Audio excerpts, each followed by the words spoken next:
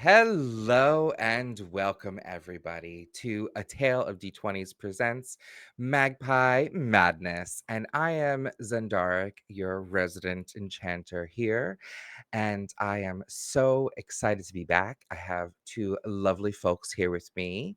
I have Miss Marie, our divergent dryad. Please say hello. Hello, I have to unmute myself for that. Yes. Hello, everyone. So glad to have you back. And our resident tail weaver himself. Please say hello to everybody. Hi everyone, your Resident Tail Weaver's back to play some more Phaedron. All right. And with that, let me actually throw this up so you guys can see. Yep, there we go. Now we have it on screen so you can see our lovely characters while we do our intros. So, as I announced earlier, I am Zundark. I am happy to be your host. And today I am actually the MC, even though I am your wizard in real life. And I am happy to announce that we are playing Urban Shadows today for a wonderful charity. It is a noble cause, and we are helping to raise funds for the Trevor Project. It's a truly incredible organization dedicated to supporting LGBTQ plus youth, and your presence here and donations help those in need. And so far, I am so proud to announce our channel has raised over $550. We are more than halfway towards our goal. So we're hoping to raise $1,000 by the end of the year. And if you can't donate, no problem. Please spread the word, share the link, and raising awareness is just as important to the cause as donating. So thank you so much for being here and helping us along. And if you can bring us to the $1,000 goal, we'd be so excited. Also, I am happy to announce too that we are sponsored by Magpie Games and we get to do some giveaways. And I have the unique privilege of being the host here at A Tale of D20s that gets to give them away. So, this week we will announce this week's winner at the halfway point when we come back from the break.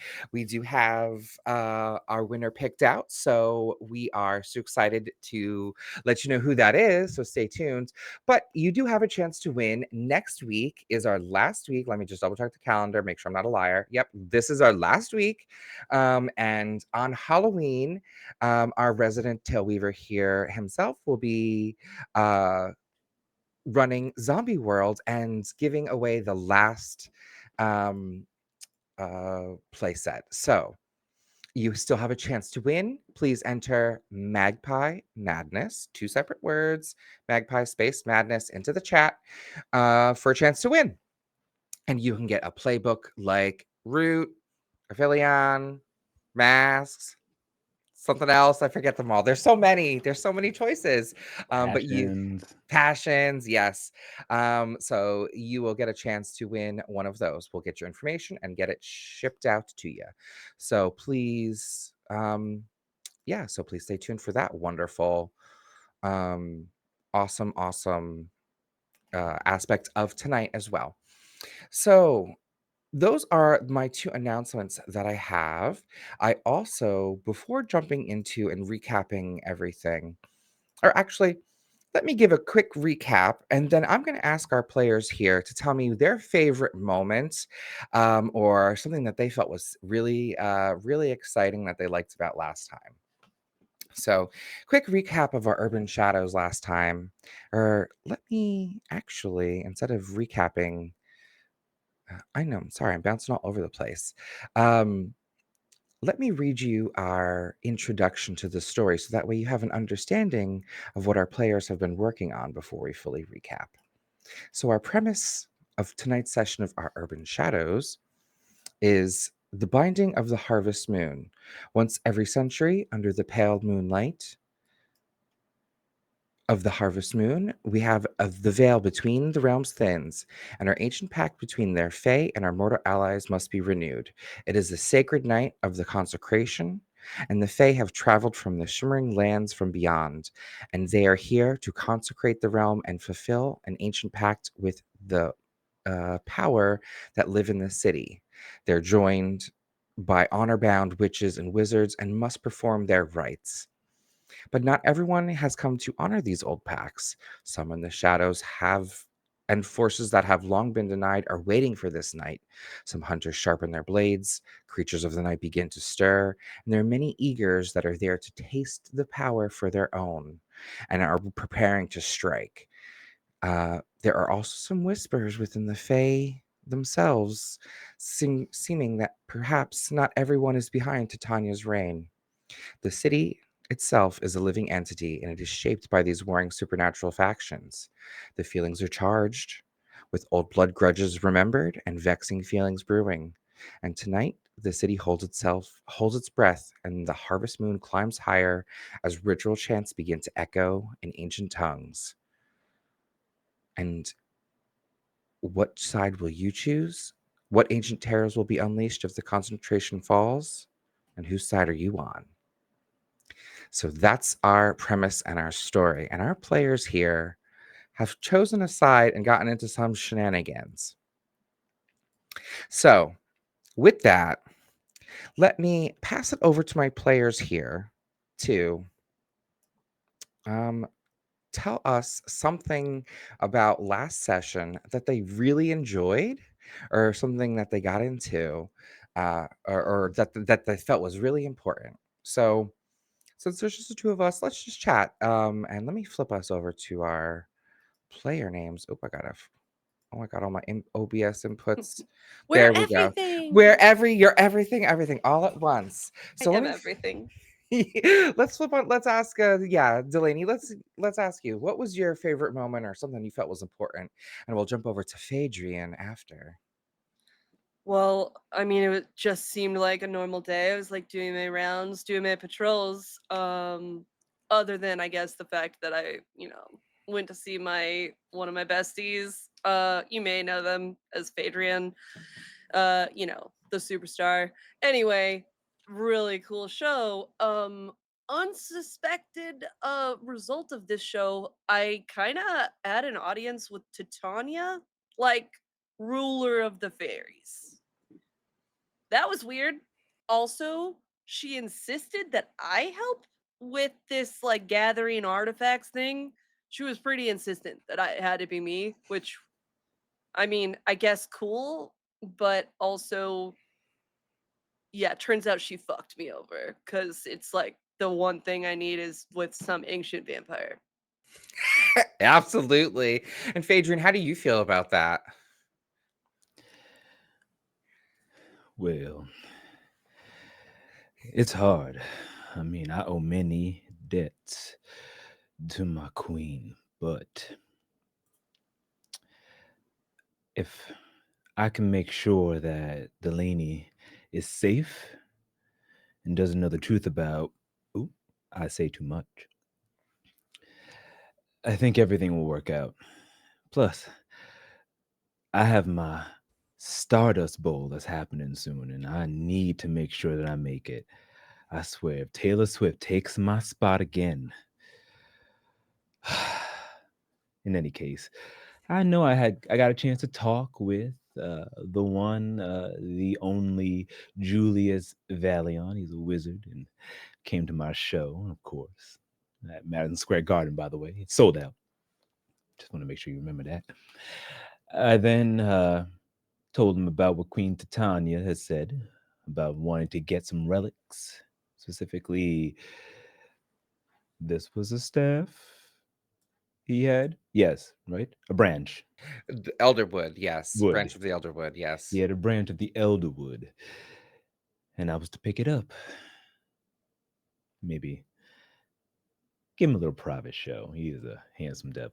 But never you mind. And that was a lead. Oh, fantastic. Yes. So you were introduced to these wonderful NPCs, and Miss Titania did entrust you because you're one of her most trusted Fae in this realm.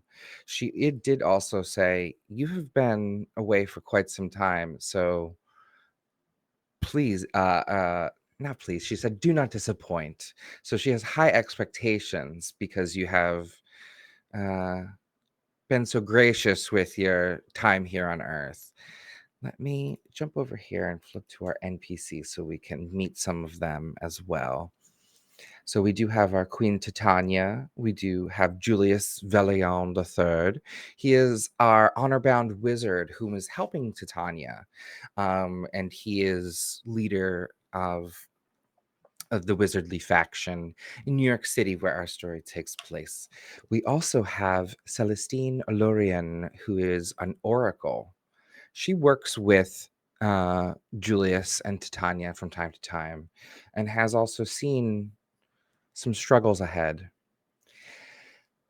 As Delaney pointed out, we have had quite an experience at Madison Square Garden with Phaedrian, but it seems the Queen Titania was in the audience as well, and afterwards made quite a demanding request of her subjects, and that is to infiltrate Lord Mathis Verdek's mansion himself, whom you can see here in the middle. And he is a night vampire, and he is currently an ancient vampire who has for a long time held a huge portion of the city before some of this fey take hold, and he is looking to regain his hold and is actively plotting against these players, well, this queen really. So it is a tall order, but Titania trusts you. She puts faith in both of you quite handedly. So you shouldn't worry none. Yeah, And I'm sure nothing stressful will happen. yeah. Yeah. And it left off with our players um, getting this message, and then, as we said, going on the rounds and preparing. They knew that they're going to have to enlist the help of some of their allies to figure out what's exactly next. So we used the art district, and we have some connections to some residents here. So I'm going to remind my players, you have the hub move come together, chaos and a ladder, and promises that you can use as well if it comes up. So please give them a read over. Um, you may or may not need them. I'm just throwing them out there. But we have Ryan Swift, no relation to Miss Taylor Swift, who is has a relationship with Phaedrian, and he's a hedonistic imp who always has the most upscale, gorgeous fashion, but it may or may not be cursed and changes those bodies who wear it. But Phaedrian has worked out a few deals and doesn't seem to be affected by these curses, so you can always catch them in the most gorgeous fashion. We also have Kai, whom Delaney and Phaedrian both have acquaintances with, which is a high powered member of the demonic crime organization and a local owner of a gay bar popular with the wild. So we might be seeing some downtown Fay action. And Delaney also keeps tracking care of Adelaide, a 20-year-old peppy, preppy puppy werewolf who runs a cupcake stand in on like one of the corners, like a little mini bodega, and sort of like her insomnia cookie, one of those walk-up windows you can get your cookies. So she has those cookies where you can get them, and sometimes they allow you to ask questions of the dead. She got some spooky goodness, some spooky good goods. So those are the NPCs that we have built our relationships with. But I also think that our Delaney and Phaedrian have a bone to pick with some Anushka. So we have so even though we didn't build any relationships with Anushka directly, Anushka Chakalingam, an art gallery owner who's collected some artifacts, a mortalis in this city, will be will be visiting today as well.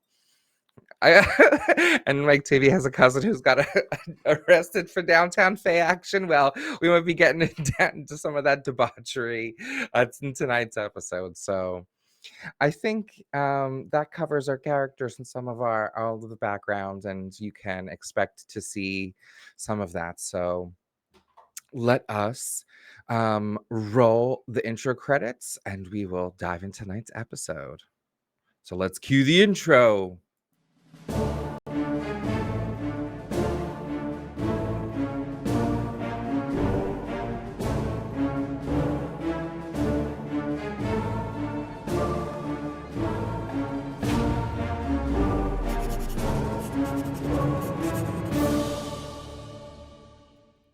And we're back.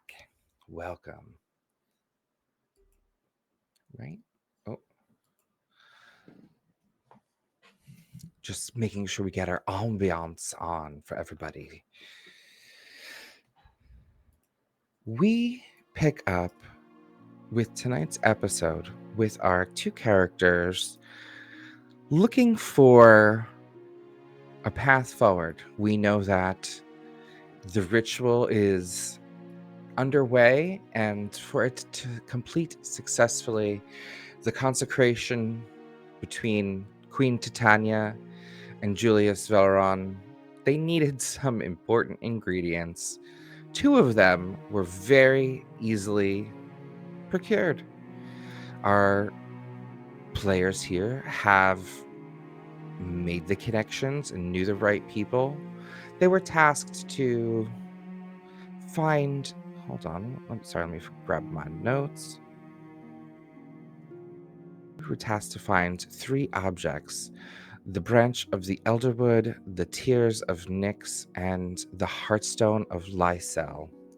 And these 3 artifacts, when used, would allow Titania to her and Julian's power to hold manifest for another 100 years. The Heartstone of Lysel, clearly a strong magical artifact with fey energy emanating from it. It enhances those around them. And when Delaney was seeking this, they were able to find it right under their nose. It was in the catacombs of their blessed temple and in the protection of her pack. So their mentor, Klaus Steelclaw, said that that is something they would be willing to negotiate away to the queen, and tasked Delaney with securing a rightful trade for the object, because it would be giving up a little bit of power for the pack. But using his wisdom, seizing on this opportunity, knowing that the Fae would be much more, a favor from the Fae would be much more valuable than a trinket. We also have the root of the elder tree, and this was a twisted piece of gnarly bark that grew in the heart of the Fey realm, and it acts as the anchor between the worlds. And this was provided to Julius Velion to study, and the wizards had it in their protection for quite some time. And when Phaedrian found FaceTimed Julius, was able to explain the importance of it, and it would be brought to the ritual for them to be complete, because Julius and his entourage would be there with the queen, leaving the last one, the tears of Nyx. And it is a liquid vial of moonlight shed from the eyes of an ancient moon spirit, and a prized possession of Lucian Morvant. Oh no, why do I have of Lucian? I have the wrong name in my document. No wonder I'm mixing people up. Um, um, and it is just a symbol of status. It is an ancient artifact of pure power, and one of the things that he always treasures and showcases and cannot wait. It just brings such joy, showing off something that no other person has. And this amplifies and intensifies the protections and the wards in the ritual. This allows the binding to solidify and the holds um, to maintain the connection, barring the supposed eldritch horrors beneath. And that is also the most difficult to get. But our players here have a few friends and allies to help them. We know that Delaney, after her rounds, went and you have an apartment, right? That you went back to, and I believe Phaedrian, you also have a place too. We'll say that because you each did your own rounds and reached out to your people, but Delaney, you came back and explained that the Tears of Nyx was held by our vampire, correct, to Phaedrian? Yeah, I think so. Yeah. So let's pick up with let's pick up in the morning after you each sort of went on your rounds and sort of had your individual experience. We'll say that Phaedrian, you brought over. Well, let me ask: which of you is the morning person, or more of a morning person? Mm. Adrian's definitely a morning person. That's what I Okay, thought. we'll say Phaedrian, you probably also recognize the importance of this task since you were the one directly, even though Delaney, you were asked by Titania, Phaedrian, this is your queen.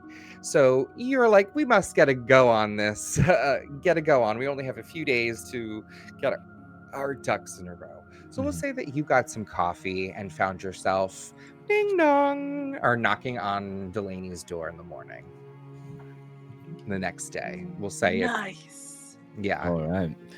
To well, wind back a little bit. Uh,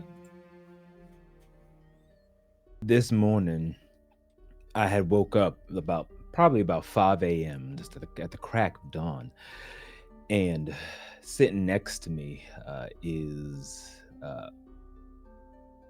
what looks to be a thin gentleman with short black hair, wearing no shirt, um, a guitar at the side, as he kind of flips over, and Phaedrian just looks down and says, "I'm sorry, but I gotta go. Sleep tight." Gives a little kiss on his cheek with my fingers before I make my way out, traveling through the city, trying Uh, not to make him see it. he uh he actually responds to you and he says, I don't know if I'm gonna be able to see you later. I got this gig. Oh, you're awake. Yeah. Sorry, I just needed a few extra minutes in bed this morning after last night. I was tired. Yeah.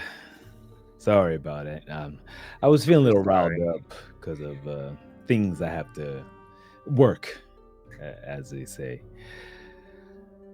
Um, I will try to get back as soon as I can, but I might be gone for a few days. You know, I got to do a tour, just like a local tour. That's all. You gonna be Oh, all right?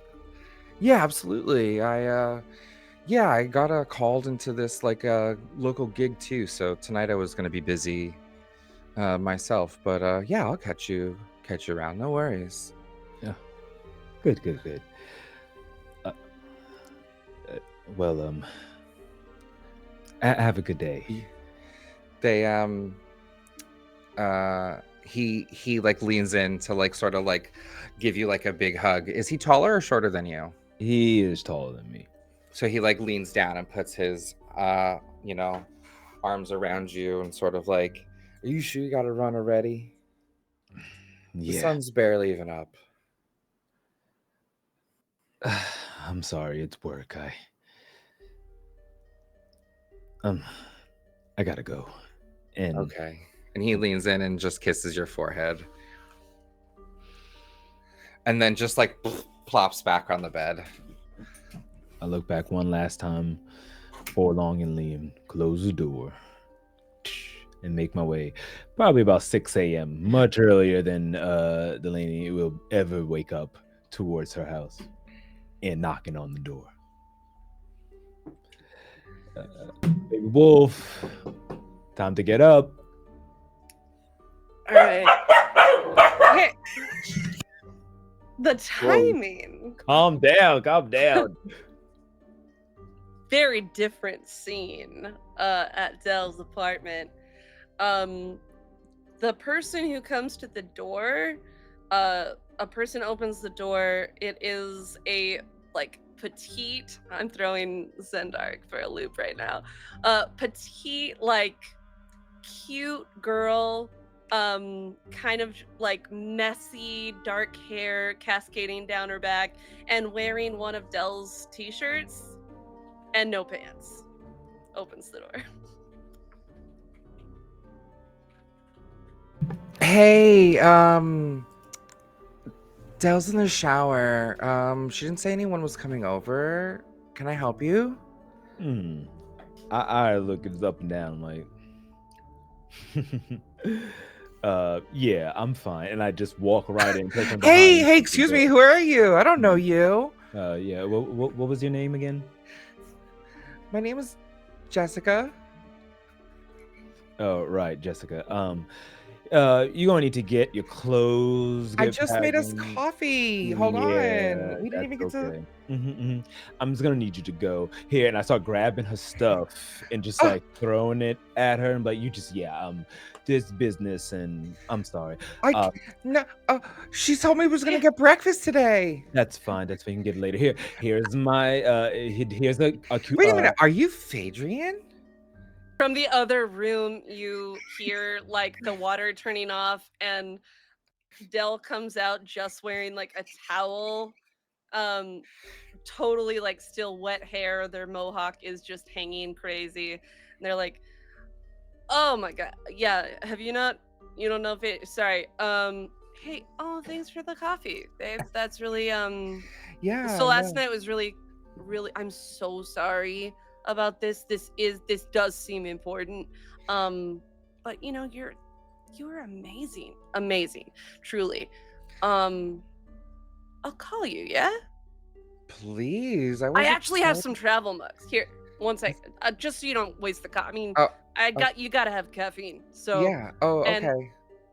Dell goes into like this tiny little like studio like kitchenette kind of kitchen, Mhm. and there's like the little disposable like travel mugs. Just takes one of those, puts the coffee in.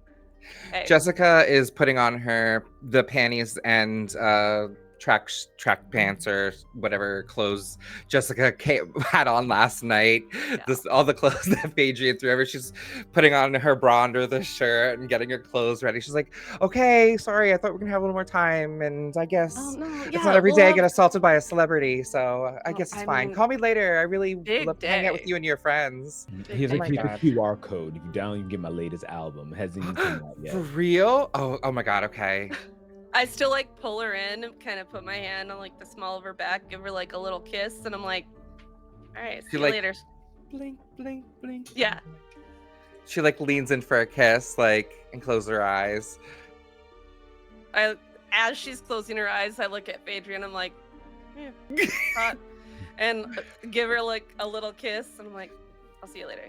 Okay, and she like takes the mug and she's like, bye, and like skips it. Closing the door. Yeah. Well, she's pretty. I know. She's wild. She's crazy. Like real basic in terms like you'd think, but no, she's pretty hot. All right. She made some coffee though. I think it's pour over, so that's pretty good. You wanna? So, yeah. All right. So I guess I need clothes. Yeah, you should get dressed. I got news. All right. Coffee first. Yeah, I go ahead and walk in, act like I've been here a billion times because I have. You have? And start pouring, open up the cupboard, pouring up some coffee, sprinkling a little fairy dust over it before taking a sip. Is that like adding cinnamon, like the girls at Starbucks, or what is Yeah, that? yeah, yeah. It's just like, no, give it a little kick. Yeah, I'll give you a little bit. It's like sugar and spice and everything Everything. nice. Everything nice? Yeah, yeah. Okay, yeah, yeah, hit me with that. All right. There you All right, are. talk to me. All right, so I may have a lead on what Titania, our queen, has. She is looking for some items, as I said, the root elder tree, the tears of Nyx, and the heartstone. I think I know where we need to go first uh, to get the elder root, and that's with the wizards. All right, that's a good call. But after what you told me about the tears of Nyx, we need to make a plan. Them's vampires, and well, you know how unruly they can be. Yeah, that's not going to be easy, but here's the thing. Like, obviously, we already got the Heartstone lockdown thanks to my pack. Not gonna go out for free though. Gonna have to make a trade with Tanya. I can't give that up. It's a big deal to them. I think I kind of filled you in on some of that. I'll fill you in on more as we go through the day. But yeah, let's handle the root of the elder tree. Kind of want to see maybe connect with some of those wizard people. Anyway, it'd just be good to know sort of the other side of things, I guess. Yeah, we'll do that. And then I'm thinking Kai and Anushka, right? As far as like people to help us out, maybe they have connections or some way to help with the distraction. Anushka's got all kinds of crap. No, exactly. You're onto something. Anushka knows how to deal with vampires and their thirst, the thirst for the good stuff.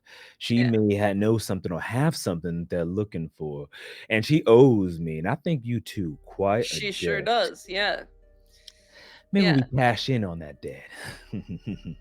Yeah, I'm on the same page with you for sure.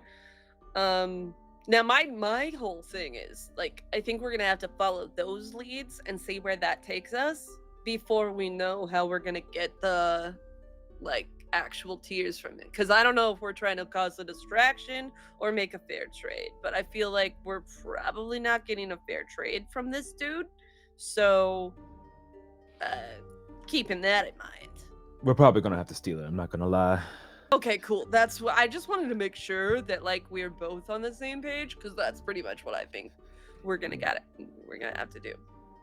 But you being the muscle and me being the master of illusion, as I prestidigitate a spark near, I think we may be able to get in and out. With this, the getting in part though is the problem.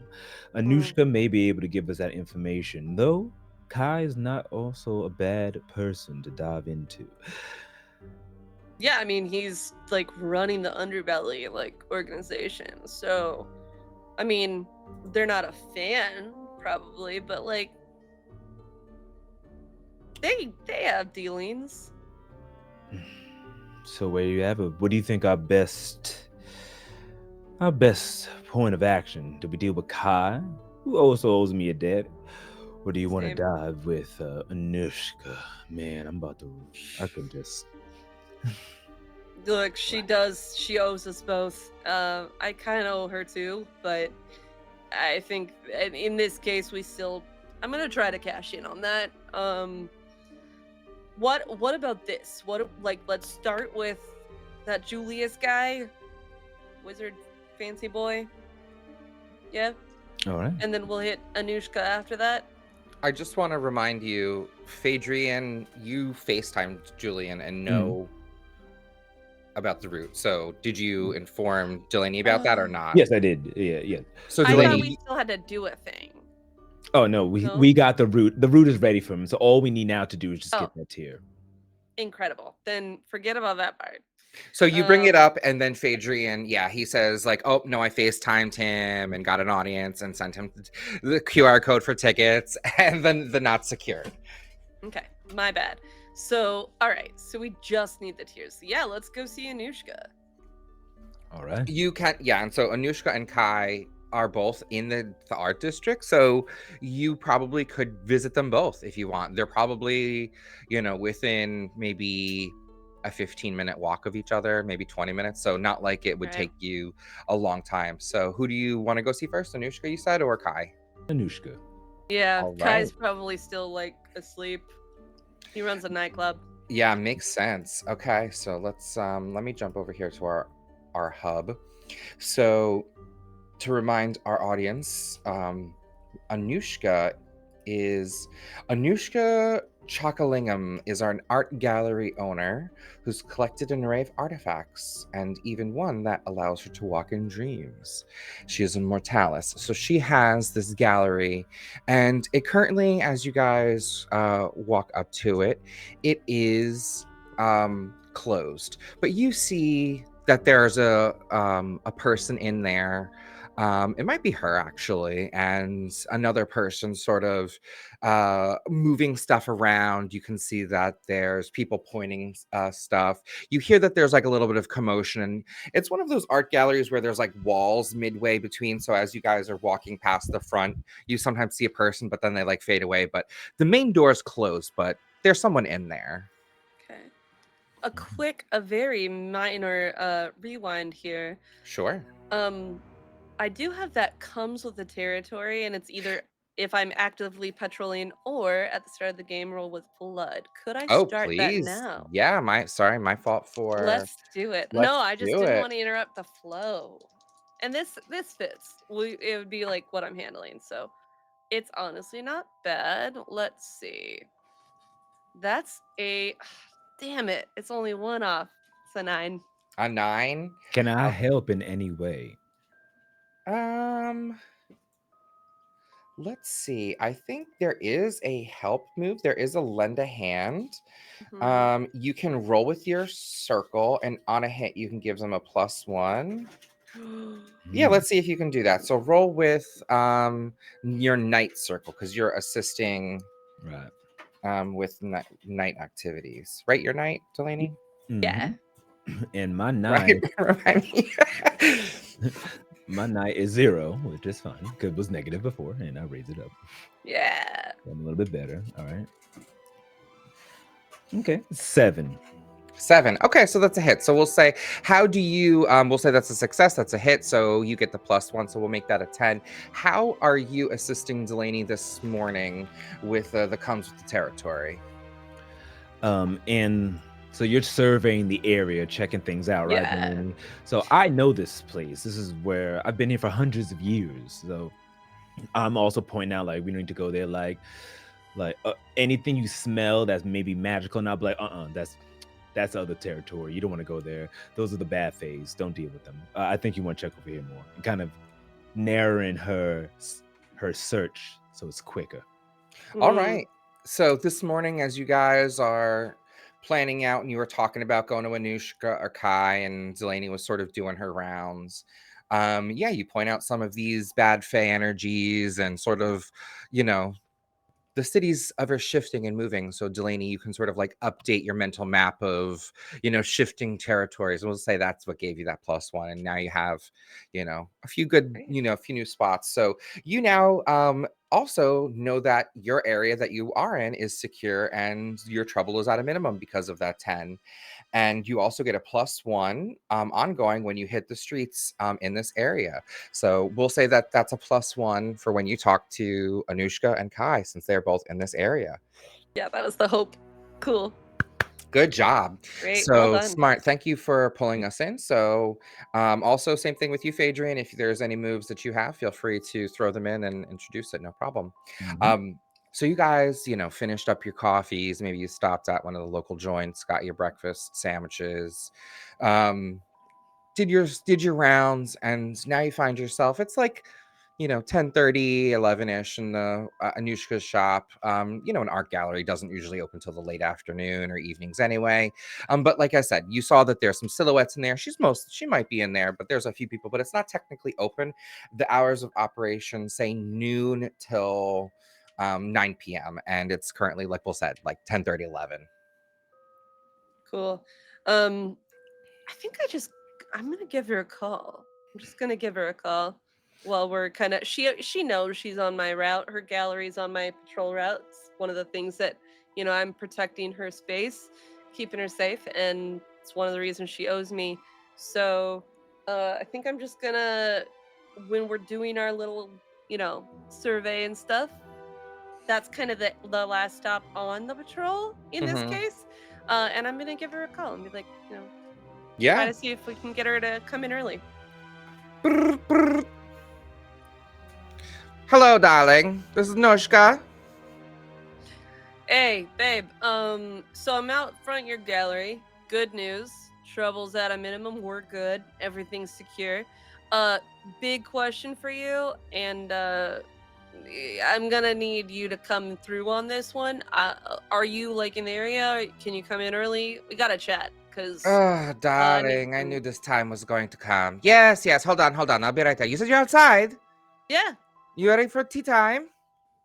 And of crumpets? course. Oh my god. Hey, Okay, yes. and Phaedrian's with me, so The you know Fae? Phaedrian. Yeah, yes, Yes, okay. the Bring Fae. bring him, bring him. Yes. All right. I had the feeling. Click. Is it a Phone fake? hangs up. You hear tuk tuk tuk tuk tuk tuk tuk tuk tuk. Is she psychic? Um, Jesus. and Mhm. you see, as you say, she's psychic.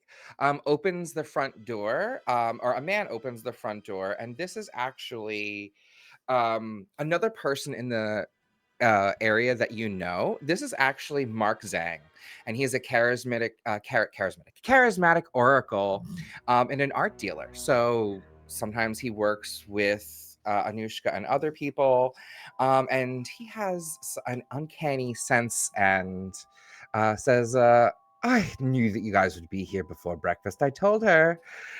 Come in, come in. We're waiting for you upstairs." Always weird. Nice to see you, Mark. Good to see you too. Always. Yeah. Do you have to always be so creepy? Sorry. You breakfast? And I walk right in. Creepy. I would say creepy is those alligator boots you're wearing. Talk about creepy. Now looky here. You can insult my music. You can insult my hair. But the one thing you cannot insult is my taste in shoes. Did you go get them from Mr. Swift? Surprised they aren't eating your feet toes off. How many? Never mind. Let's go. Mark, it's early and I've only had one cup of coffee, so I'm gonna need you to chill the fuck out. There's I'm, only Oh I'm, wait, I'm, in did I'm, you he- did you not see that coming? Haha, good one. Funny, funny. See, this is why I don't like talking with you guys. I'm doing this because Mm, I owed Anushka a favor, so yeah, I'm just fair. cashing in, or I'm returning some debts. Yeah, So yeah, same. you and me both. All let's right, go. let's go. You get the impression from this interaction that he saw something and owes Anushka. Anushka then knew that this oracle, what he saw, would be able to help you. So Yeah, she's like, ha ha ha ha, come to me. So love it. you go upstairs to this art gallery, and you can see that there are some pieces that are being brought down by a few of her assistants, and some are being up. She's sort of pointing out. She has like a saucer with some tea. Those assistants, she like snaps her finger. She says, I told you they were coming. And like it's as if she was just given orders to them to hang something up, and that's what they're doing. But then she said, I told you they were coming, and then like put it down immediately and run and grab saucers and walk over to you, like she like she's barking them around to like uh like a scatterbrained artist would. um Come in, come in. We'll go sit in the back room and smoke cigarettes and have crumpets. Okay. And she says, finish, finish. And you can see some of the pictures. They were very bright and floral patterns, and those are being brought down for more of a. It has the vibe of gothic and sort of like a sanguine and like layers of drapery and just sort of like a more like dying theme, or like more like a night theme, whereas it felt like the previous series of arts were more happy, and who knows what that is a portent for. But you make your way towards the back and are sealed in this her like office area.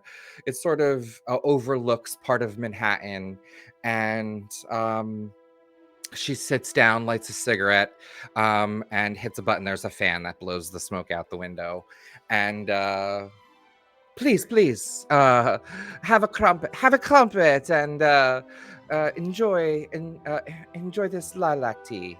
As she sips it and smokes her cigarettes, I knew today would be interesting. Yeah, the dissonant experience of having tea and crumpets surrounded by the I mean, I guess I like what you've done with the place. It feels like Mark charming. Zhang, Mark Zhang is never incorrect with his readings of the mood and motif of the season. It is the vibe, my dear. That's not good news. What that okay. Here, fan, point the fan another way. Jeez. All right, He blows listen, it. look. She takes another hit and blows it more towards the fan. Yeah. Yeah. I feel like you're blowing it into the fan at me. Like I feel like you're doing a trick shot just to hit me with the smoke. Yes, darling. Why? um, Okay. go on, Adrian, go on. help. Please Yeah, help. yeah, yes, yes, yeah. What are you trying to get into? I have an idea, but tell me. Well, as I use my fey magic just to disperse the smoke and make it a more comfortable space for Delaney. We need to get down to business. We need a way in to some place that, well, I'm hoping that you have as many connections as you say you have to get us in there. Um, we need to get into and sorry, close my notes. What is that gentleman's name? Nope, here it is. Lucian. I need to get into Lower Lucian Morvant's place. And I need to get in yesterday. Yeah. Hmm. Judging by your decor and the fact that you have Mark here, I guess this might be lining up either in our favor or very much the other way. She looks to both of you and says, "This." She looks to Phaedrian actually and says, "Phaedrian, I owe you for what happened a long time ago, and I know you still hold quite a grudge over me. You cannot come back to me once I help you for this debt." Oh, exactly what I was thinking. I'm cashing in that debt that you owe me. Well, let's not forget how you fucked with plans that dug deeper in waters that you would never tread. You anyway. And she looks to Delaney. "We're 1 for 1. Technically, we're even, but I know I sometimes call you in, but I don't want to hear about paying for patrol after this one anymore. This one, uh, I want to be on the permanent roster." Meaning she wants to she wants to cross off that debt for filling Yeah. this in as well. Listen, if you help us get what we need in this, we're square. You're on the permanent patrol. No extra debt. I'll still owe you. We're cool with that. She turns to Mark. Mark pulls out from his pocket an envelope, and he puts the envelope and he slides it across the table to you both. And you take this and open it up, and she says, "A deal's a deal." And she looks to Mark and says, "Our debts are cleared now as well for this." And what you see in front of you is an invitation Lucian Morvant's masquerade. It is an invitation for tonight specifically, for what is to be described as the height of vampire decadence and opulence, set in his sprawling Gothic empire atop his secluded hill just beyond the city's reach. It is in a building itself is imposing as it is beautiful, with its black marble columns, its intricate iron wrought gates, and it has this air of haunting elegance. It has soft candlelit lights uh, around the windowsills, and these massive windows with draperies blocking out the views from people on the streets. And tonight is going to be an occasion where ancient vampire heroes gather, and chandeliers and whispers and conversations of plotting and planning will happen under the chandeliers that are dripping with black crystals and reflecting light across the red velvet walls adorned with portraits of nobles long forgotten from humanity. And Charming. you see, basically, after reading this invitation, Lucian is seizing on this moment to unite the vampires and what appears to be a masquerade and banquet. It says that there will be guests provided for you to feed on through this evening, but in our noble tradition and regality, because it is a multiple clans and multiple vampire leaders coming together. It is a masquerade, so those people can hide their true identities and their allegiances while they socialize and mix and mingle, and alliances and trust can be built. So you understand that this is a somewhat tense situation for the vampires themselves, but it is clearly meant to be a unifying event. It Mark says, I have divined that Duchess Seraphine Blackthorn, who is a vampire matriarch with piercing violet eyes and raven black hair, known for wearing jeweled corsets, will be there. And she holds one of the second largest covens in New York. There will also be the Marquis, an ancient vampire that is only brought out of torpor between centuries and has only been awakened for times of great importance. And he is so old. He is one of the only vampires who remembers before Queen Titania had ruled. And he bears scars from the battles he fought against her forces. He will be there as well. So there are some important figures gathering, and you will be able, that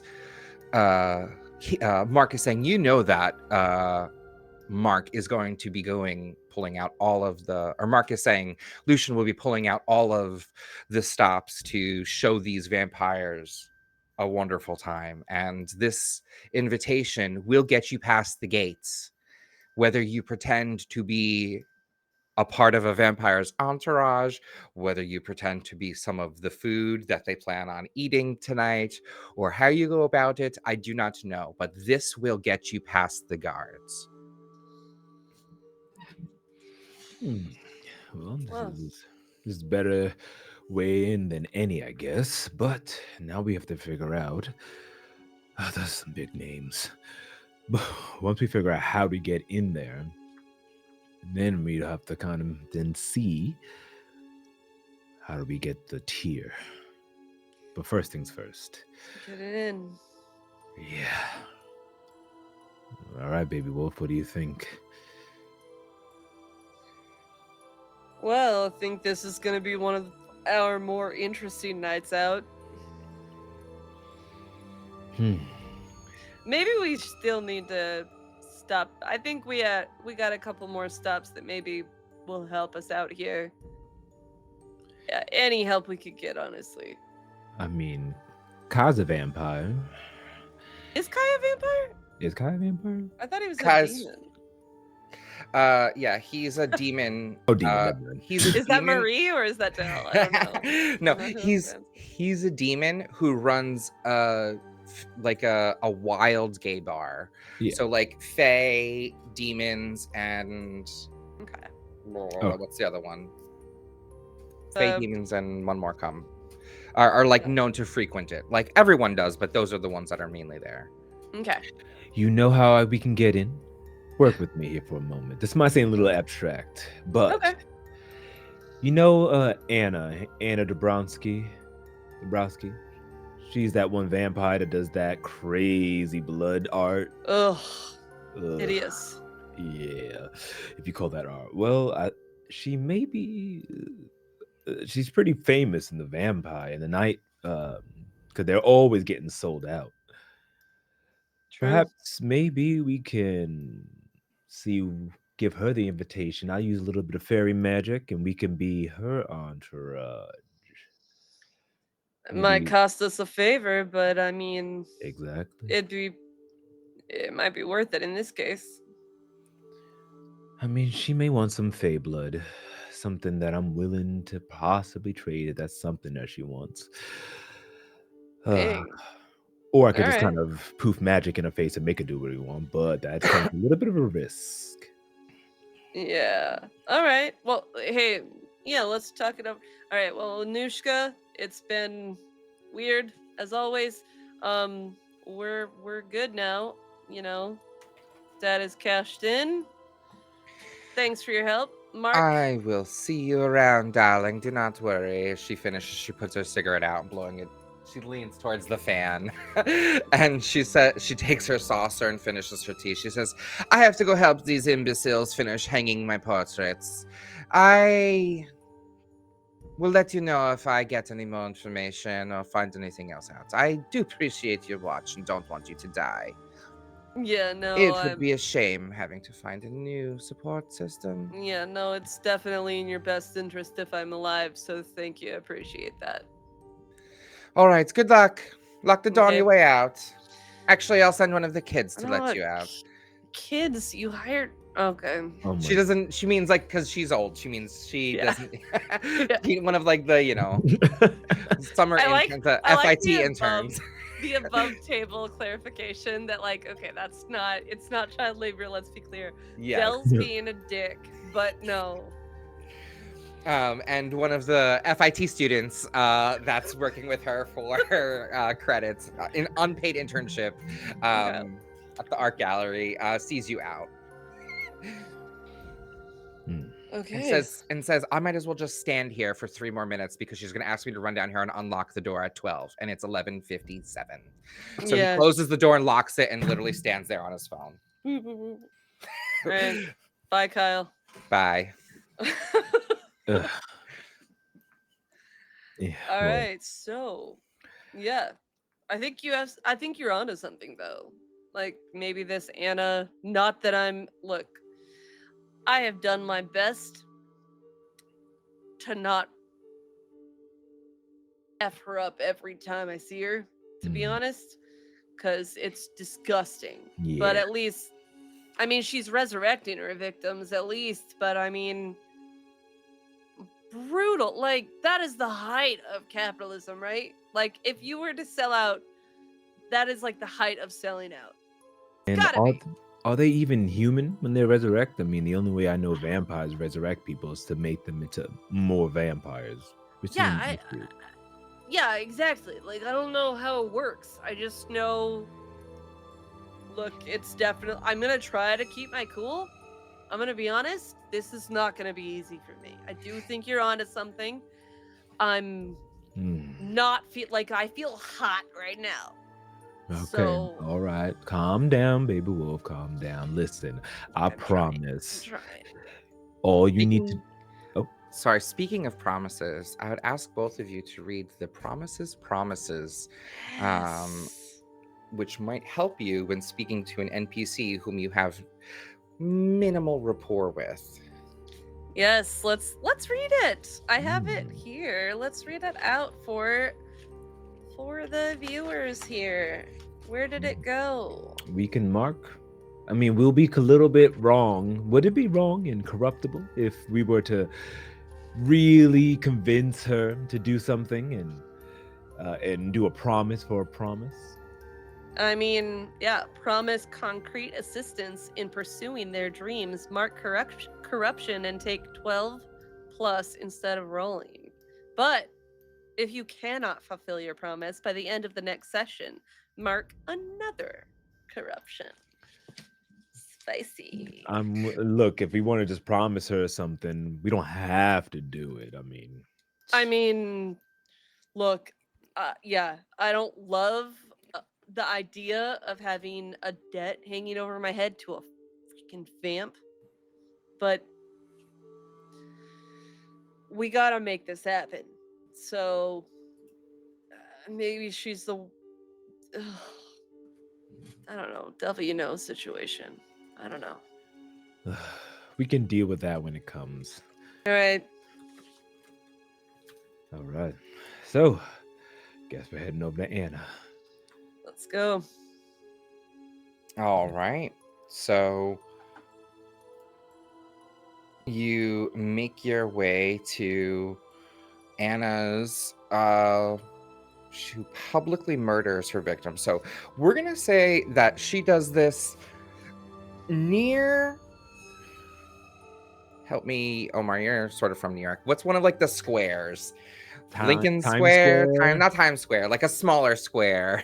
You can say Lincoln Center. Yeah, Lincoln Center, like in the Lincoln Center area. So you find, you go to that area and you find where she normally has her setup, place and setup, and she's not performing it because it's, each night she does this, and it's now like noon, like 12:30. Yeah. So you go there and you can see that she has, you know, it's a very like established performance. So her like little mini stage is there, her like lights are there. People don't, in this reality, people don't steal or fuck with her shit because they might not find themselves alive or might find themselves on the other side of alive with her. So you see her stuff is there, but she's not there. So if you want, you can try and hit the streets to see if she's around, but she's Yeah. not in like where she normally performs her stage, because she does it in the evening, and it's the exact opposite of evening right now. Right, of course. Yeah, I guess I should have called that, huh? I mean, yeah, I could definitely. I mean, we could hit the streets and see where she would be, but or I guess we could hit Kai first and then hit the streets. I don't know. I'm in a above table. Say like, I guess would it yeah would it Yeah. matter which order we do things? I guess we could. So, this is my, oh, actually, so, yeah, this, so if storyline wise, because it is noon, it doesn't make sense for her to be there, but hit the streets allows you to still find them. So if you want to hit the streets and try and find her, you can roll to do that, and if you do hit, you will fictionally make a reason for where you can encounter her, or you can switch to Kai. So that's sort of, that's your choice in the order, but narratively, you come to like where you would expect her to be, and you're like, oh fuck, it's the middle of the day. She always starts this like after sunset, Yeah. like typical vampire vibes. We need I to will go there. also say though, but before we continue, let me also pause for just a quick second, because I did want to say that you both did cash in, or you both cashed in your debts. And when you cash in your debt, that is actually one of the ways that you can trigger your advancement in Urban Shadows. And when you advance, that like allows you to get more new cool shit and like do things. So because you both advanced, or not, sorry, you not advanced, you both cashed in your debt, that triggers the ability or the way for you to choose an advancement, or you get to tick off the circles that you've interacted with. So let me actually pull that up and go Bummer for over. me. Oh wait, No, so you both cashed in a debt, but you were working with her, but she was liaising with a oracle who is a power. So Yes. I will let you count that as a power or mortalis, whichever you need. So it only because it makes sense because she was using debts and she passed the debt, so we could fudge it. So she herself is mortalis. That makes sense for you, Phaedrian, and Delaney. You were, um, I uh, needed it to be power. Yeah. yeah, and she was a mortalis. So that um, on our tracker here is our line 10, and that I believe for both of you has filled in all four of your circles. So that means you've interacted with everyone of the circles, and you have sort of grown as a character in all of those aspects. In all of those aspects. So on the right hand side of your screen and on the character sheets, you have advancements here. So you will be able to choose one of those right now and get to advance or add something to your character sheet. And because you might potentially do it again if you trigger another debt move, or if you romance or do an intimacy move or corruption move, you could potentially um, do it again. So let's just take 2 seconds to look those over. And if you want to um, think about it for a minute, we can just say so and continue. You can let us know. But read those over. And do we have any thoughts? Usually it's maybe advance one of your stats or pick a new move. Oh, I'm definitely. We got one last time, right?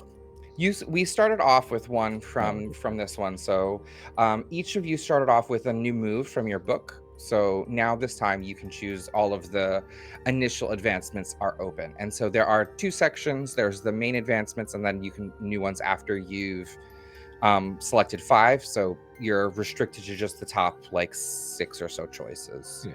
I think six or I'm gonna seven choices. choose one from another playbook, and I'm looking over them really quickly. There's a couple. Okay, That's yeah.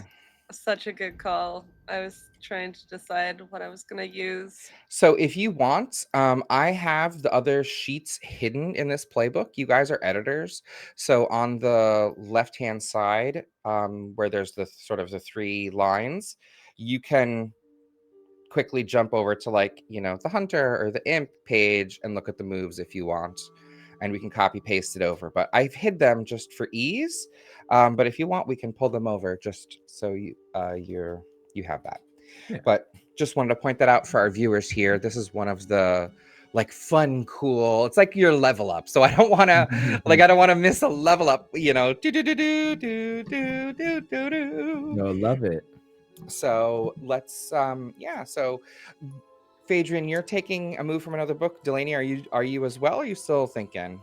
I'm still thinking, but I'm looking at other books, I think. I have all this PDF and I'm trying to scroll to the right place. I know. I'm sorry. I should have given my players a little bit more of a advanced notice. I forgot that you guys were so close to advancing, but I will. Let's uncheck these boxes here, so then that way Yeah. you Cool. guys can start working towards that again this session. I'm also trying to think of what makes the most like sense. That's what I was gonna say. If you're gonna pick So, something from another playbook, try and think of a yeah. reason as to why your character would do that, or why it would make sense for them to um like now have a new ability. And it could also have Yeah. been something that you were training on or working towards. You can build it in the fiction. It doesn't need to be like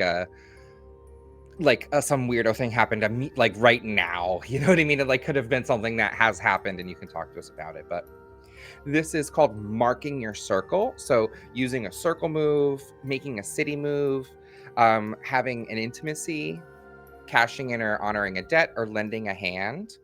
Um, would allow, and also at end of turn you can adjust. So that's why, as we were talking about potentially doing more circle moves and more city moves, want to give us a chance to potentially advance. So Cool. Thank you. yeah. What are you thinking for Phaedrian?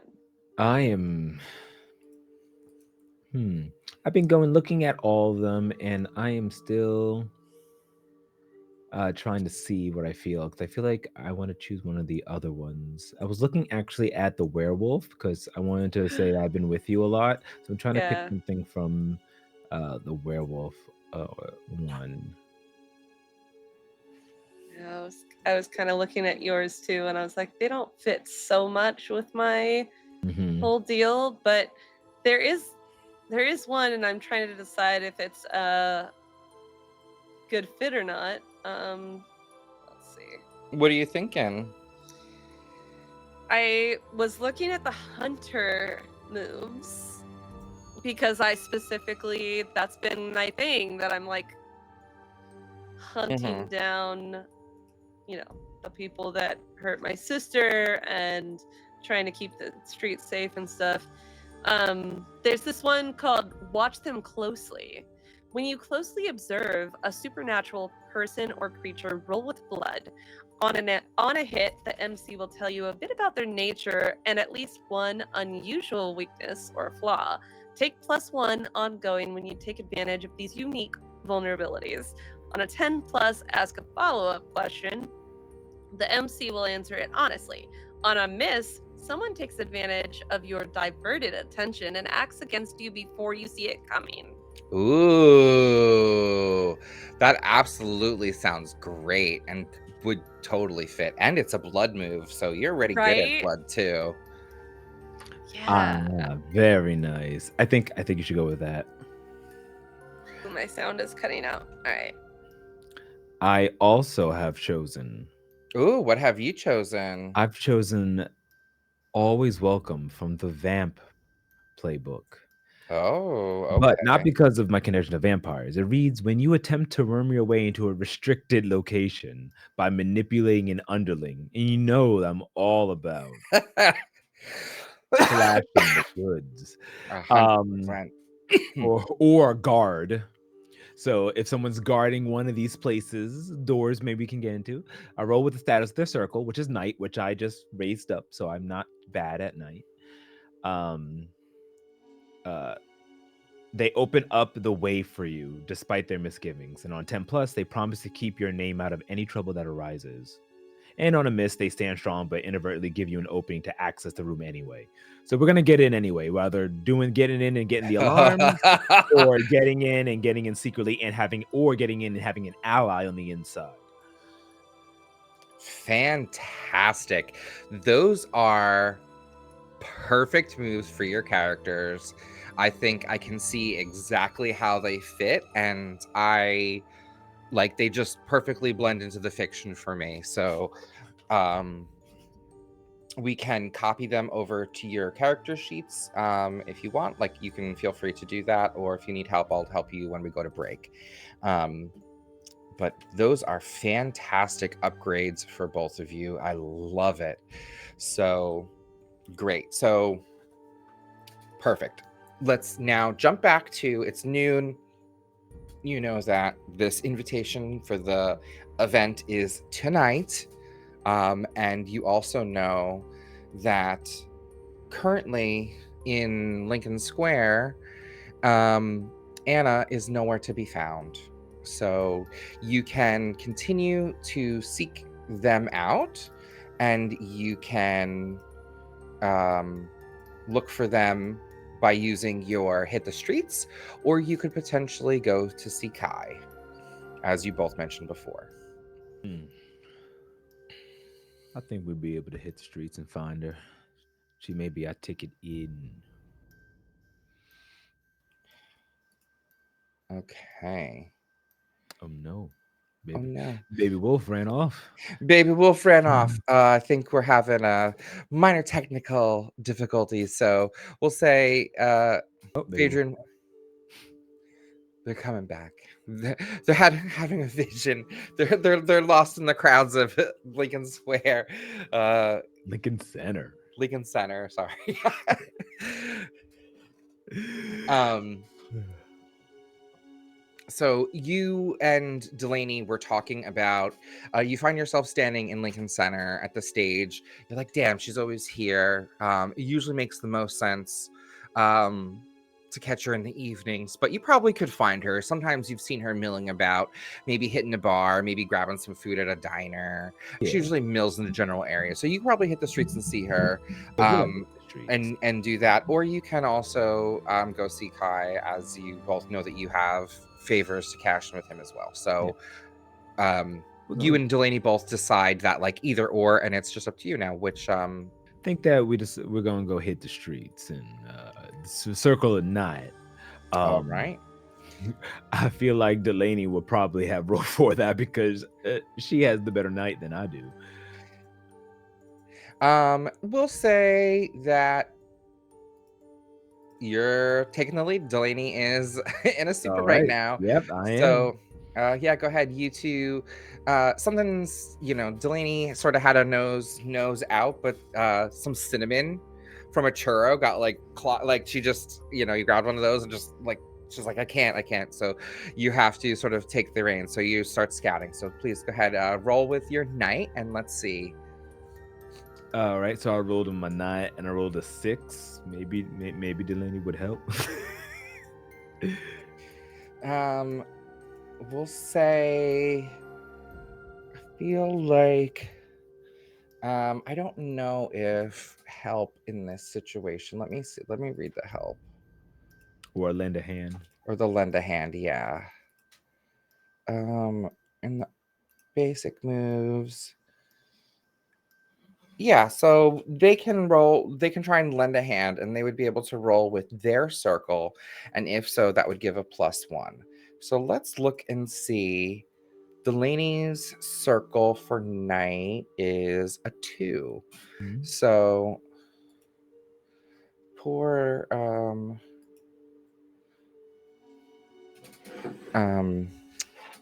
Marie is having issues with her connection right now. She will be right back. We just mentioned. So in the meantime, I will roll for her in Delaney's stead. So I have my 2d6. We're going to add a 2.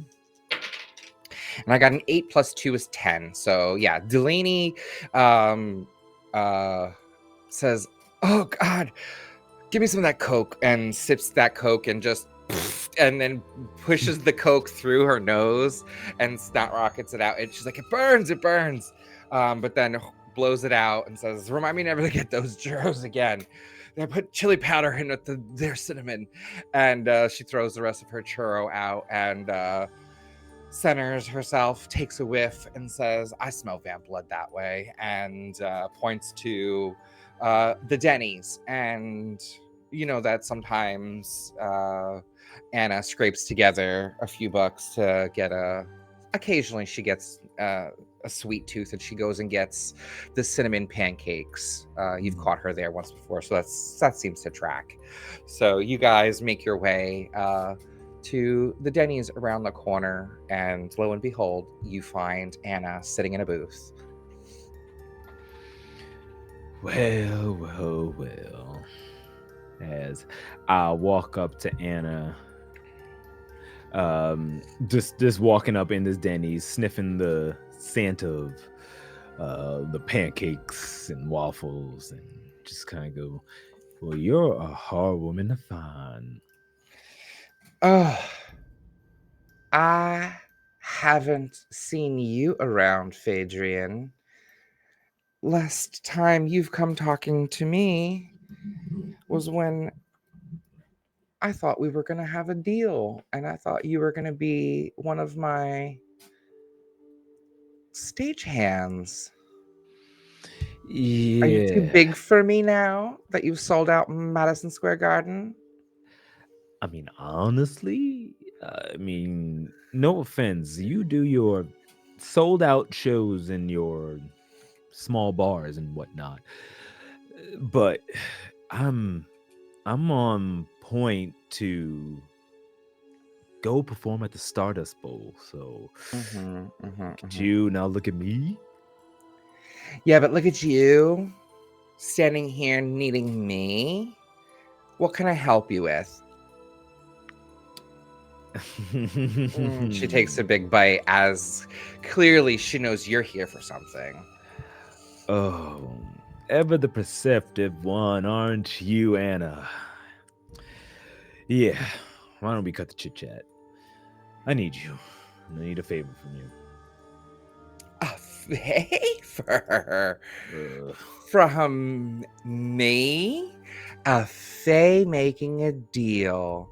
Well, now I know you need something special because you wouldn't make a deal with me for nothing.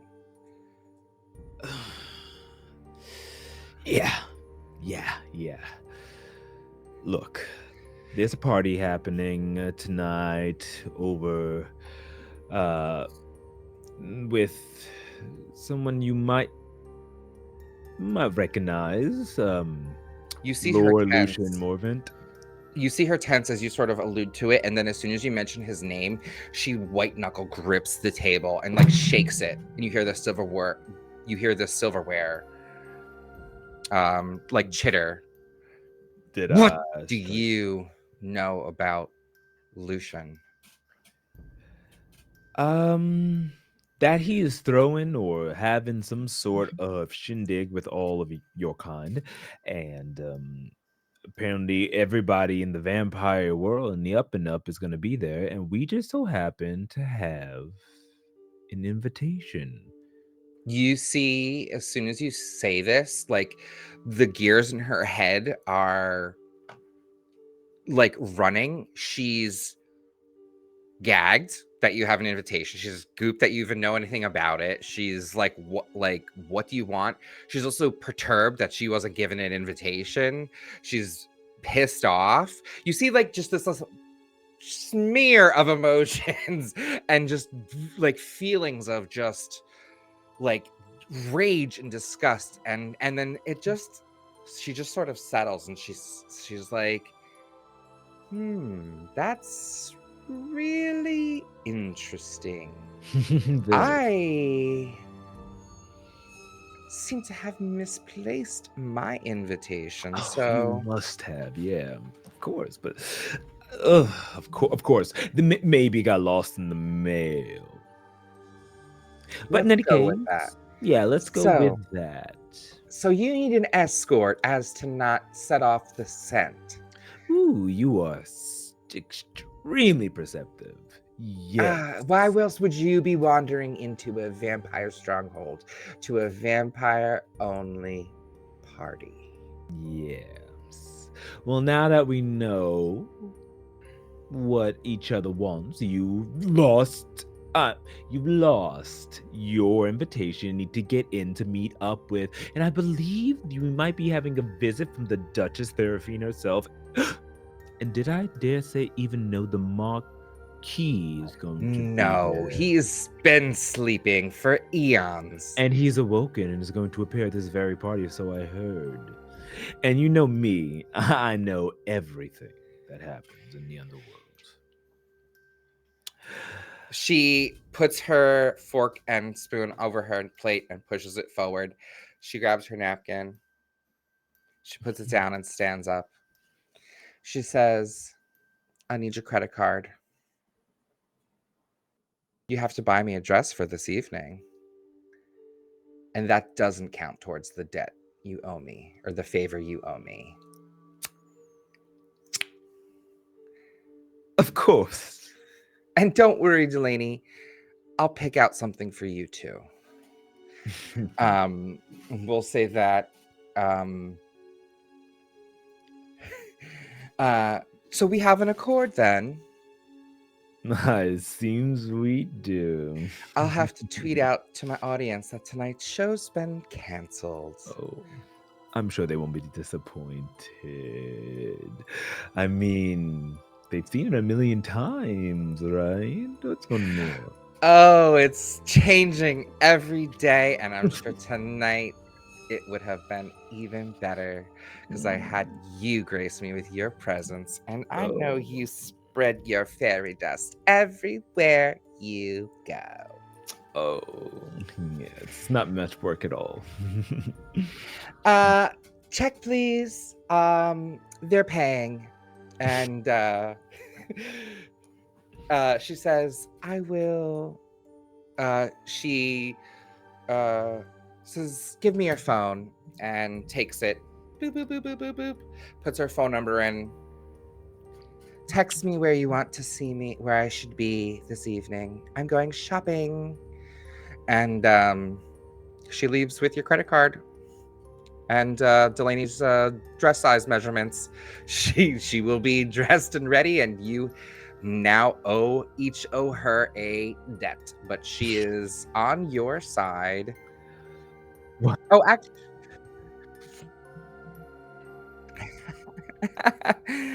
no, welcome back. We told.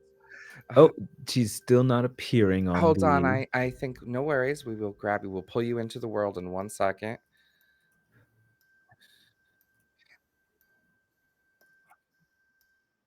It's okay. Life technology sometimes busts out, so that's why we're improvers, baby. Hey, I can't wait to hear what happened. There were dresses, there was fashion. I'm into it. So I think we will catch you up in just a second, Yeah. but let's end this scene out with Of you and Phaedrian sniffed out where Anna was. She was at the Denny's. She has a sweet tooth. Um, for her cinnamon pancakes, and you each agreed to owe her a favor, and she will be your escort for tonight's ball. You paid for. She said, "Check, please." They're paying for my dinner, and also I'll take your credit card. I'll go pick out a dress for myself, and then she shadily also says to you, Delaney, "Don't worry, I'll get you a dress as well." Um, nice. and then leaves and says, "Text me where you want me this evening." So you have secured a vampire to run cover, at least uh for the meantime. um and let's say we will take a I know you just came back, but let's take a short break, and we will pick up with you guys, maybe final finalizing your rounds with meeting up with Kai, and then we will do a quick time skip and see how tonight's masquerade goes down. A vampire masquerade, if you will. Ah, I had to see say what it. you did I had there. to say it. I knew no one was gonna get it if I didn't say it. Okay, so please, everyone, stay tuned. We will announce the winner of this past week's Magpie Madness Magpie Games sponsorship. And also, if you are hanging out with us, we'll come back in about 10 minutes. Type Magpie Space Madness in the chat for a chance to win our final week's giveaway, which will be announced on Halloween. So stay tuned for tonight's winner, and we will see you shortly.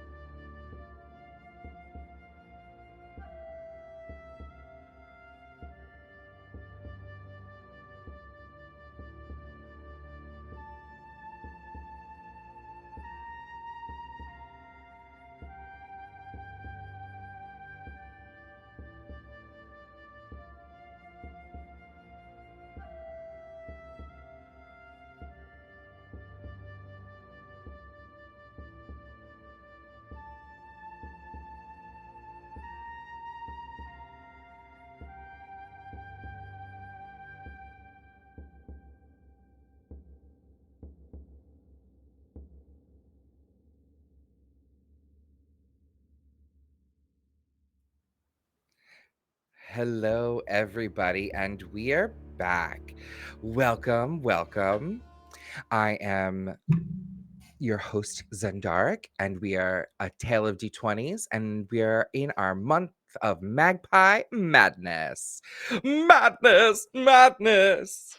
And we have a giveaway to get to today. A giver. We're the giver to you. We're the giver to you. We have a giveaway to get to. I'm in a winner to announce. So I am so drumroll happy to announce that Vadana is our winner this week. So thank you so much for entering in. We will at you and get your information, and you will get to pick out one of the awesome cool rule books from Magpie Games, and we'll get that shipped to you. So thanks again, Vadana. You are our winner. And everyone, do not despair. There is still one more chance. So, all of you viewers out there can jump into chat right now and type Magpie Space Madness and get a chance to win a book of your choosing on Halloween. How cool would that be? So you still have a chance. There is also more streams. So you can enter in this stream, and you can also on, I believe, Wednesday. We are having a mask session, and then the final Magpie game, wrapping up our month in on Halloween, is our zombie world, where we will be getting to that giveaway. So you have lots of chances to win. We are also doing this for a wonderful cause. I just want to remind everyone here that we are raising money for the Trevor Project.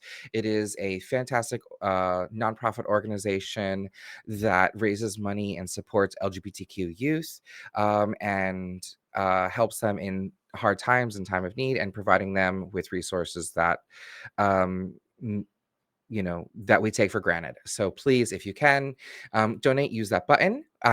We are halfway past our goal. We are at $550 raised, and we are trying to hit $1,000 by the end of this year. So if you can, please reach into your pockets and give. Every dollar counts. And if you can't, please spread the word and share it online. So, or repost our links. Just spreading awareness is awesome as well. So, with that all being said, let's remove the bookmark and continue our epic tale. Our players now in front of Lincoln Square Denny's, which have been given shit for. Apparently, there aren't Denny's in New York City. So, someone tell me, what is your diner of choice in New York? Uh, Um, uh, a good diner in New York. Like a good one. No, like a Denny's. Like a Right, Denny's the and an Denny's IHOP. equivalent. I Like need an a Denny's IHOP. equivalent. Are there IHOPs in New York? There Okay. are IHOPs in New York. Okay, so you find yourselves in front of an IHOP, you know, kicked out or with gleefully skipping down the street. You see Anna heading towards the fashion district, credit card in hand, tucked into her pocket. And you two stand there with new information, favors granted, and allies procured. Tentative, but secure.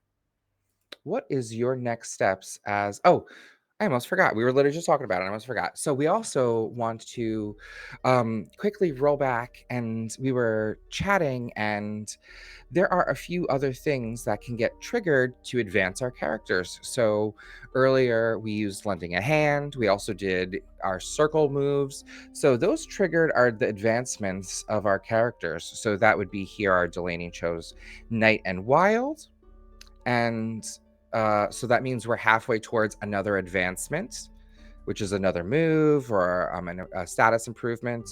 And our Phaedrian also did a hitting the streets, and also used a debt move with Anna. So that triggered two more circles as well, which is another halfway towards advancing. So they can potentially work up towards more skills. So I wanted to go over those with our characters and you, the audience, as well. So these are things that happen mid-game and can trigger again. So good job, characters. And then also, just for the sake of time, we went over our intimacy moves, and Delaney did have an intimate moment, but we decided that it was a mundane NPC, and that didn't even though it was an intimate encounter, it didn't reach the status of intimate encounter for the game trigger. But Phaedrian did have a mundane encounter as well, but that was with their pseudo partner written into their story. So Phaedrian's intimacy move says when you share a moment of intimacy, physical or emotional, with another person, you can demand a promise from them, and if they refuse or break the promise, they owe you a debt. So we're going to rewind real quick back to that moment this morning when Phaedrian was trying to tiptoe out of bed, and Daniel woke up and said, "Where are you trying to sneak out of bed so early?" And they had a quick lovers, kiss and tell in the morning. So with that, hands over your shoulders, you're about to slip away. He kisses you on the forehead, and you had a wonderful intimate night and you feel this connection. He's your mundane boyfriend. He knows nothing about you, but you've been together for like 2.5 years. So he sort of thinks you're his thing, and you did trigger that intimacy moment. So are you going to make a demand in this moment and promise something from them, or demand promise from them? Ooh, to make it spicy, I know that his next gig is in the same district that this masquerade's going to be going down. So I want to tell him to stay away from, like, don't go to his gig. That's dangerous territory, and I don't want some backlash to stop him. Like, promise me you will not. Don't go to this gig. You'll have many others, I promise you. Just, I got a bad feeling about this. Phaedrian, we talked about this. I respect you as an artist, and I know I can't sell out Madison Square Gardens like you, but like my band and I like just scored this gig, and like it's gonna be like awesome. Don't worry about it. I know it's near where you're all fretting about, but like I don't know if it's even related. So like, no, it's okay. And they're gonna refuse you. So you can mark down that Daniel Thompson owes you a debt for refusing your intimate your safety request. So I would say then afterwards I'd be like, sometimes you're impossible, Danny. I can't deal with this right now. Storm out, and I just slammed the door behind. And he falls back as previously described, lays in bed early at 5:15 in the morning as Phaedrian storms out. So make sure you write down in your debts that you have a debt to collect from your boyfriend, not boyfriend. If he's still alive. All right. So thanks for that rewind. And that's a wonderful use of our GM tools. I love that aspect because it just feels so awesome to make the fiction right and build the story how we want. So cool. I feel it. I love it. I live it. Now let's jump back to the present, and we are outside of our IHOP. You see like mundane sort of pushing you, like, trying to get in, and they're saying, "Come on, we got to get here before the church crowd." Oh my god. And you see people sort of getting in. So you, as described earlier, Anna skipping away, and we'll meet you this evening. Any You other see preparation? these people, they have like I Heart New York shirts. This is ridiculous. Like tourists. I mean, they know that there's better food here, right? Yeah, but good advertising goes a long way. And hey, these people pay my bills, so let them keep coming. IHOP? No, the tourists. Got it. No, yeah. No. That's true. That's true. No, I mean, hey, look, it's part of the city. Kind of gotta like go with it. It's just part of it. I'm just saying, it just feels weird. Like there's so many great little cafes, like run by like families that have been here for generations, and I don't get it. Like the stuffed French toast aren't that good. Capitalism. That's all I Yeah, gotta say. that's true. All right, what's next on the docket? I mean, do we still need to see Kai? You want to get any additional stuff? Well, we can go ahead and see Kyle. Dude, Maybe. don't take a pic. You did not ask for. Don't take pictures of us. What are you doing? You don't know her. Stop. And there's just like some tourist. Please, please. And I know it's Phaedrian. I know you're off right now, but please, can I? Like, I'm not from here. Oh, you're from Earth though, right? Like you still have to ask for consent. That's just not. Cool. It's Delaney. It's all right, ma'am. It's like we're ready. The cheese. There you go. Here's a QR code. Scan it. You'll get a demo of my album not out yet. Yeah. Oh my God, for real? And a bunch Yeah. of tweens like flash pictures and sketchy clothes. I'm so sorry. Yeah. Oh my God. And you get the vibe that if you stay here, more crowds Yeah. are gonna come. We Yeah. should get going. Yeah, let's go. You are way too nice. I mean, I get it. It's kind of your like. I get the marketing deal, but they should still ask for consent. Like you're a human. Well, you're. They don't know that. You're right. You're right. You know, they should learn some boundaries. Anyway, let's go. Yeah. As we head towards what I believe is, we want to go to see the demon in his night bar? I mean, I guess it can. I mean, we already have our inn. Yeah. What do you think? We might need a weapon, perhaps, or maybe some of the demons. They have power. Maybe just in case things go awry, perhaps we can get some backup. Not in this. It wouldn't be a bad thing to necessarily cash in on a debt if I mean, I don't know. I think it could be a quick little. What do you got that can protect us in case things go awry? Yeah. We arm ourselves, but still go with the slip in, slip out, find this jewel that I know he keeps close to him, but, well, we'll figure out something. Yeah. And, All right. Yeah. Cool. All right. Got to go ahead and see if he is at his bar. All right, so you guys make your way over to Kai's local gay bar, and yeah, it's you know, at this point it's early afternoon. People are day drinking and preparing for the evening. So you enter this place. You see that there is currently a few performers on stage. They're lip syncing. There's like a lip sync battle going on. It's like, B tier queens like that are preparing and learning the ropes, because it's midday. They're not going to put on their best in the middle of the day. And This is the matinee. yeah, this is the matinee show. And but you see that there's a few familiar places. We'll say Phaedrian, and actually probably Delaney. You've hit these. You both have been here before. So it's one of Kai's local bartenders. Goes by Nose, N-O-Z. And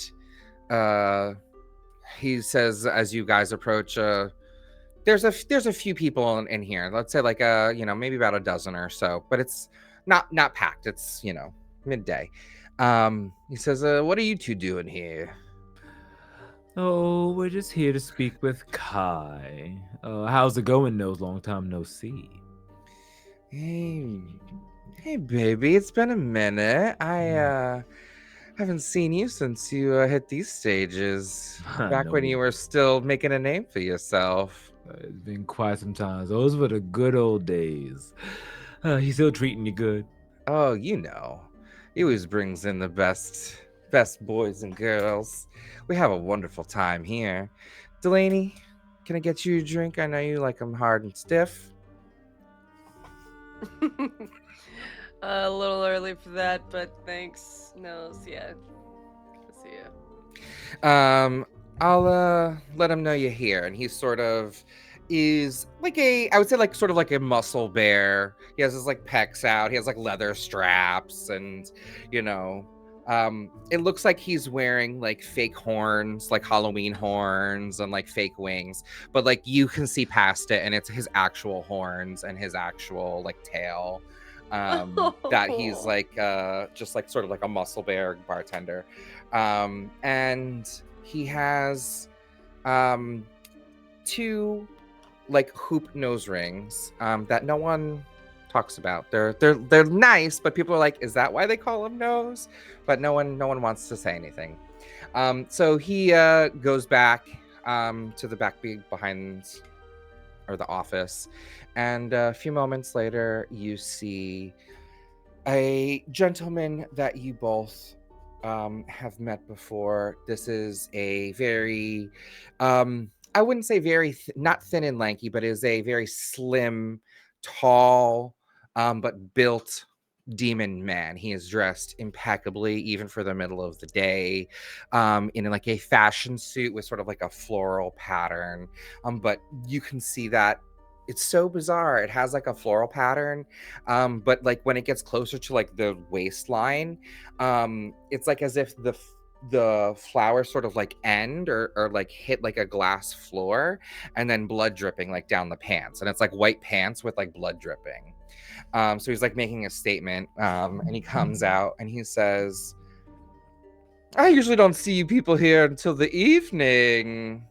What's going on? Or did you need something special from me? We're here to cash in. Oh, Kai, it's wonderful to see you again. And I go up to go embracing him, give him a little kiss on the cheek. Mwah, Mwah, mwah, mwah. mwah, mwah. Ugh, how are you doing these days? Ah, you know, I have lately been slipping under the radar. Been making a few good bucks these days. I'll be quite honest with you. More fey than normal, but hey, I love them. No fun complaints here. And you could see some of these queens love the queens, and he's pointing to mundane college age queer crowds that are like, yeah, yes ma'am, dollars. Are like handing out bills like there's like a few like baby gays going to their first drag show. Baby gays. Yeah. So and then new phase performing and whatever, so you could feel that like there's generally more of a um instead of like the natural like demonic energy, there's a little bit more of a fey energy in the space. Mhm. So, and you would immediately connect that to the ritual and the fey coming to the plane. So he's like, yeah, I've been doing business, been well. What's going on? How can I help you? Well, I think we might, remember that favor you owed me from all the times when I brought in the crowds and made this place what it is today? Mm-hmm. Well, I think I might need a favor, and like we can call it square. Maybe I'll perform a night or two, really fill this place up. Um, eh, Maybe we might need some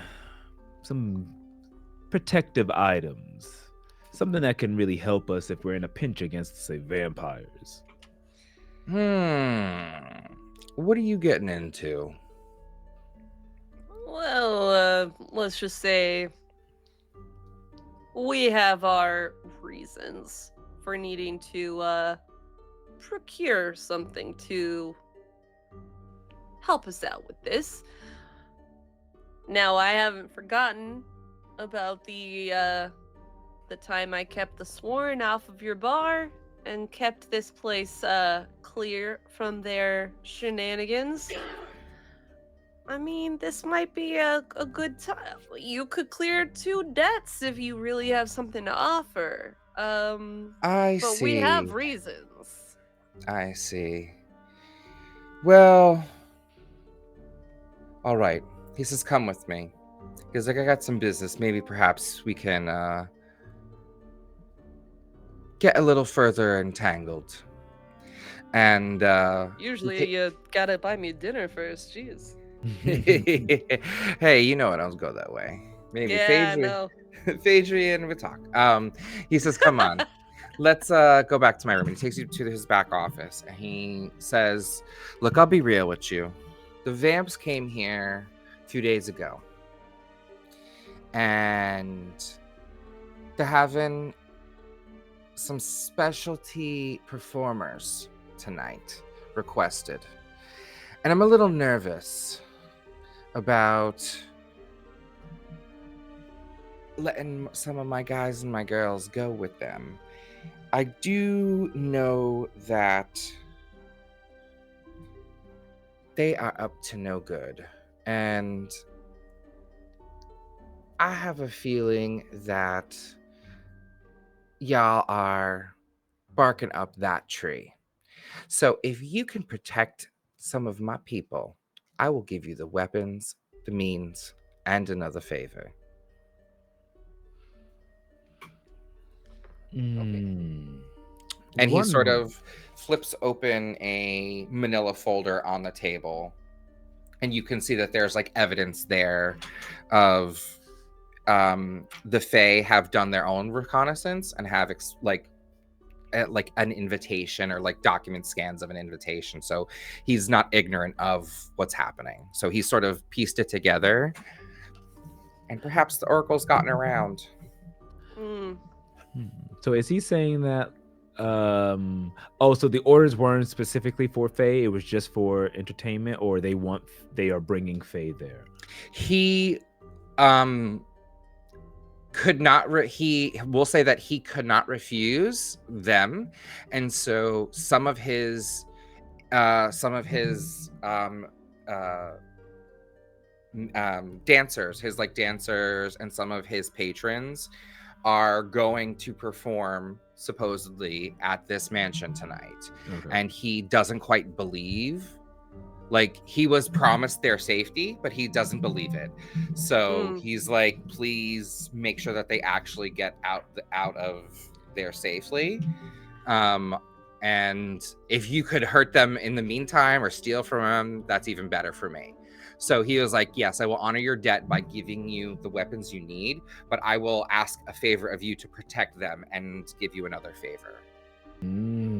So a favor in return for a favor given. Yes.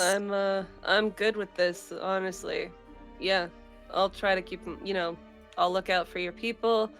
Um, Now they're all of the either demonic or fey origins. Yeah. Yeah, we haven't had too many tainted around. Those who sell their soul generally sometimes can get mixed up in more fiendish things, and I try and stay, on the lighter side of crime, let's say. Yeah, So yeah. No, you're we'll good, say, peeps. yeah. Yeah, we'll say that it's yeah, mainly fae and imps that Okay. will be there. Yeah, I mean, listen, I can't speak for Phaedrian, but I'm uh I'm down. I'll do what I can to keep your people safe. Look out for them while we handle our business. But you are correctly assuming, in terms of where we're gonna be and what we need to do. hmm And I'm gonna look out for my brethren. I know that you have some Fey dancers, and I just don't know what they're up to. So yeah, you supply us with something as incognito as possible. Uh, then yeah, we'll keep them safe. Um okay, so let's mark down that you guys in forms of gear are given uh from blah, blah, blah, blah." And when it comes in, we each get a thing, and when it comes into handy, we will bring it into fruition. So you have a I cool. wrote weapons from Kai. Well, you have a weapon from Kai that you can use when you need it. Yeah. Yeah. And you also have potentially another inn. So you know that some of his entertainers are there. You could have posed as that. Kai would have could potentially. He gives you like some night badge lanyards and things as well. So you could potentially, if you need to, pose as part of his entourage or part of his Mm. like entertainment crew. So he's just in case. So you have that as well. It's kind of like a press badge if you're going to a con. Yeah. Yeah, Okay. exactly. So we'll say All right. you Cool. you chat with him, get the rest of your stuff. Anna texts you and says, Where am I meeting? Where are we meeting? I got Delaney a lovely dress. Smiley face, frowny face, deep devil face. She uses so many I emojis. know, tacky. I mean, expected of a street. No shade to street performers. Yeah. Yeah. Look, we respect street performers. Let's be clear about that. Oh, yeah. Um, Yeah, above the table. but let me ask you. And totally, if you don't think that we should do it because it's too dangerous, I will acquiesce. We have 2 ways in. Now, you wouldn't be spotted as much as I can. I can only hide this. Unfortunately, I don't have the ability to shapeshift like other Fae do. So I'm gonna be noticed. Perhaps coming in as a dancer, like a special, they got the Phaedron to appear to there. And while you go with Anna, under the guise of part of whatever Anna does. And we can hit it at 2 different fronts. Now, these, and I'm going to say one of those wrong MacGuffins that we got were maybe some demon communications where we can Sure. communicate with each other.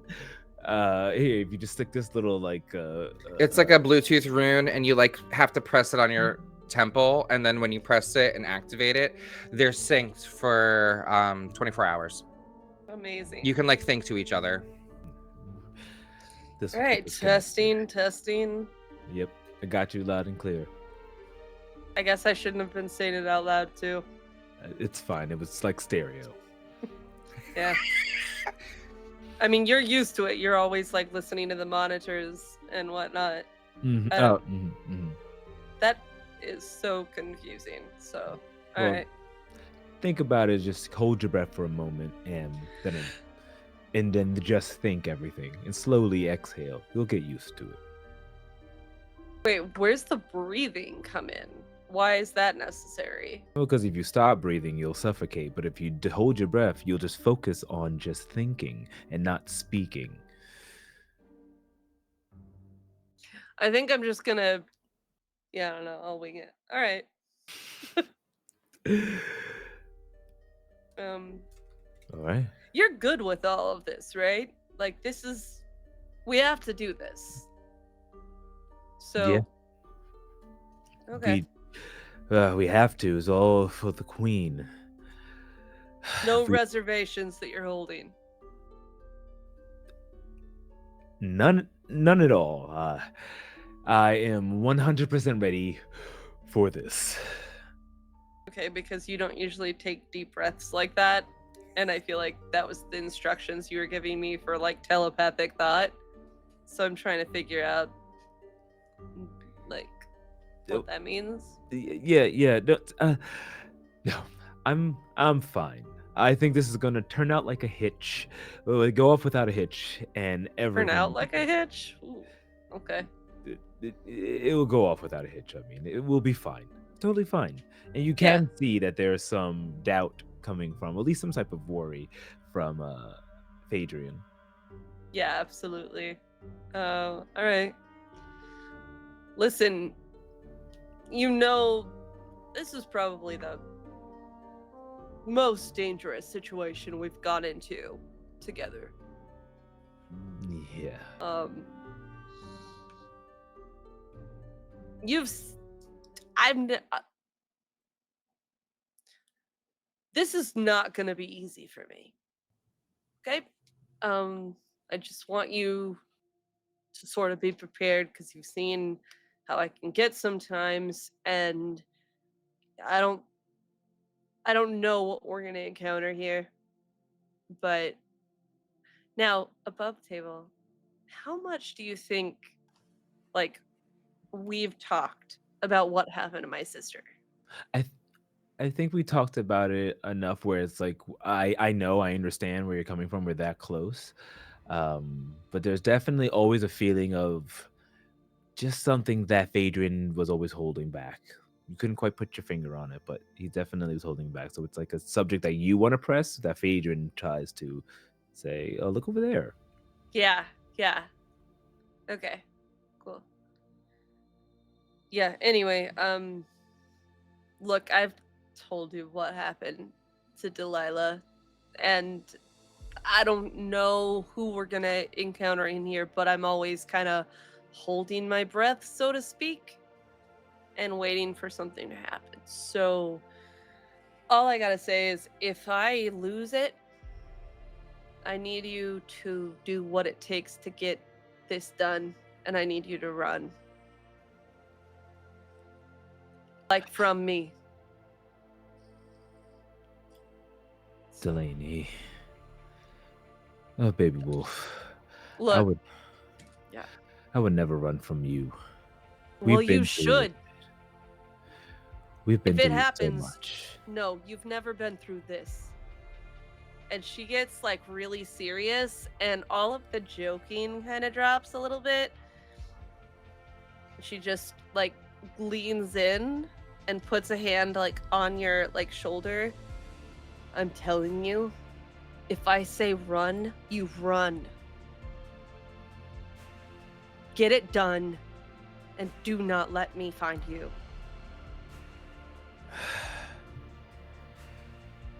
All right, Delaney.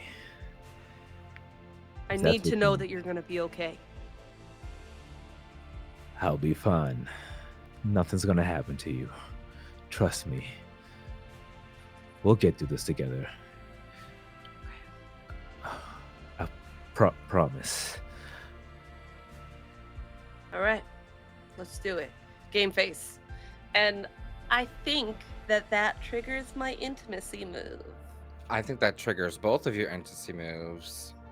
So, Delaney, you create a primal bond with them until time passes. You both know where to find each other and when each other's in trouble. So, would you like to describe this like sensation or how you feel like it manifests? I think for this primal bond, Phaedrian feels, and I don't know if they have felt this sensation necessarily, but it is a hot, like, rage feeling.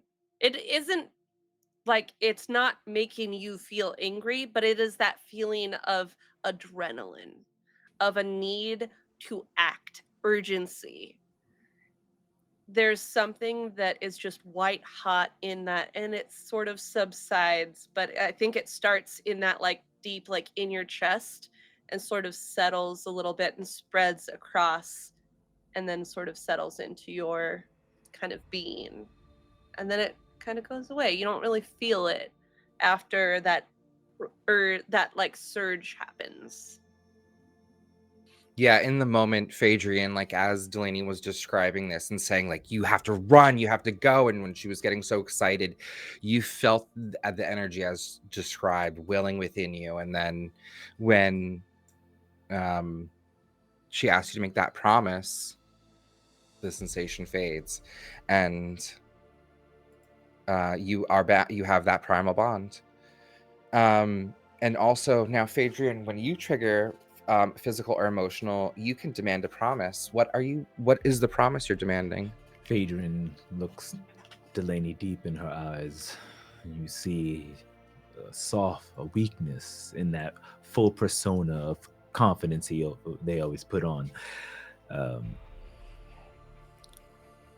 Delaney, fine. If I see you go full out of control, I'll run. But you need to promise me that you will do everything in your power to hold on and to not give up. Not all is lost. Don't give in to despair. Baby Wolf, there's so much for you out there. I promise you. Okay. Do what I can to hold on for you. And GM, I would also like to roll the move. Keep my cool, because at this moment I'm feeling so emotional, and through the bond that we now share with that primal bond, you can feel a weird sense of guilt coming from Phaedron, and that feeling of knowing exactly what happened to Delaney's sister, Delilah, and needing to keep that secret for her for reasons she may not know. Yeah, please. To keep your cool, roll me with spirit. And on a 10 plus, all's well. And on a 9 to 7, I will tell you what it's going to cost you. Okay, I'm not too bad with spirit. Ooh. That is a 9. A 9. So you feel this guilt well over you, and you also feel the connection, the binding words that you naturally speak as a fae, as well as this now primal connection to Delaney as well. And to keep this cool, you have to tell her something else that you might not necessarily would have in this moment to assuage your guilt. So you must confess something else, otherwise you will blab and tell her the secret. Oh. Hmm. Confess something else. Delaney. Yeah.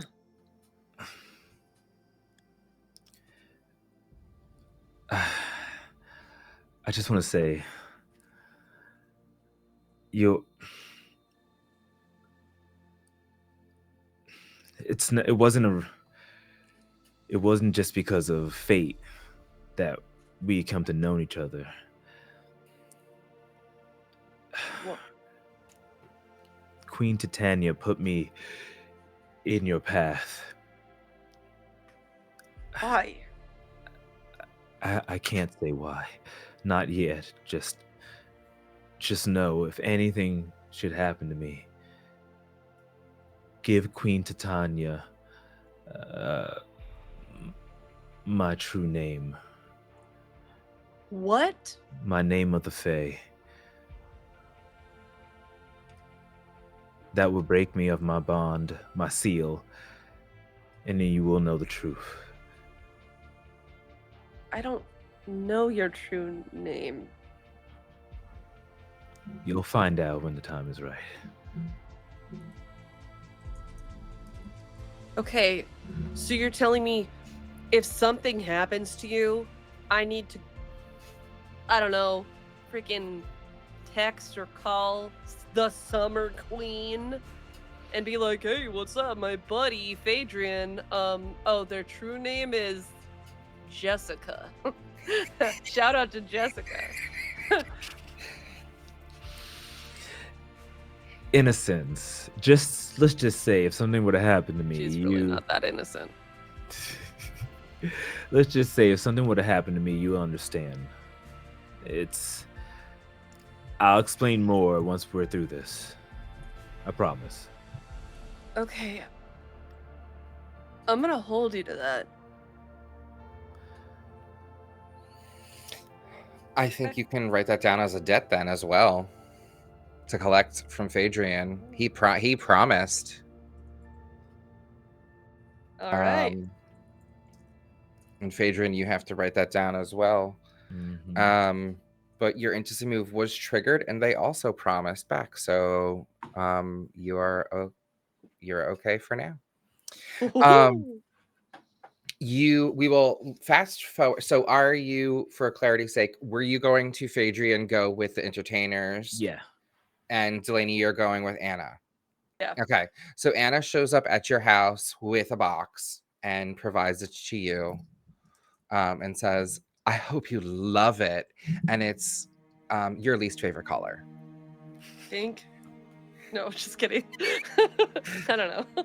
It's Delaney's least favorite color. What is Uh, Delaney's least favorite color? Honestly, it's it's it's probably it's yeah. Delaney's least favorite color, but also like muted down, like darkened.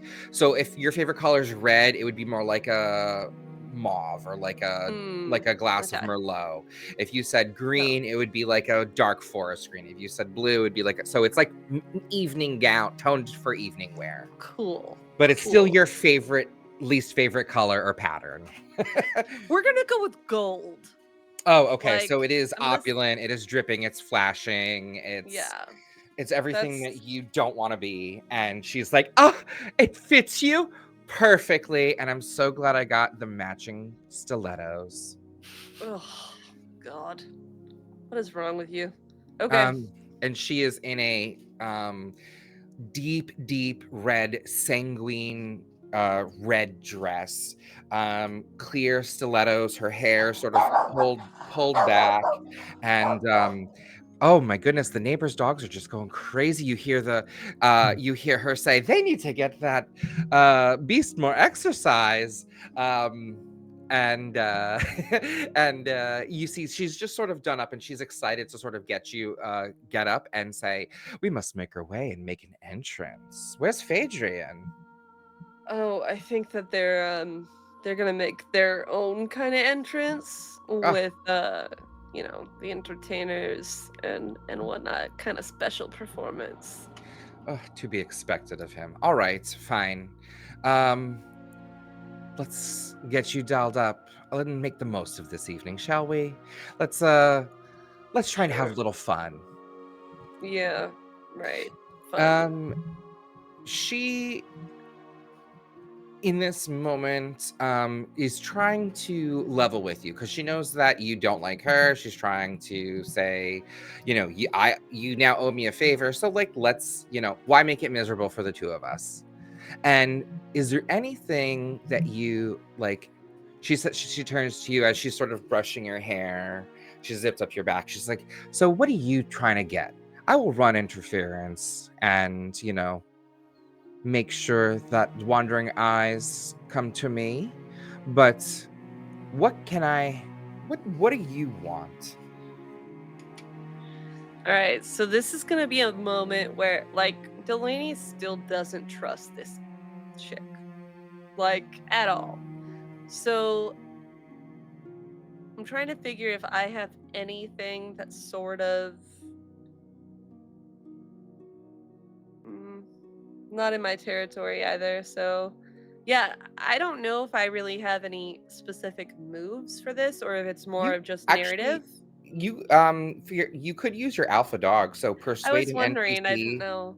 with threat Yeah. or promise. You can roll with blood instead of heart. So if you want to like be like, promise me you'll do this, and our favors will be clean and blah blah blah. Like she's just I'm giving you a chance to sort of. Yeah. Yeah. I think, yeah, let's do that. I was looking at Alpha Dog. I just didn't know if I could really use it for this or not. But Yeah, why not? yeah, I think Delaney is getting the hair brushed and shit. It's like, come on. Okay, look. And kind of like grabs Anna's hand, like holding the brush, and turns. And I turn to face her. And I just like pull her in. I'm still holding that hand that was holding the brush. You and I both know that I don't trust you. And let's be clear. I know that I'm going to owe you for this, and I don't love that. But we can work together. And overall, you've not been on my radar. You've been off to the side. Lucky for you. So, I want to keep it that way and I want to stay good with you. If I tell you what we're going after, I need some kind of assurances. Because let me be clear, if you fuck me, you will regret it. Because you have not seen the worst of me. And I would love to use blood. Yeah, please roll with blood. All right, so that's going to be a 10. Ooh. Oh, absolutely. So let me go. I think you get something extra with that. When you persuade an NPC on a hit, they see your points and do as you ask. Completely. So. Mm-mm-mm.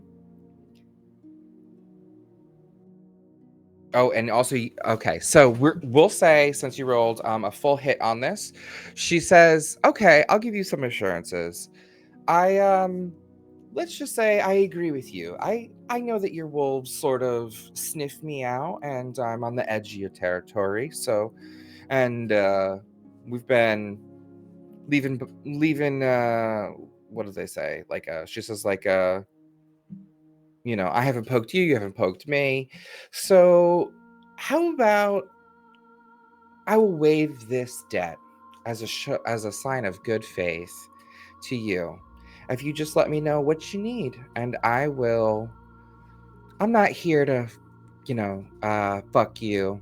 She's like, I'm here to fuck uh Shoot. Lucian over. You know, he's been a real royal prick for quite a few goddamn too many centuries. So, and if I'm quite honest, I don't know how you got an invitation or even knew about this, but it really irks me. So, if I can sort of stake him, All right. I would love to. So, All right. Well, we're on the same page then. All right. We're looking for and now it's like a necklace or like a pendant. So it's actually like a little, yeah. So it's something that has, you've seen him wear it as like a pendant. It's sort of, think of it like a large teardrop that's like jeweled and Okay. like that. But he has also an occasion taken it off and very Beauty and the Beast, like glass dome, Got like it. on like Yeah. a thing, like he'll have it like displayed like in All a, right. have you ever been to like a museum in Europe where it's like a gigantic room with like a single painting or like Like a the way that single yeah. statue? Like you sort of surmise he might have it in like its own room, just to like with like the ambiance and decor around it, just like, probably also like lasers and all of the, Yeah. Mission Impossible, but it's also probably under glass as well somewhere too, or if it's not around his neck. But yeah. Yeah. I think that they are just gonna give at least the name of it, but they're gonna describe it. You've been around, so you've seen him wear it before.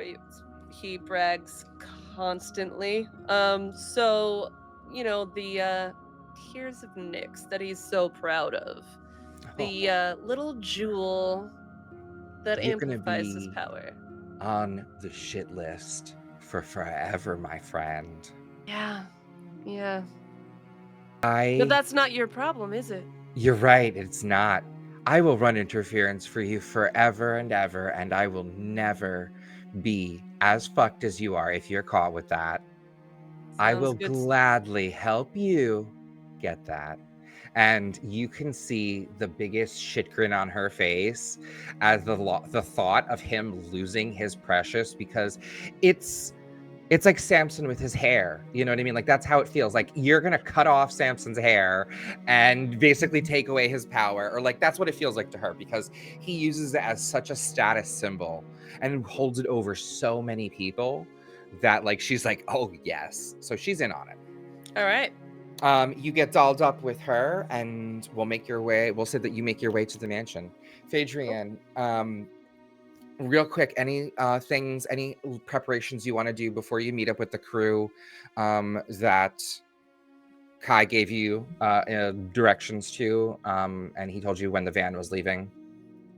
Um, of course, I would Full get get the up and yep, merch, all the exactly merch everything. I mean, I picked up already the latest fashions from the imp who Mhm. um what is his name? Ryan Swift. Ryan Swift, no relation to Taylor. I went ahead and just got the latest outfit that he had to offer and put it on before making my way towards with the address that was given to me by Kai. All right. So with your gears in hand, you also have your Bluetooth brain chip. You guys signal. You're all dialed up and ready to go. The evening is afoot. So now we will skip forward a little bit. Each of you arriving to Lucian's mansion in your own various means of transport with friends. You see his ominous, foreboding mansion sitting atop a hill, shrouded with almost this dense mist that drapes around it, seemingly to protecting this estate. There's a small, winding, narrow path that cuts through the land up to where his uh, uh, what, drive the driveway and the valet are. Um, you see that there are old ancient oaks that sort of twist along the roots, almost like hands of people reaching towards the cars or towards cars that would be driving up and down its path. The landscape is meticulously crafted. It's eerie and wild, as though the groundskeepers shaped it to look both beautiful and menacing. There are shallow ponds, or a shallow pond off to the side with its black glass like stillness reflecting the moon's glow from above, almost full, still waxing. And you can see that this is framed by weeping willows with branches and leaves dripping delicately along the edges. The wind blows, and you can see their subtle movements, um, and the subtle movements of creatures stirring around the edges. Closer to the entrance, you see a circle of tall, imposing yew trees that rise up, dark green like needles, forming a sort of runway around the entrance. There are shadows forming faint trails, visible and overgrown, uh, uh, showing the gnarliness behind. And also, there is a cold breeze that sort of chills the air as you step out of your vehicle and make your way towards the entrance.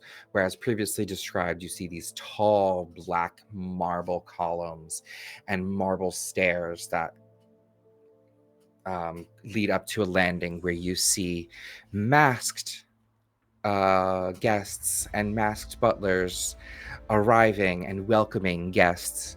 Your car is one of many along the line where you see people in all forms of costumes arriving. There is a metallic, faint musk that hangs in the air in this area when you step out of the car, almost like nickel. And it just feel this sense of foreboding and hauntingly beautiful space.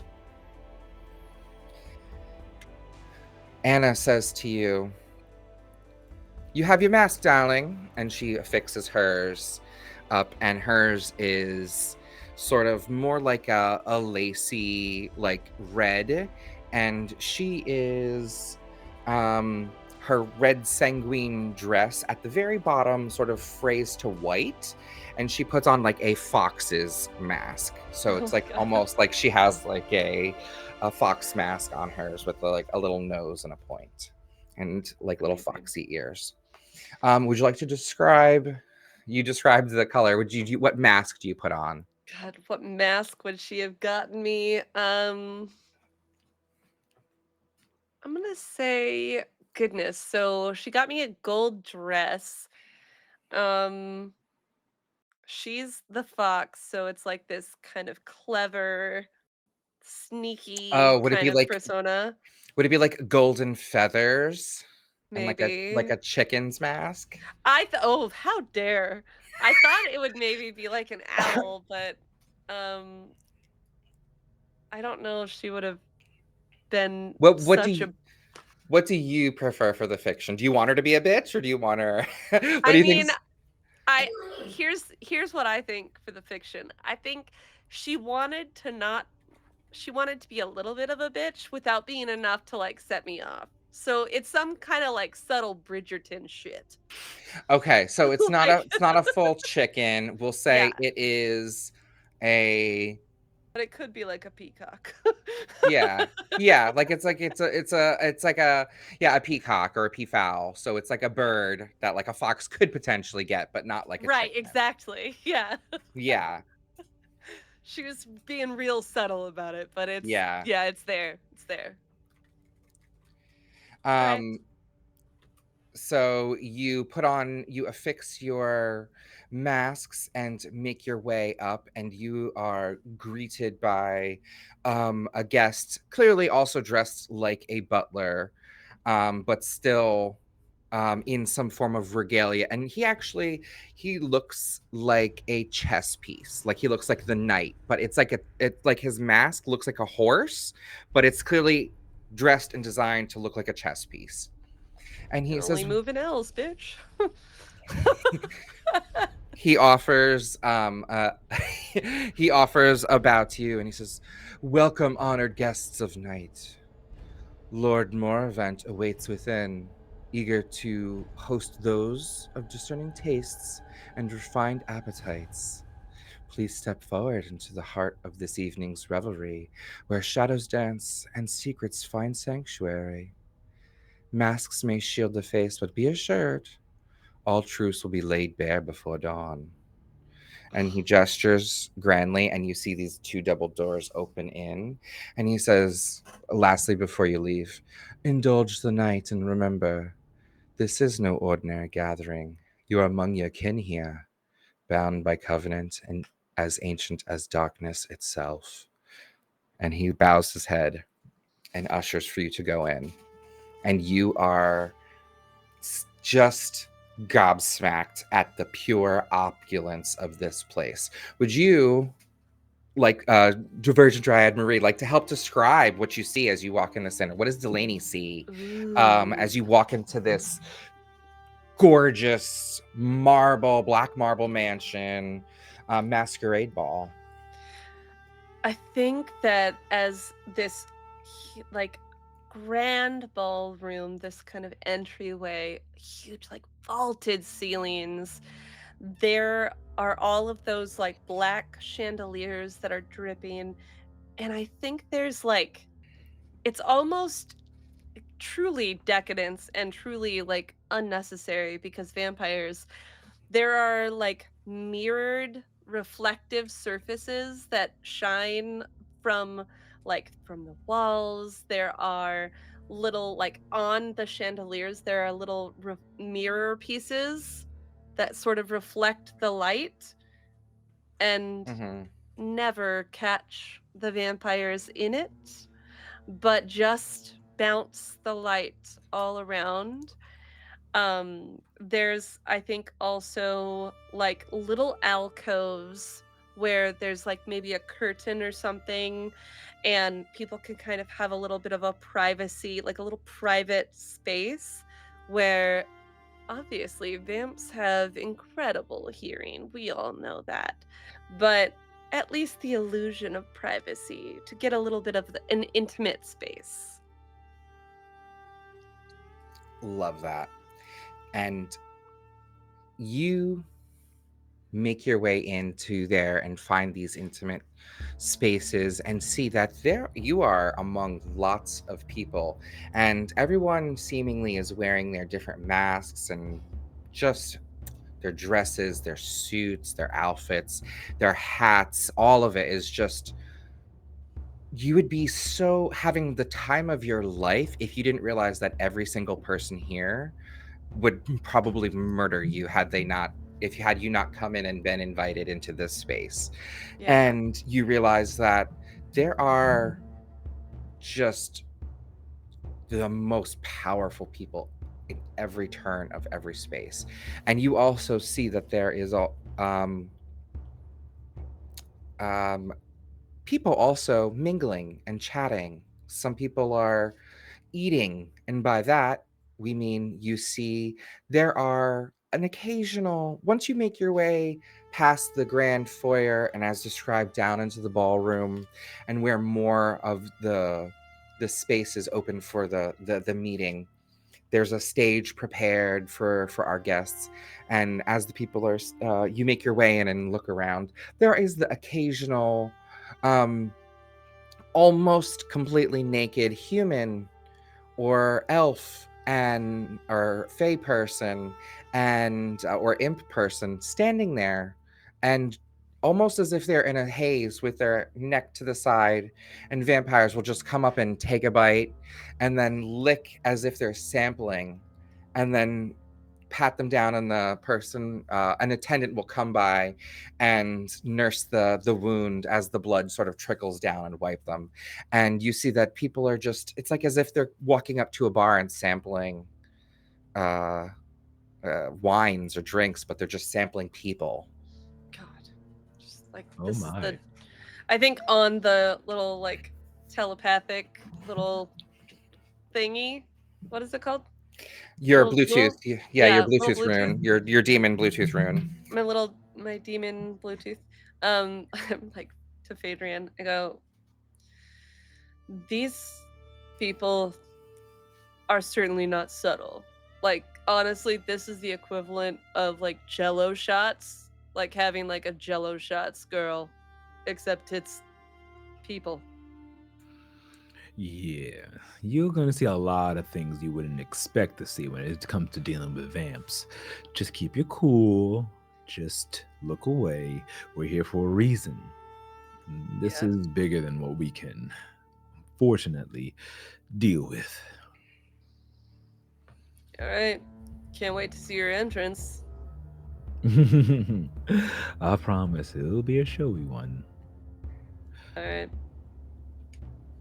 Phaedrian, you are actually now, as you hear this, your van was actually brought around back where most of the groupies and other people were unloading the equipment, and you um were announced to one of the head butlers as esteemed guest and a extra performance tonight, and brought in, and you are pulled aside, and they're uh, sort of questioning you a little bit about it, but you're able to use all of your charms and guile to um, persuade them and keep them at bay for a moment. And you then follow this butler to sort of make your way through the hallway to where the back room where the other ones are prepping the musicians that are there.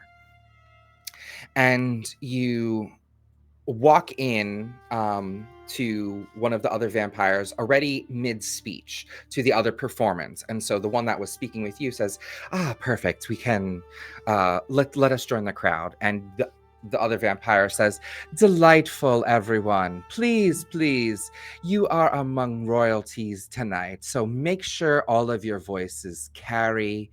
Lord Morvant enjoys when he feels it thoroughly and enjoys every note as if it is lingering on his very skin. Sing it as if it was your last and make it unforgettable tonight."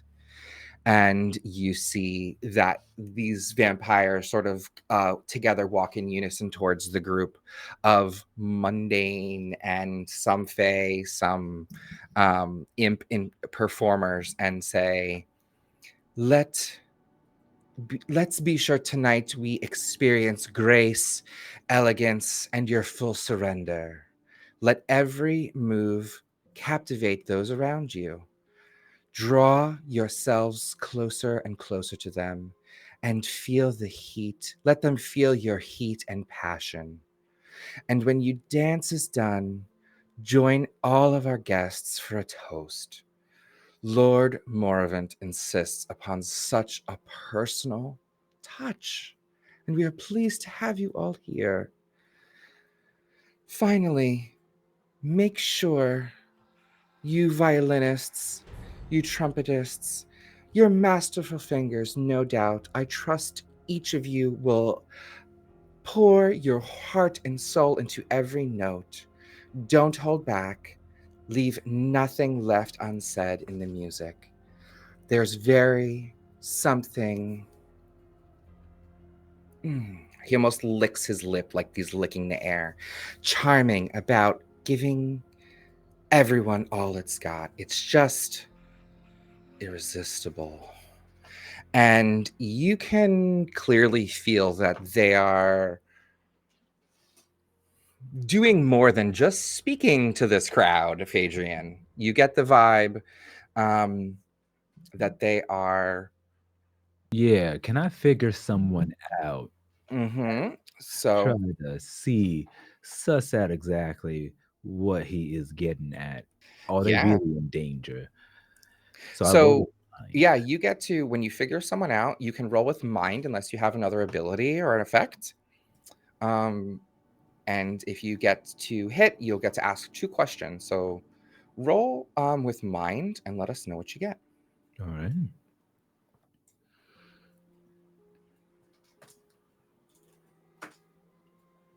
6, 7, 8, 8. 8. Okay, so that is a hit, and you get to ask 2 questions. Mm. And if you're in their circle, they're knight, Which technically, I it's am not. vampire, so no. Um, So my 2 questions will be, I already know who's pulling the strings. I know who his master is. mhm. Um, let's see. I don't care about his beef. Gained. Okay. So, I definitely want to go with what's your character hoping to get from.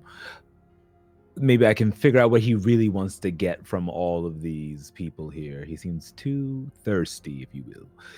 And my second question would be, what does your character worry is going to happen? Can I get your character? I want to know, how can I get him to either introduce me or show me, maybe have a private conversation with the Lord of the house. Sure. So um you immediately understand what they're hoping to get from them is a great performance because they are trying to put on a show for these nobles, and also it's a twofer. They're gonna get a show and eat all of these people, Mm, um, and the way that you could um, get an introduction with the Lord is you could make a scene right now and showcase, like, these are all, these are, all local famous performers, but you're Phadrian. mhm, And maybe these butlers don't quite realize who you are. And if you make a little bit of a stink, maybe you might be able to get an introduction. mm. Excuse me, excuse me. Um, yes, that sounds all fine and great, but no offense to my friends here. They are just the precursor. I am the main dish. Now, with that being said, I need to speak with the Lord, please. I think I have an offer that he cannot refuse. You know who I am, right? I am Phaedrian. Yes, the Phaedrian who sold out Madison Square Garden yesterday. Um, All right, so I'm going to need you to roll a. You're trying to mislead, distract, or trick someone from a different circle. So I would like to roll you in our blood. Or when you do mislead, distract, or trick, you can roll with mind instead of heart because of your in your blood ability. Yes, exactly. And I believe you'll get your +1 ongoing because of your bonus from earlier. Okay. Oh, actually, I wrote with heart Wait, instead of heart mind. instead of Yeah, mind, it's heart right? instead of mind. Yes, yes.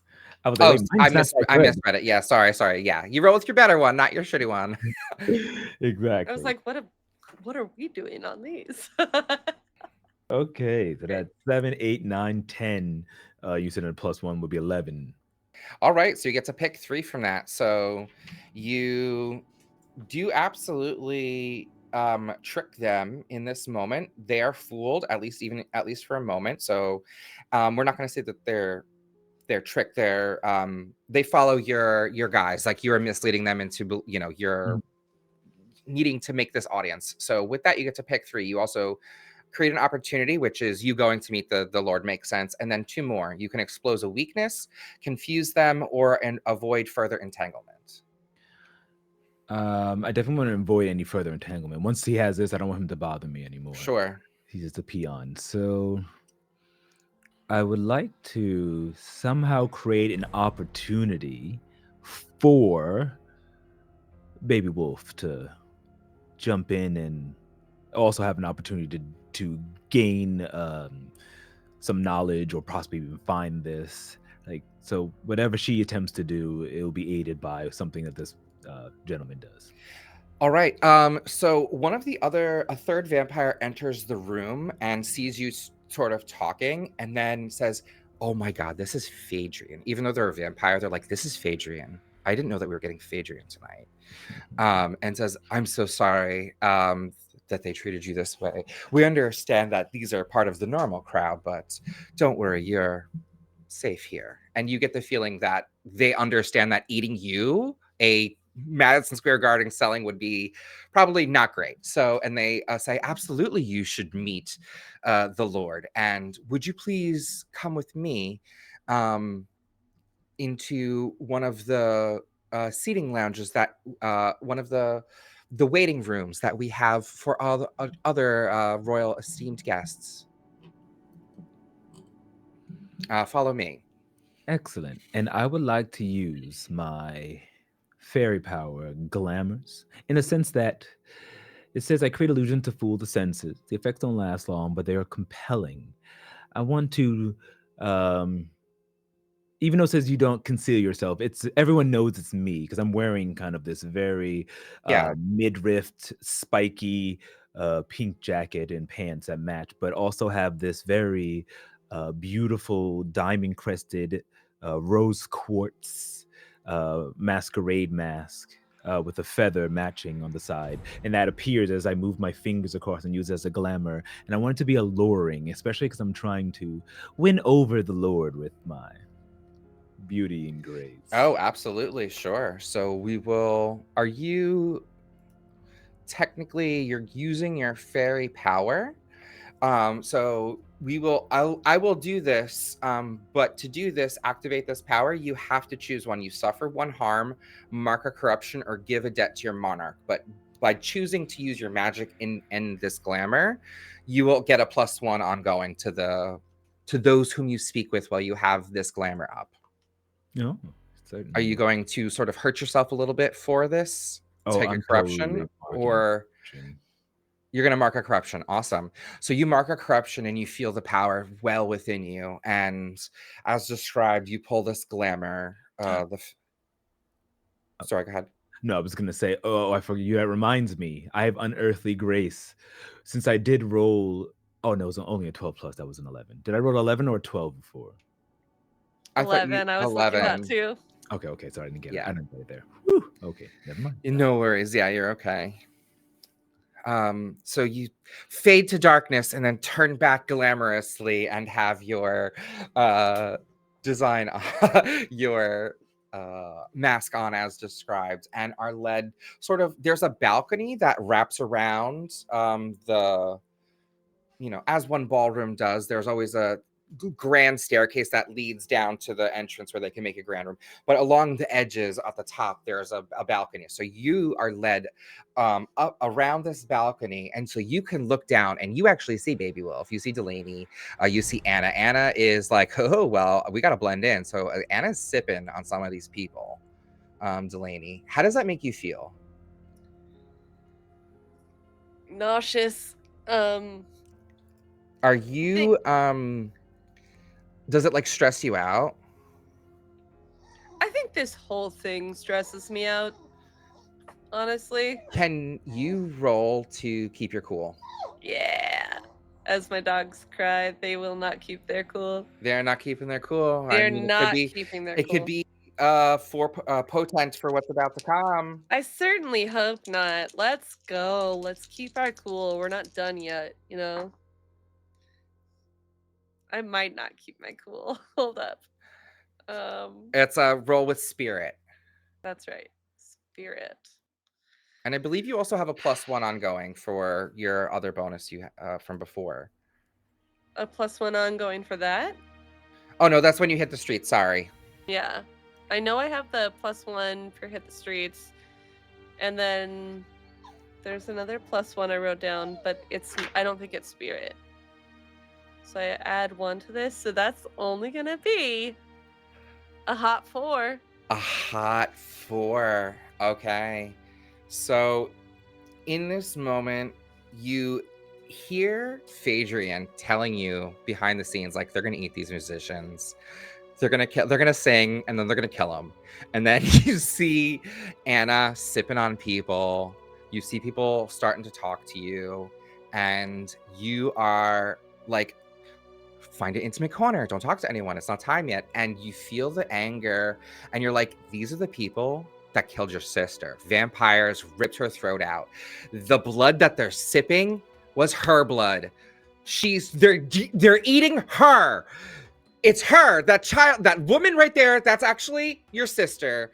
And you have this, like, you blink your eyes, and it is just rage. And you are not Delaney Stormfang anymore. You are Baby Wolf.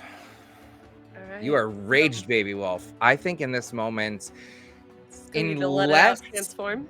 unless you can, let's see. I think you could potentially, let me see if there's a way out of this. Yeah.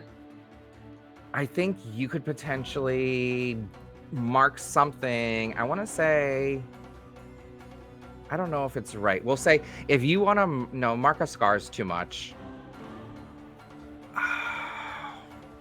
I think if you mark, we'll say 2 corruptions, you could maybe choke it back, or you're going to transform. All right. So this is what happens, I think. I am trying so hard to hold it back. Mhm. And as Anna turns to me or says something, and I think what she sees is Delaney's eyes. She's been closing them. She's like trying to shake it off, and they open, and they are turning gold, just like the dress. That golden wolf, that lupine eye is shifting, and she just hears this like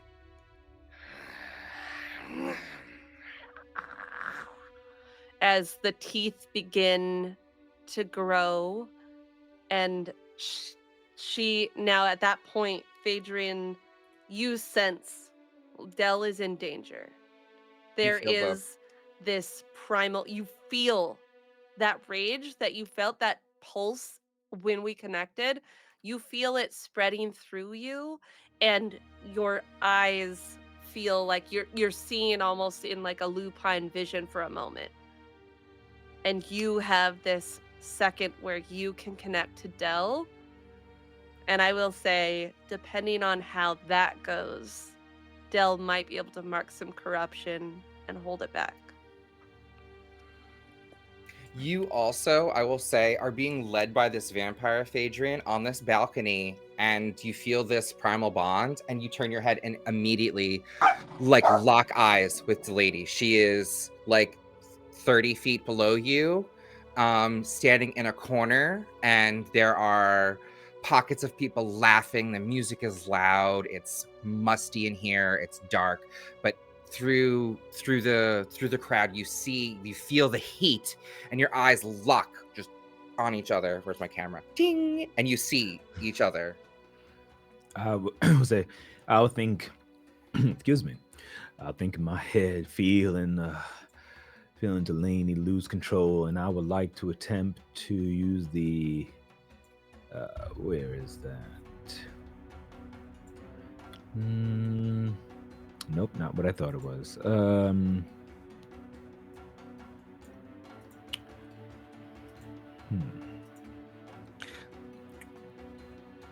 I think I will just speak out and say, Delaney, calm down. Babe Wolf, you need to just take a deep breath like I told you before. No one here's gonna hurt you. Yes, they are. No, they're not. Think about it. This is not what your sister wanted. This is not what Thinking is Delilah wanted. over. If you activate your fairy powers and choose 2 instead of 1, I will remove the touch requirement for Bedlam because you have your primal bond. On to this person, you mean? Correct. You could use your bond with Delaney as a conduit for touch. Oh, on to. Oh, okay. I understand. Yeah. And feeling that she is about to lose control, I will use my Bedlam ability and mark a corruption to change the emotional state that she is in to make her more calm, more docile, and to take all of her fear and anger away. Could you describe for me how your Fey energy is channeled through the primal conduit to her as you channel this power? Yes. So the primal link begins to glow. You can see it on my forehead as I feel that connection as my eyes go from their beautiful crystalline like fey to more something lupine as I concentrate and you can feel the touch of the fey upon Delaney. Uh, and these words don't echo in your head, but in your heart. You can just feel almost like tendrils being pulled out of your heart. Uh, all of that fear and pain and agony just blow away, becoming dust in the wind, replaced by just the warmth of Phaedron. It's all right. It's okay. These aren't the ones who took Delilah from you. I promise. And you hear that guttural, but it's like raspy breathing. And the eyes shift and clear for a moment, and the hazel eyes reappear.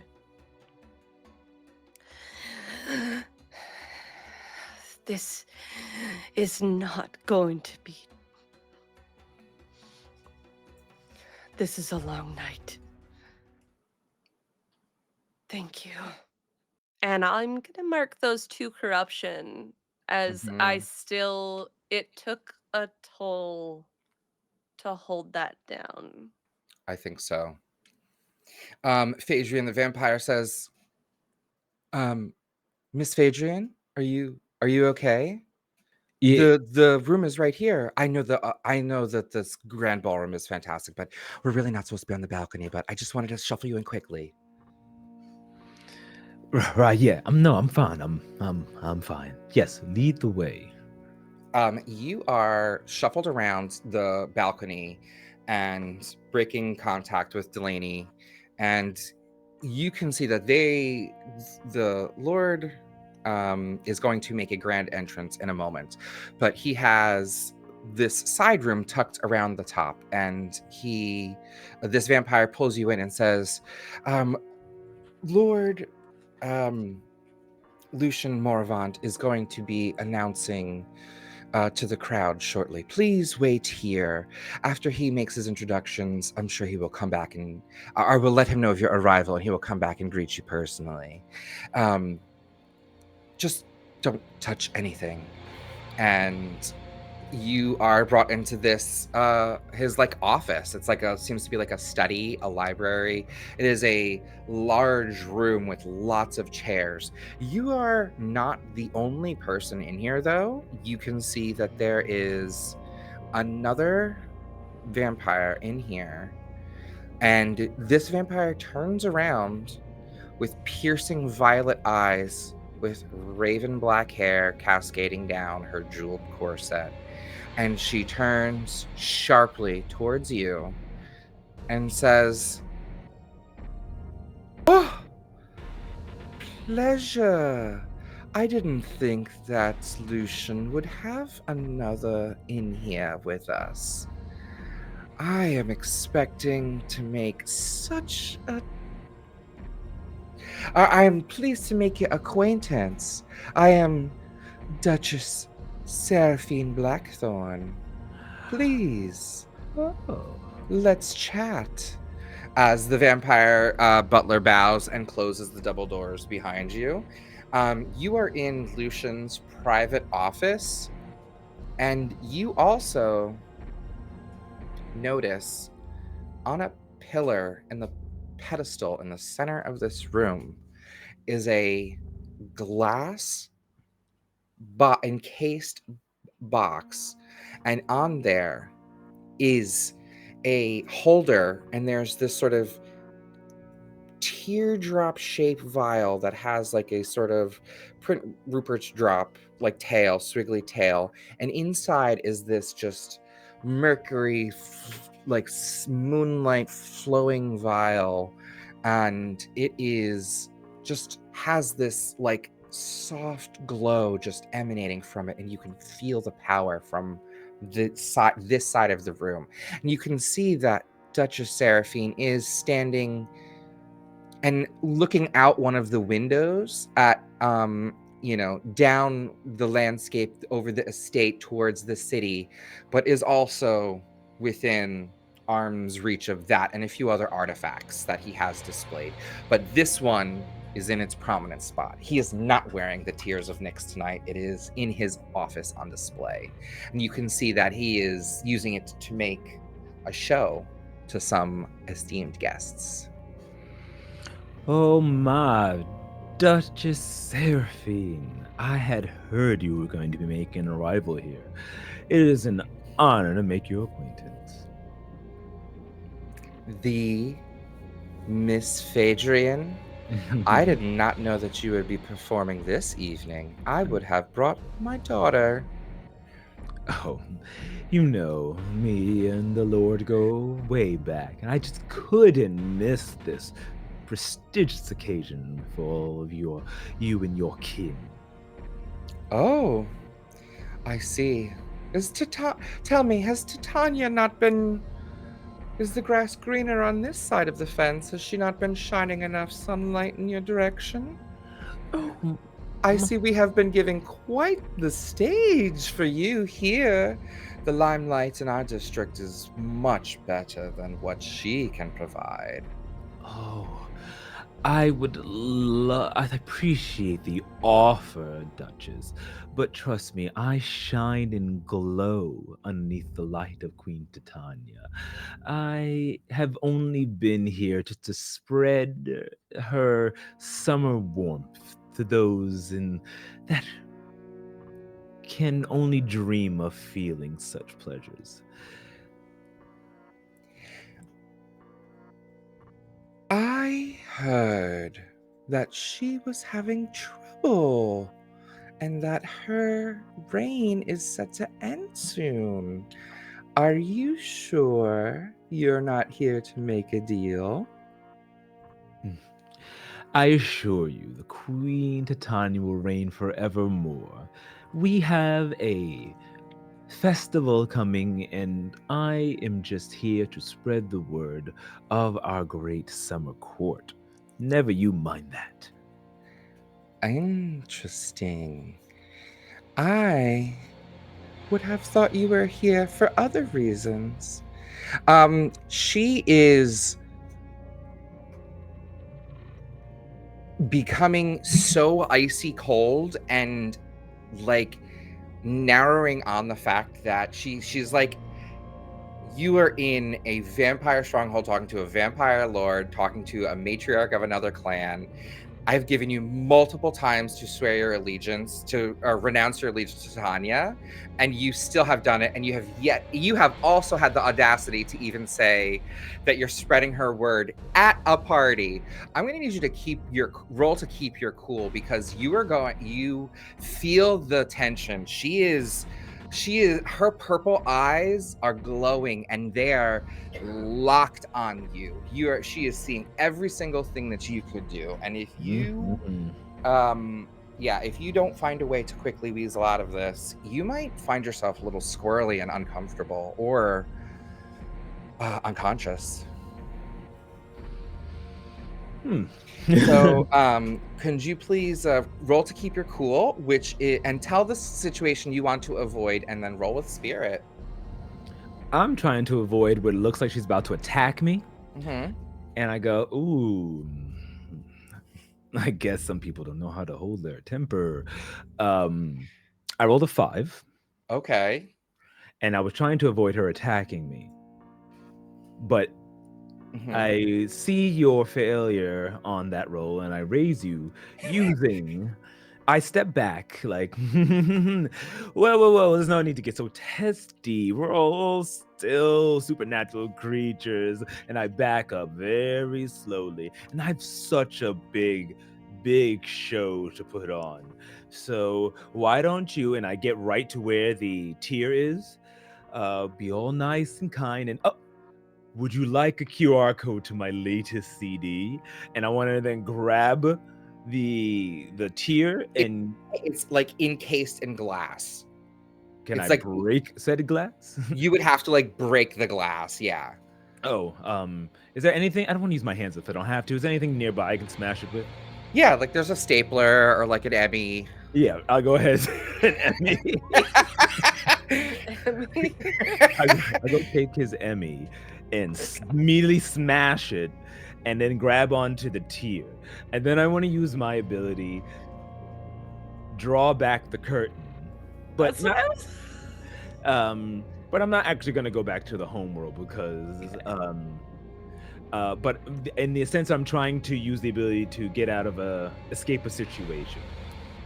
Okay, well, hold on. We have to adjudicate the failing of the move Yes. before you get to do all of this because Mhm. you might not be able to.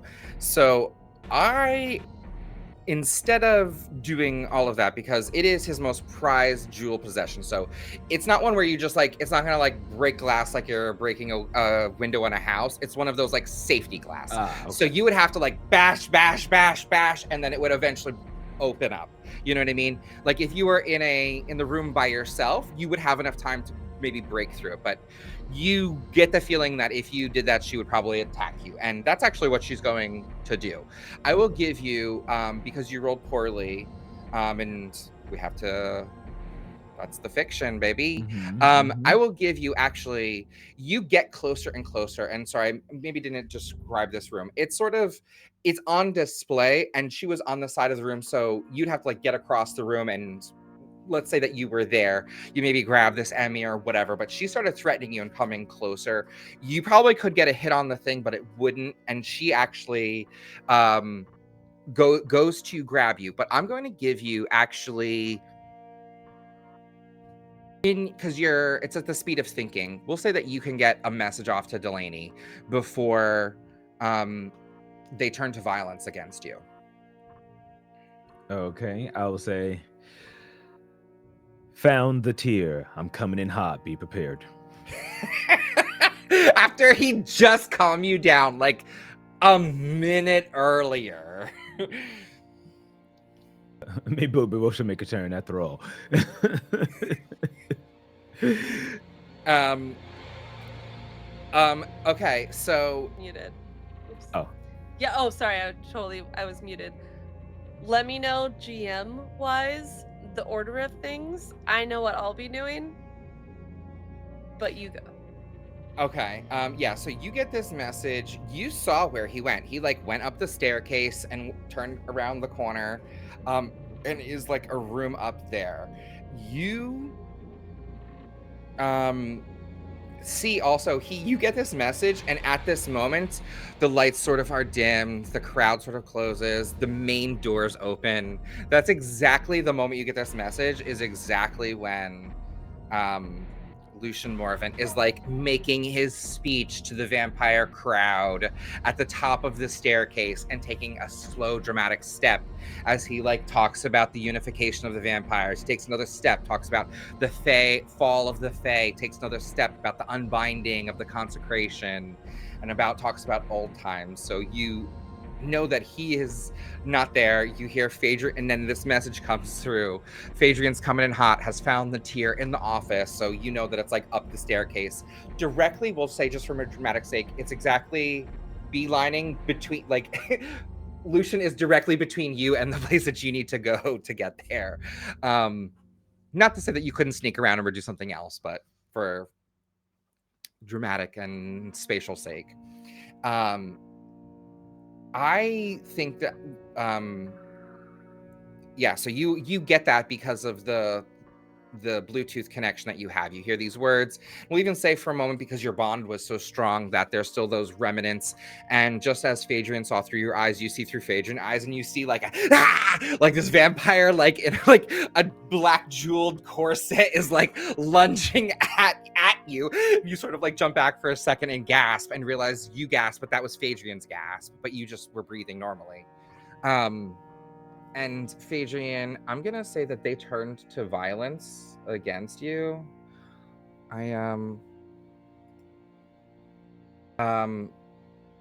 Yeah. So, do you have any armor or any mitigating effects on your character right now? No, not at all. All right. So then the way that this works is it is considered because I am just trying to double check my notes, and I think like NPCs just hit you. Yeah. Yeah, so they turn to violence, and they inflict one harm on you, and she is going to say, "You're a liar, and Titania's light will never shine in Manhattan."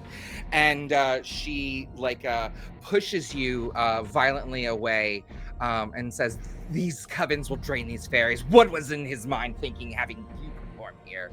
I've given you chance after chance, and yet you still bow to her." She spits in your direction.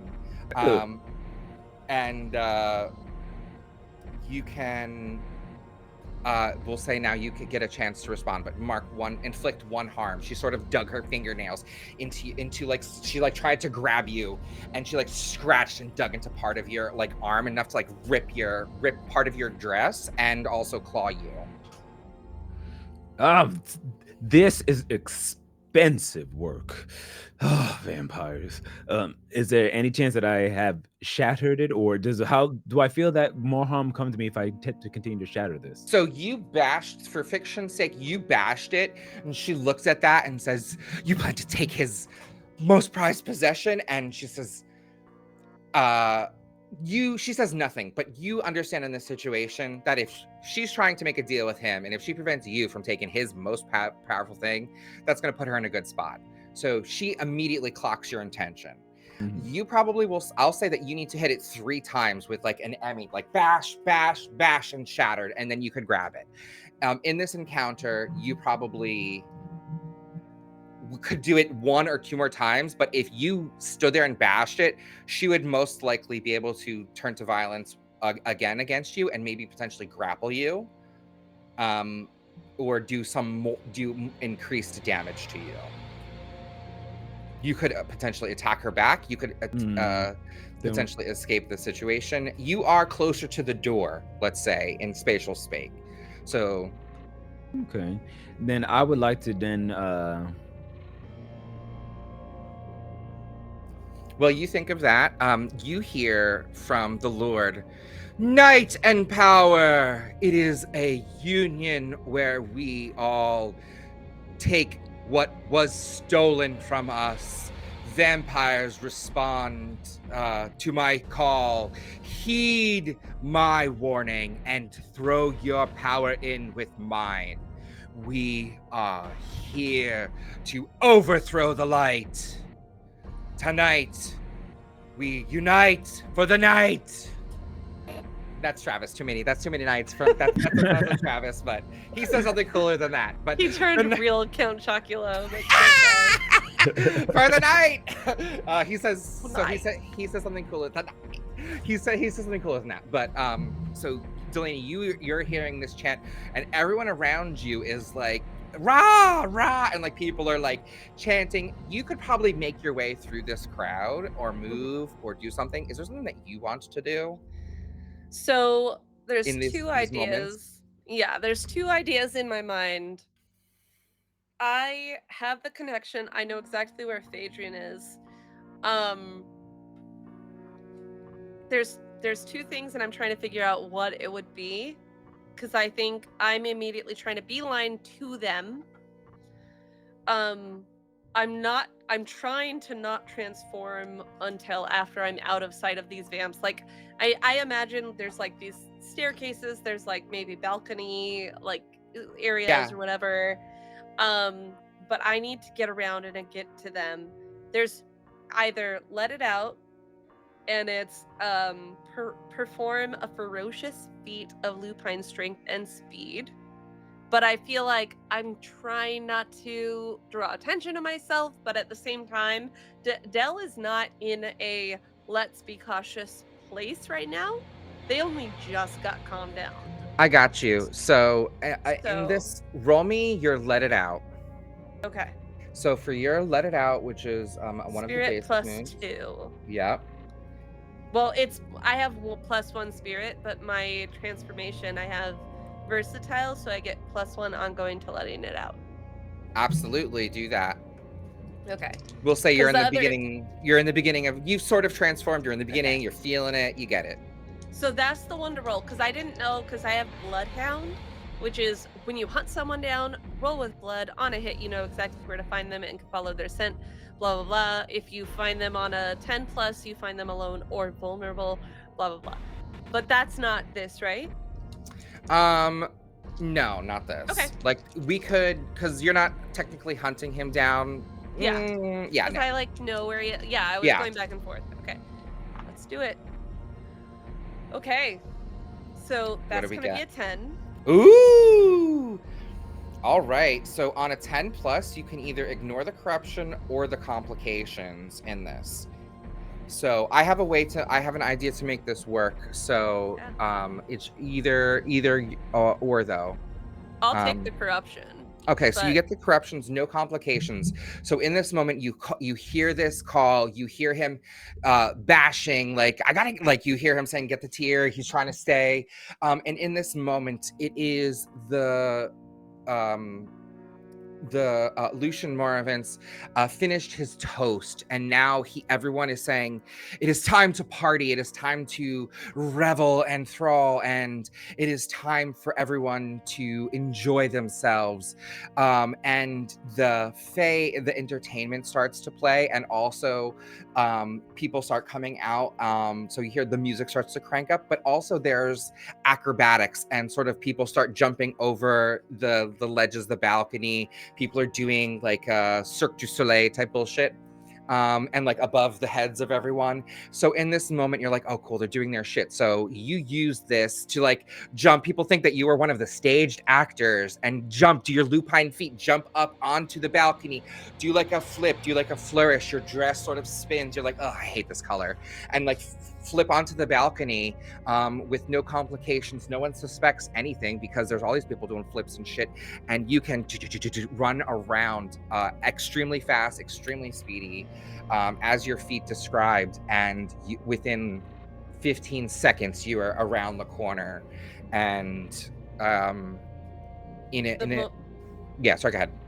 The moment that I get into the room, and I'm imagining there's no windows, no light of the moon there. There is far windows in the back. So you're just Like behind where the I'm door. going. So yeah. So do you want there to be or do not to be? Oh, I'll say either way. I'm gonna do what I'm gonna do Yeah. regardless. So Like I'm going to transform.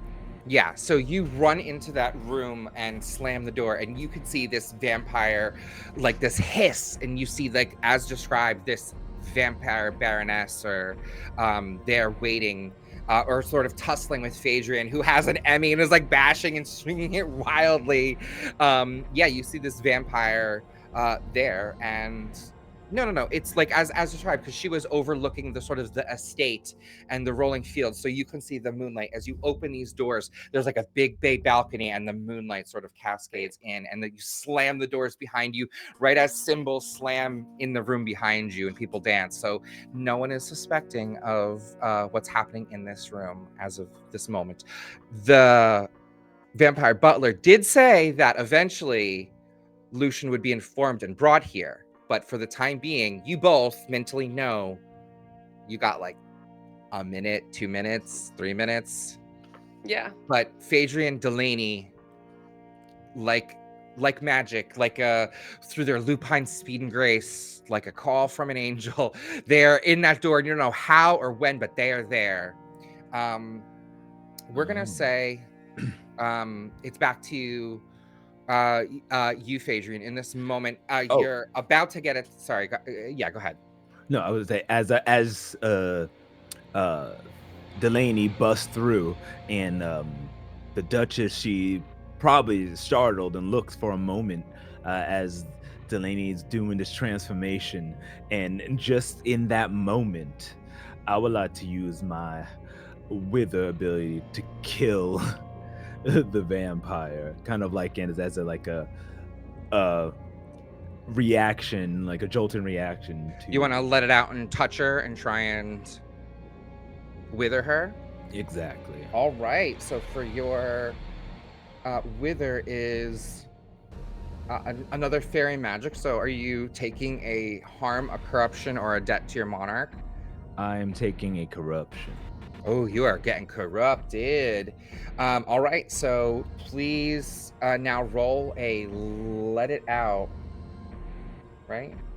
Yeah. Mm-hmm. Let's see. 5, 6, 7 plus spirit. So that is going to be, I think, just a 7. Spirit is 8.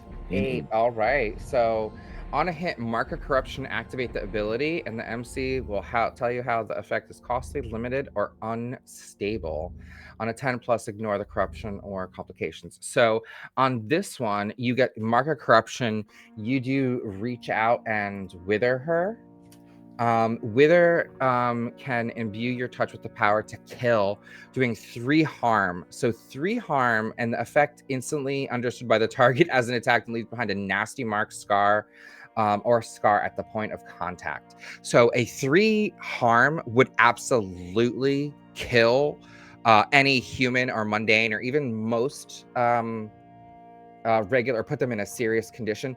It won't exactly kill her, but what you do is you reach out and describe it as you she was like clawing for you, and she was going to drink your fucking fairy blood. Describe your wither, and I will tell you what happens after. As Delaney burst in there, and she looks to the side, I just whisper very carefully, "Oh, petals so soft, roots so deep, soil so dark, put this forever to sleep." And grab onto the arm of the vampire and just burn and singe as you could just smell the flesh of burning undeath upon it as it begins to wither away with a black blight. Wah! Ah! And you see her screech as she starts clawing her neck and pushing you back. You can see she sort of like rips at like the part of like her arm and her shoulder, and like goes to like claw at herself. You see she sort of like falls down, and she starts to like choke and spits out a whole bunch of blood. You can see that she is now seriously wounded. She is at the point where she is severely like weakened in this state. She did not expect like such a strong attack from a fae, or especially from a pop singer. She says, "You will never get him. You think a fae like you are dirty wolf! Get these guards! Guards! And she's just screaming out for guards. And you hear the music behind you, but she goes to like turn towards the window, like as if she might try and escape. Delaney, what are you gonna do in this moment? As this is happening and I'm entering, the eyes already beginning to go from hazel to gold. My bones begin, you hear bones breaking, and the transformation beginning as Dell's already large form, very buff, even as a human, turns massive. I mean at least 3 times this, like same I'm just expanding, muscles rippling, the dress splitting across all just into tatters, and you just hear this guttural growl. Stay away. And just growls out at this vamp and leaps onto her. I would like to turn to violence, please. Please turn to violence. Oh, holy crap. Okay. Okay. Ooh. What happens if you roll 2 sixes and you have +3? Oh, bitch. And you also have from from Kai. So that is what if like a super crazy anti-vampire weapon. So Just crazy. you get like the crazier advanced. So you inflict harm as established, and you get to choose two extra from the 10 choose plus? 2 from the 10 plus list. So in terrible harm and take something from them or create an opportunity. So I think you're going to kill her by default because of the amount of damage that you're going to do to her right now. So for that, I will I will say that basically because of how this is going to work out, yeah, you can take something from them and create an opportunity um Incredible. as well. So please narrate for us as you turn to extreme violence in this situation, as you are in your massive, swift, versatile form. You are savage, and your claws are fucking ready to shred. Not that she had much armor, but vampires are a little hardy. So you know that even if she did, your Armor claws piercing. are piercing and gonna cause some messy fucking scrapes. Please narrate to us as you take out this high vampire lord. Yeah, as Dell, like, all the only words that came out were "stay away" to protect Phaedrian because of that primal bond. That's what kicked in. The Everything else is gore. I will not narrate how it exactly happens, but I will say this vampire is torn to shreds. There is nothing left but mess when I am done with her, and it happens like that. It is a mess. Um as my eyes are just fully just that lupine like gold, the camera would show just blood splatter all over the face. And I think what you see is almost like, it almost looks like a stormy, like, energy shooting off. It's unclear exactly why or what is happening, but she does hold the name Stormfang, and she's never really known why. And there is just this raging storm that will not be satisfied until it is done doing what it needs to do. And I think what that allows is, whatever it is, something that she has, obviously I don't think that I'm necessarily in a space to think about why. Hmm. I just take from her something that she was holding dear, and I have that like bloodhound kind of, like, I can sense those vulnerabilities. I look, whatever was important to her, I'm taking that and holding it like a prize, like a predator who has taken down another predator.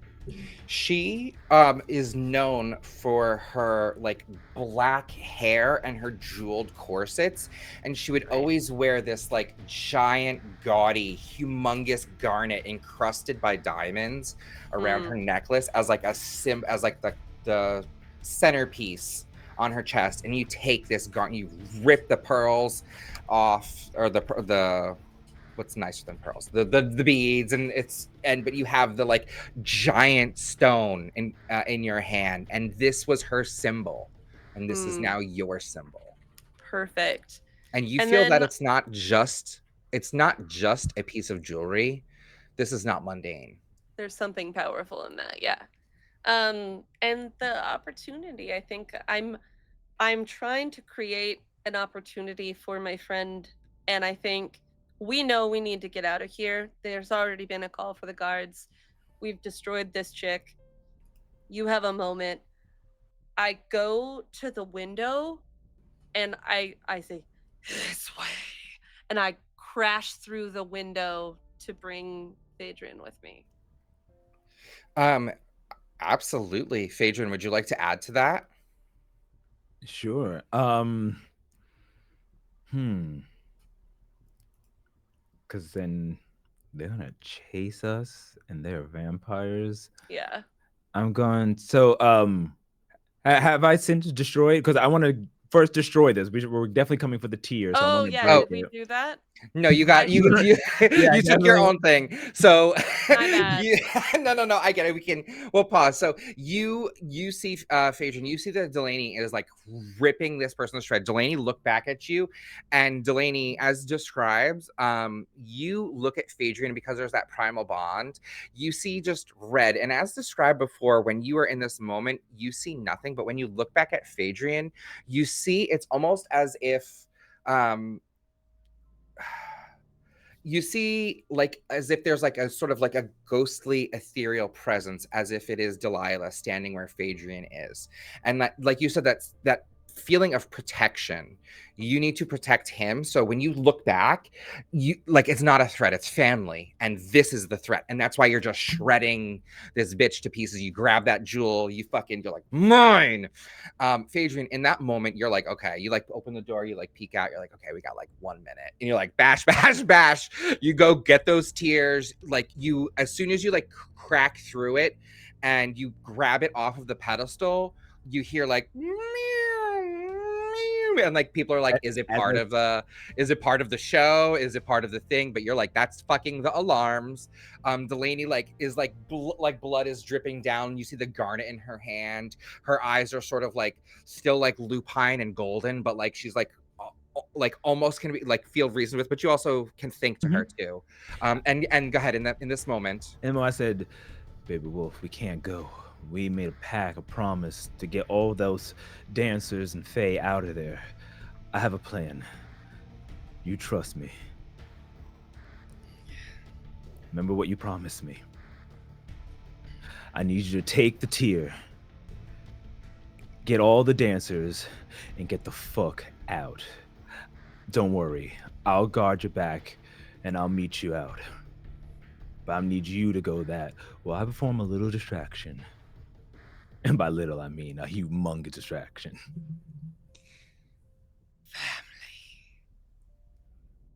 Family. I go and give a hug and whisper in Delaney's ear. Um, moons, Mooncrest. My true name is Mooncrest. Go. And then at that point, I would like to roll an escape situation. Mm-hmm. Okay. And Are you drawing back the curtain? no, I'm not actually drawing back the curtain here because I'm not going to the Fae. Okay. All right, that's a 7. On a 7, the MC chooses on a hit. You get away and choose one, and the MC chooses one as well. You suffer a harm during your escape. You end up in another dangerous situation. You leave something important behind. owe an NPC a debt for their aid, or you give to your base nature and mark a corruption. What are you choosing? And I will choose one as well. Okay.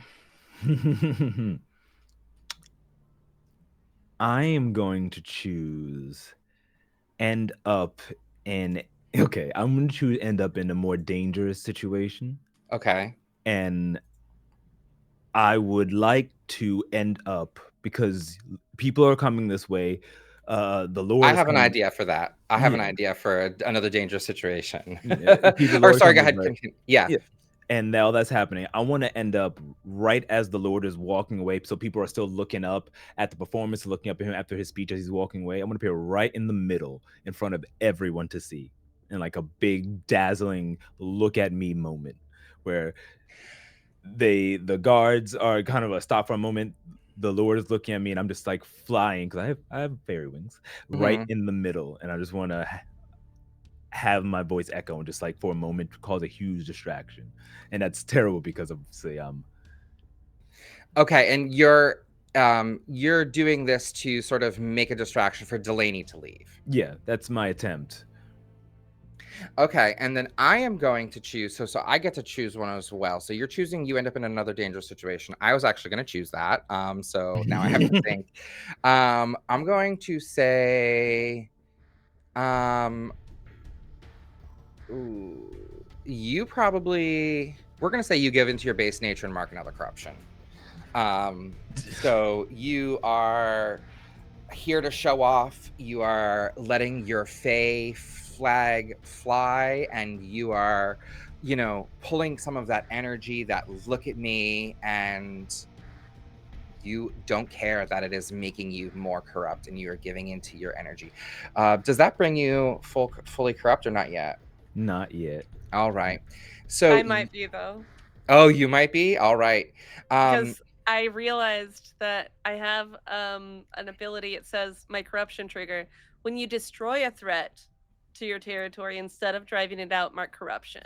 mark of corruption. You destroyed her. So that's going to be the fifth one then.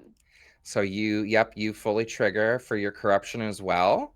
And then you mark your corruption. You get to uncheck all of them, and then you have to mark on your corruption tracker. You can add one to another stat, take another corruption move, or take a corruption move from another archetype. So you think on that and let us know which one you're going to take. I think for fun, I think I already decided what it's going to be. Oh, I think I'm please. going to go with one with the beast. All right. Oh, so you get to, So, oh, please read it. Yeah. yeah, mark corruption when you transform to select two additional qualities or remove two existing weaknesses from your transformation. Mark a second corruption to do both. So, normally I have some pretty bad weaknesses. Um, Hmm. and I think fueled by this connection to my friend who is soothing my emotional state and reminding me of who I am has helped me access this one with the beast. Oh, I have love some that. control. Right. So now when you transform, you could potentially stay in control when you're transformed, or Hmm. stay where you have a little bit more not as stressed. Okay.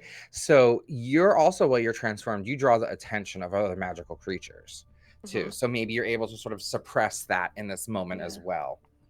Um, all right, I love that. So let's also um, so you think about how you're going to try and escape while Phaedrian makes this sort of grand display, or actually, you I will get to choose if you do or not. Actually, so you said to him, "I will." Family follow the plan. If you do want to escape, I'll have you roll for an escape after he makes a distraction for you, or do what you do. Um, Phaedrian, you rolled well. You're putting yourself in another dangerous situation. You had this moment with Delaney. You're about to open these doors and go. You peeked through before you saw exactly what it is. You feel like you had this connection with Delaney. She hears you. She sees you. Like she's got the tear. She knows what to do. Let me pause right here and ask my players. It is 9:30. Are we okay with finishing the scene? Maybe going for a little more, or would we want to wrap it up within 5 minutes or so? Yeah, Want to press on a smidge longer? yeah, yeah. And I have a kind of I have a kind of thing to rap something. Okay. Yeah. Um, Yeah, let's sure. play it out. So you open the doors, and as you open the doors, you actually hear the band is still playing, and because they don't think that the sirens, like they don't know what's going on or don't understand, so they're just still playing. And you actually hear a very familiar voice singing.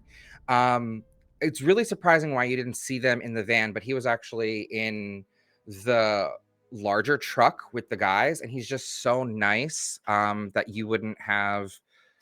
Um, like, of course, he would stay back and help the groupie sort of move all of the equipment in, but you hear Daniel Thompson playing his acoustic guitar, singing an acoustic version of your song, Phaedrian, and you hear the familiar words of your famous hit. Step into the shadows and dance in the night, where whispers and wolves call you to fight. Veil so thin that magic at night. The moon's rising high, set fire to the night. And he continues on, and he's singing the lyrics to your song in his own acoustic version with his band. Um, Outside or just I hear he's it? on the stage with the band you helped in. He was one of the singers. Oh my god, that kind of He flips over I was thinking now. he was one of the singers in the band and one of the people, but he was helping the people move the equipment because he's the lead singer, and this was the gig he was talking about.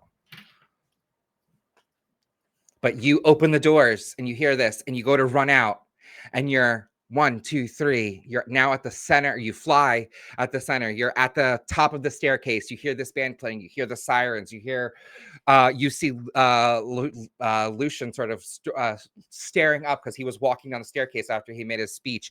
You see like vampires and other people sort of running around the balcony's edge. There's just a clusterfuck all over the place. What do you do? I hop out there for a moment and I forgot that I had to mark a corruption for using my bedlam. So I'm at 4.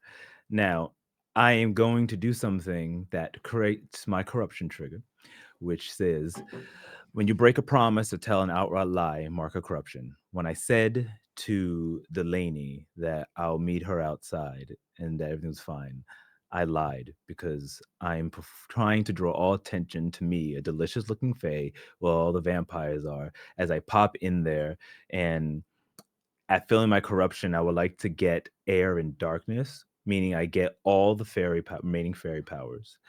Um, and when you use fairy magic, you may no longer choose to suffer harm. So I can't choose suffer harm.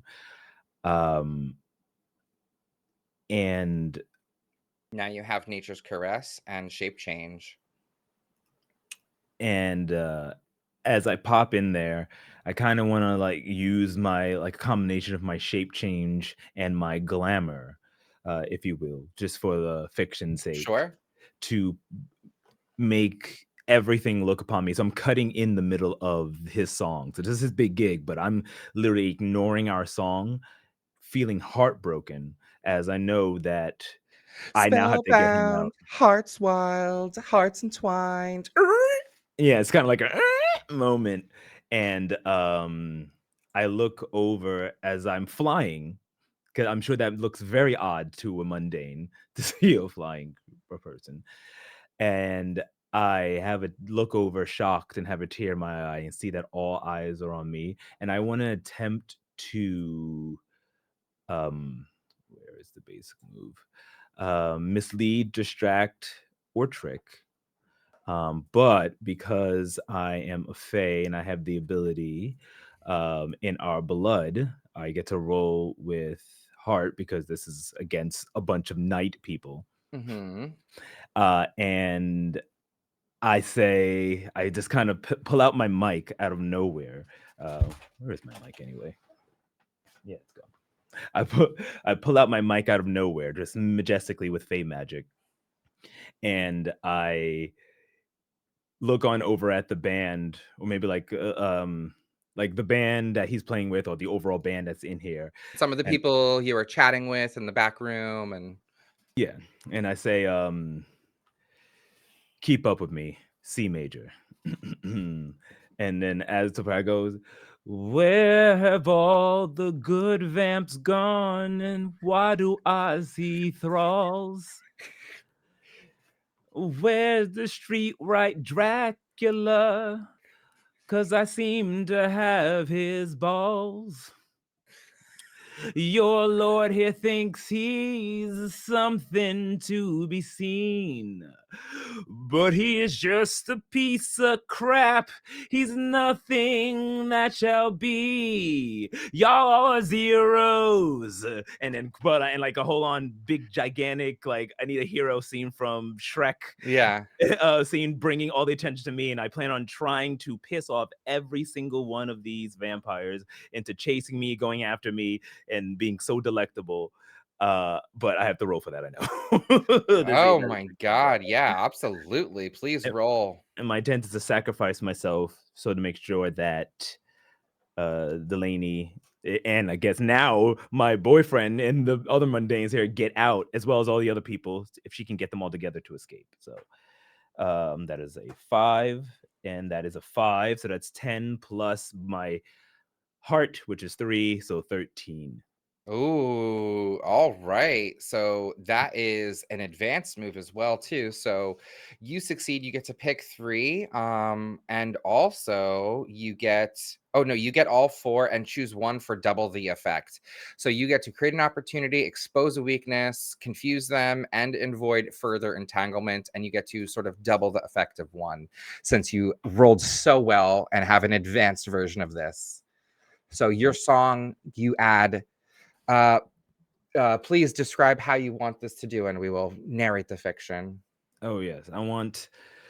My goal is to, of course, create an opportunity, double that, so that way all the Fae or all the dancers and Delaney and the mundanes are here to get out one way or another by Okay. making all their attention come to me by exposing their weakness for like Fae blood. Maybe I'll like scratch myself or something. Just reveal. I'm wounded You're already, already so wounded, yeah. yeah. So they see the blood and kind of throw it around and kind of to the music just for Mhm. fiction's sake, even though the band is running away, the Yeah, music that I Need a Hero is playing, and I'm singing this impromptu version of it, pissing yeah. them off, dissing their lord, dissing Dracula, and doing all the vampire stereotypes as I float around and fly in front of their faces as to make them all just massively chase me.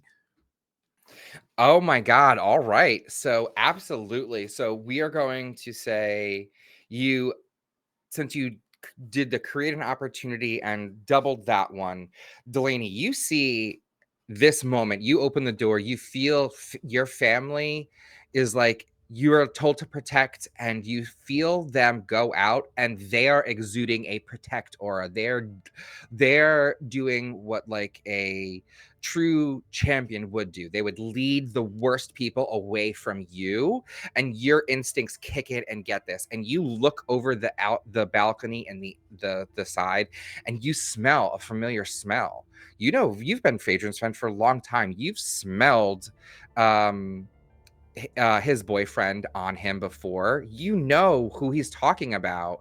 So you're like, oh, you instinctually see them, and then the people that he's interacted with. You see the mundanes that are just in a vampiric stupor, and you're in your mind, you're sort of mapping this out, and your senses kick in, and your connection with Phaedrian, you're like a sort of like an extension of your primal bond. You feel these kinship and you're like, these are my kin and I need to get them out.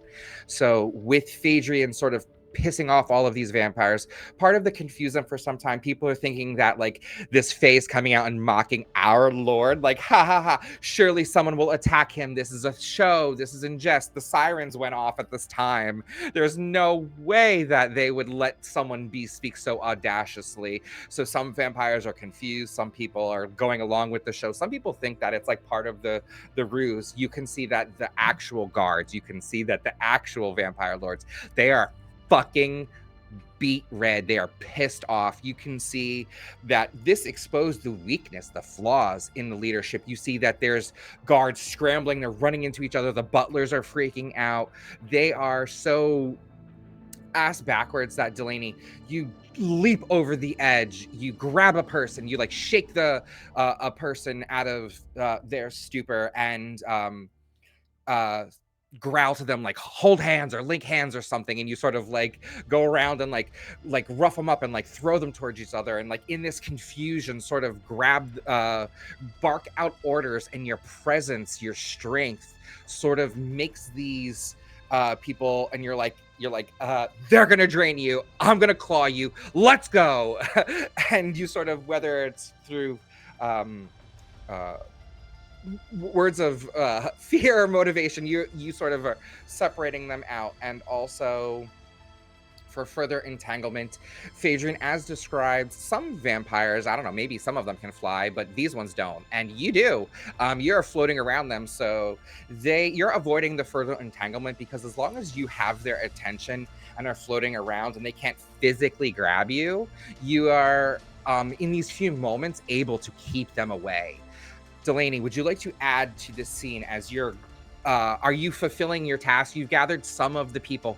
You've shaken all of the mundanes out of their stupor. Some of them have woken up, you've directed them to grab others. But you see on stage is Julian's boyfriend and like the person who claps the cymbals. Those are the only two people left. Okay. If I can add to this, tell me Yeah, if this is please. too much. But I'm going down there, and as I'm gathering these people up, taking this opportunity, I'm also going to find Anna and say, "You owe me. Take these people, get them free." And I just growl to her to get them out. And as she's kind of on that, like you promised, and she sees me holding the like gem from the Duchess, she knows like we got what we needed. She bows to you, like and nods absolutely, and with her vampiric speed she goes and grabs the last of the mundanes that you've missed, and you can see that she's like tripping, some of the other guards. She's sort of like trying to like add to some of the stir while grabbing the last one. She immediately acknowledges you and does as you previously agreed upon. Incredible. So what I'm going to be doing is I'm going into one with the beast. I am marking 2 corruption. What I'm doing is, so I'm taking away I will not lose control this time while transformed, and I will not draw additional supernatural creatures. And then the reason I added 2 is that I'm taking also 2 additional strengths, which is steadfast. You fight like a small group against groups, and swift. You take +1 to escaping situations. Ooh. So I'm trusting Anna here. Get get these people out of here. I specifically, if she can, I want her to get Julian out. Or Julian. Why did I say Julian? That's not his name. Daniel. Daniel, yeah. That was weird. I'm going after Phaedrian. Oh, I'm okay. getting Phaedrian out. I will not leave without Phaedrian. Okay. Phaedrian, you see Phaedrian fading to black and shimmering back and forth, sort of flying around, flittering, sort of keeping people aware. You see that there is a small group of vampires that are charging towards him, and that the Lord has made his way to where the sirens are, and he is sort of going to inspect his office where his jewels are. So, but there is a retinue, like 3 vampires that are about to like leap or jump or fire something at Phaedrian. You have a chance to intercept those 3 and fight against this small group. Phaedrian is going to hear in their mind. Dell's voice, not as a wolf. "I'm not leaving you. You're my best friend. You're the only family I know. You gave me access to this part of me, and I'm not leaving you. So I hope you're ready for a fight. Call your queen. She owes me a fucking favor." Baby wolf.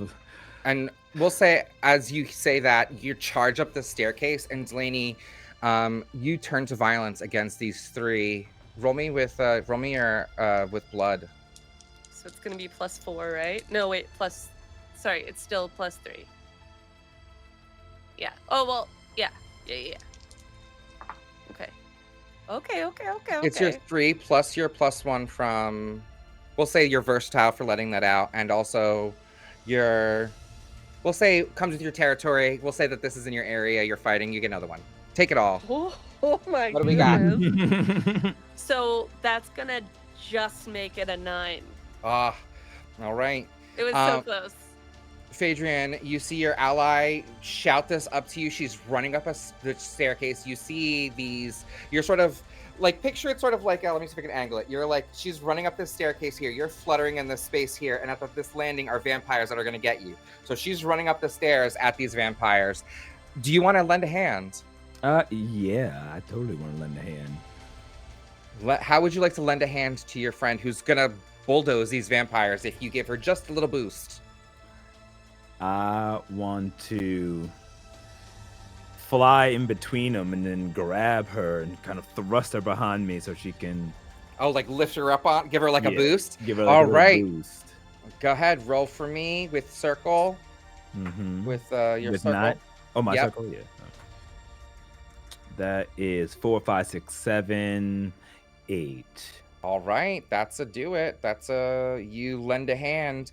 We'll say that you're exposing yourself to danger and entanglement with her. So you actually pick her up, and when you were gonna like launch her, but you pick her up, and she feels like you feel this primal connection to her, and you're like, no, I'm not going to just throw her at these enemies. We're going to do it together.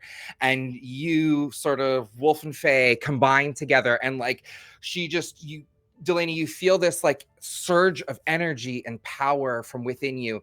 And, you know, some of Phaedrian's magic is glamour and illusions, and whether that may be or not, and whether it's real or not, who cares? But in this, you feel like as if you have a bear's shroud or a wolf's shroud around you.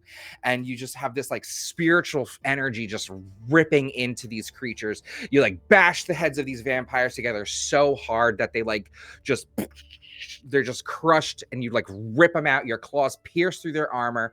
These 3 are decimated. You destroyed this small group together with you and your allies. You stand at the top of this stage, and you are, we'll actually say that you, with Phaedrian's hands, this Fae, you lifted him up, you destroyed 2 of them, and you plunge your hand through the one and rip out this vampire's undead beating heart, and its body falls down. And now the crowd of vampires, everyone realizes that this is not a show. People are in full-blown panic. You see Anna sort of like, bye, as she leaves, like goes around the corner with some people leaving. But you 2 are standing at the top of this Lord's Manors. You have the vial of Nyx's tears on you. You've destroyed these enemies, and you are together back to back, heavy breathing. And you hear, what is going on in this manor? And turn from the corner, and you see Lucian Morvant lock eyes at the 2 of you standing at the top of his staircase, grand staircase. He is 20 feet from you. You have a second before this Lord Vampire murks the both of you. What are you gonna do? Sounds like we need to get out of the situation. We escape a situation, and I wouldn't mind returning us to the Fae now. Well, can I return don't other know. people? Is that just one person? Yeah, you could. Okay. I think we better get out of here while the getting is good. Don't you think so, baby wolf? All right. And I would like to use my escape. I like to roll with escape a situation and add the caveat of the draw back the curtain. All right, go ahead. Roll for blood and add any bonuses you have. I'm -1. That's what I have. Maybe I can. That's 4 plus 3, which is 7, minus 1 is 6. So I can lend a hand? Yes, you can. How would you like to lend a hand? I think I. How would you like to lend a? Let me add a caveat. How would you magically lend a hand in this situation? Because he is trying to magically escape. How would you? That, yeah. The sort of almost stormy, like electrical energy that's coming off of Delaney's body, these rippling muscles, like jumps, like the way that lightning arcs, like jumps and hits Phaedrian. I reach out and quite literally a pod hand grab hold of Phaedrian, and again, still just in the mind. Not that like vicious voice, but I'm with you, and we've got this. For your queen, right? And I just send that sort of like that energy from whatever it is that is in Delaney's bloodline to Phaedrian. Hmm. All right. You need to roll lend a hand. Let's roll. Let's do it. With their circle, wild. Okay. I think I just barely made it. Wild, right? Yep. So Mhm. it's +1. It's just a 7. That's a 7. Okay. So you do it. You lend the hand as described, this energy. Phaedrian, you feel like you're trying to get away, and you know that this vampire is too fast. They now know the jig is up. You have the object. He sees you. You know it's on your presences. You will be fucked in the moment. Only way to get out is to escape to Tanya and the Fae. You try and pull the energy, and you've done this hundreds of times. You've pulled down the Fae door and walked through it like walking through a stage curtain, and you can't find the energy until you feel this moment, this energy from Delaney when she says, "For Titania, for your queen," right? But it's almost like she says, "For the queen," like as if she acknowledges her. She wants to be there with you. And that paw energy, like you reach out and try and like pull down the curtain, her hand comes behind you and you pull down the curtain together. Ooh, I love it. Because you rolled a 7 then for your escape, you're choosing to escape to the Feywild for better for worse.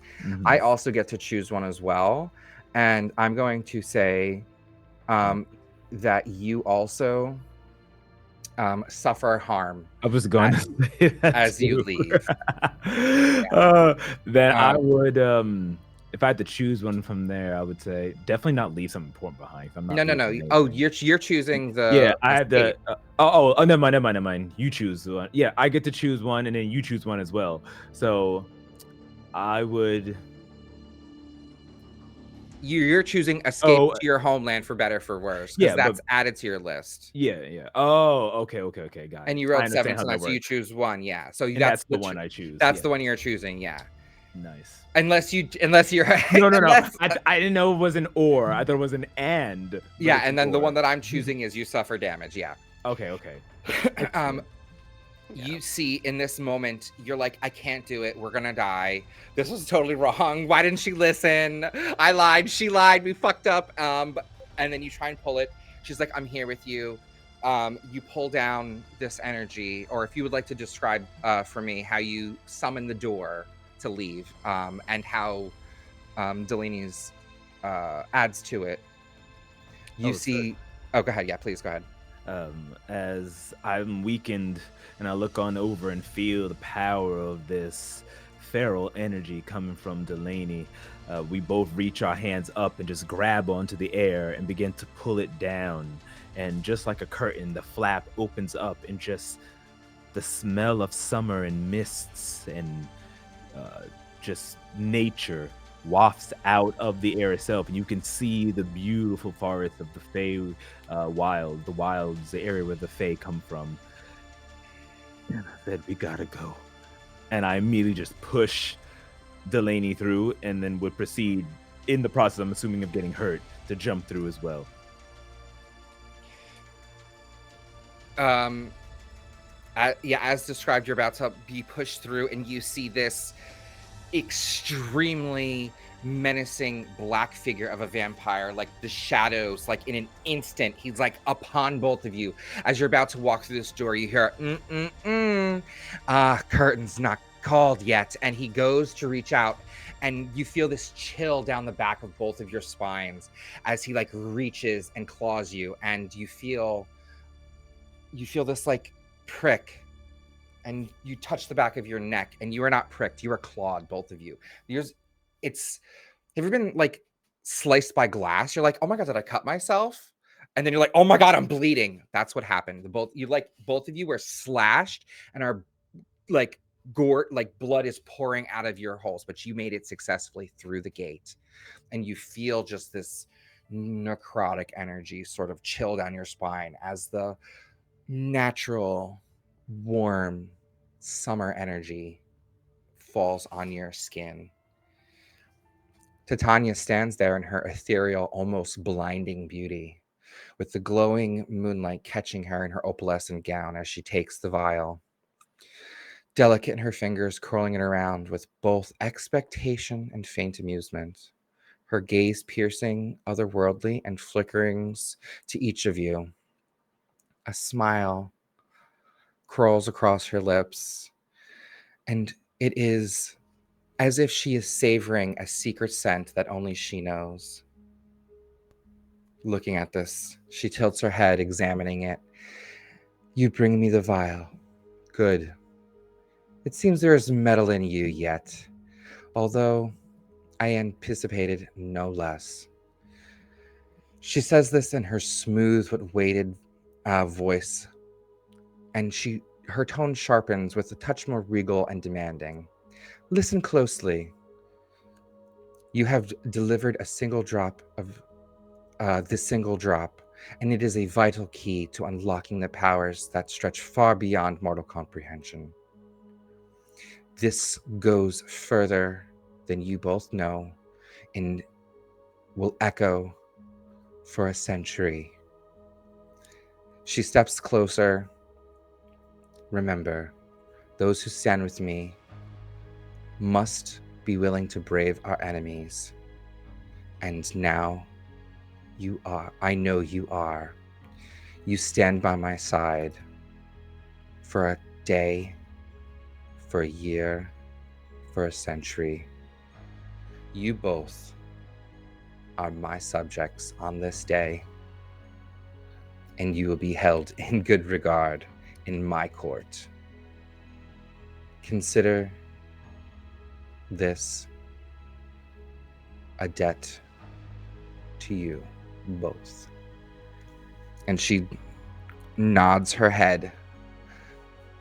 And now she says, please, they're bleeding on my flowers. Get them help. And she turns, she says that please get them help and some proper attention. And she says, do not worry. Though your stay here, she turns to you specifically, Delaney, and she says, though your stay here may feel like several years, you will return before the consecration ritual. I hope you are prepared to have quite an extended stay here. Phaedrian, I look forward to your performances when you return to good health.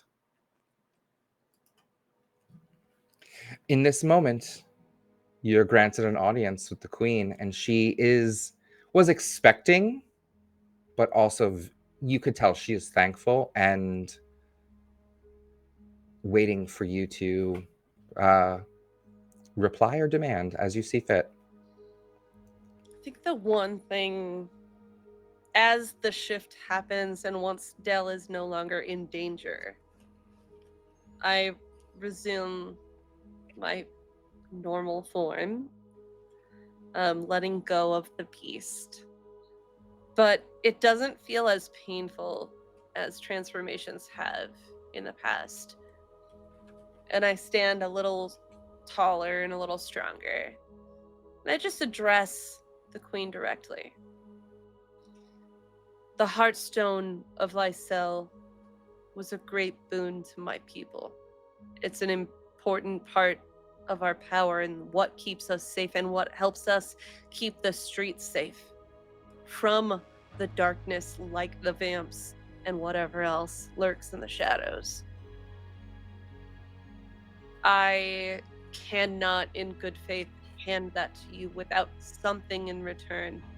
So it is my honor and burden to ask you for something in place of this, that would be of equal power or boon, perhaps healing or regeneration, some font of power for my tribe to continue doing this work. She leans into you, or leans in closer to you, her gaze examining every fiber of your being. Too hot. And she says to you, as she speaks, this like warm breath of like sort of like a warm summer breeze wafts over you, and she says, your words ring true, and you have shown me more than just duty. You have shown courage, loyalty to the Fae, and heart. In a world where shadows and schemes often cloud even the clearest path, you have brought a flicker of my light. I respect you and your kin, and I offer you a seat at my table. And Phaedrian, this means Delaney probably thinks like, oh wow, a seat at the table. Phaedrian, you know that this means when you have a seat at the table, you're allowed to tap into her font of power. So she is offering Delaney a direct access to a font of magic. I'm assuming Phaedrian might share that quickly with her. Oh, yes, of course. That is one of the highest honors that a queen can give you. You are tapping into the font of fave magic, the same thing where I use my abilities from. You will have a limitless power for your clan. That um and Delaney's just trying to keep it cool because it's like that's a lot. Um yeah, yeah. Can I try to keep my cool? Yeah, please try and keep your cool. It's not great. Wait, hold on. What's 5 plus what do I have? Cool is spirit? Keep cool as spirit, yes. Yeah, so it's only a 6. So I'm for sure just like, yeah, that's okay, cool, totally cool. So she says to you, as you what's the situation you want to avoid? Like looking like a fool in front of her and being like yeah, I think I want to try to avoid looking like a fool. Okay. So she says, she steps forward, inclining her head slightly to you. Tonight, you and I, we are not just allies. You are cherished. And together we will ensure that the magic endures. And those who would see us fall have been defeated. You are not just a fae, a werewolf, or a mortal. You are my kin. And she leans down and she kisses your forehead. And in this moment, you feel what Phaedrian was like trying to, like, words can't describe what font of power connection means. And you just feel this like that, you know, that like a meme of like, like with the head explosion, like that's you. And you just and fall backwards. And Phaedrian grabs you and you faint. Okay. Perfect. You faint, and Phaedrian, she turns to you and says, it is to be expected of those not used to our realm. Also, we'll say, just for sake, since you were gashing out, other Fae have come to you and used their nature's caress on you. So your wounds are stitching themselves back together. You can feel your skin sort of closing up, and you feel yourself healing. Phaedrian, please take her to the healers and rest. You deserve quite a break. But remember, your voice will sing the loudest at the consecration, as you're my anchor. I understand. Which is elevating your status as well. Wow. Thank you, my queen. I couldn't ask for anything. But could I just have one favor? One ask of you, my queen. She turns to you and says, in almost a devilish, like, name it. You know how fate, like, Mhm. feels. I wish to be broken from my promise to keep Delaney away from Delilah. I wish to be able to tell her the truth. I want her to be able to see her sister and learn the truth of why we had to take her away those years ago. You will be the one who has to bear this burden. Are you sure? I promise. And a promise you shall keep. She puts her hands together, and as she puts her hands together, or after she puts her hands together, when she unclasps them, uh, sort of golden rings appear, and an arcane circle sort of spreads out, and you can see it just sort of fade away. And the binding that locked you and Delaney and Delilah, the the magic that's kept that secret sealed, has been unlocked. This falls to you.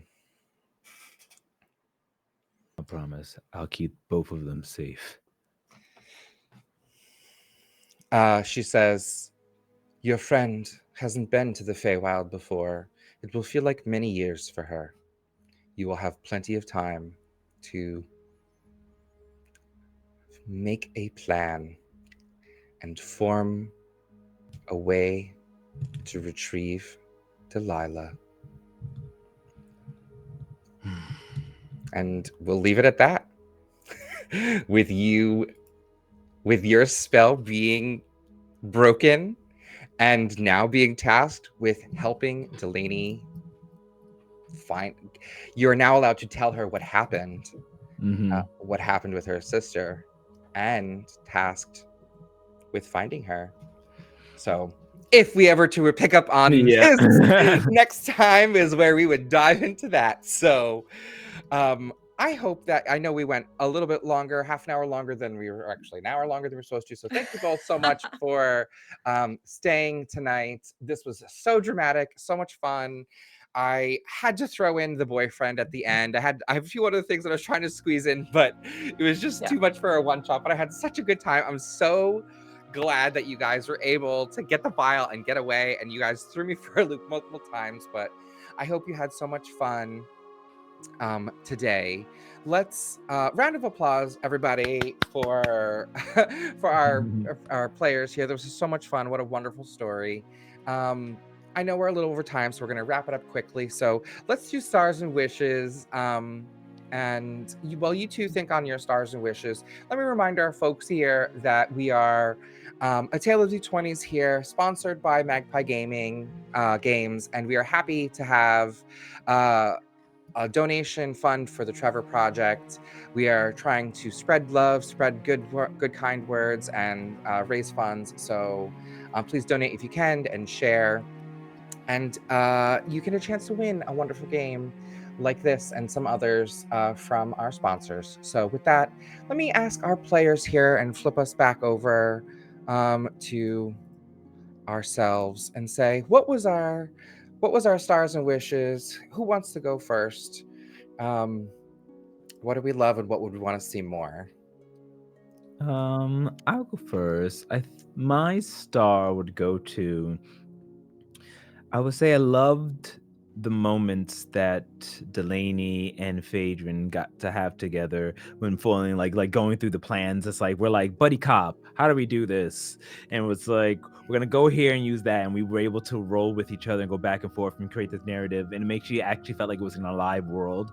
Like yeah, we know Kai, we know Anushka, and like we were just like having all this stuff. It actually felt like an episode of insert like night CW show here or something like that. Like it was like something that you would definitely see. So I thought it was so much fun. I'm glad we were able to experience that, and then having all the characters come to life. That's definitely where my star goes.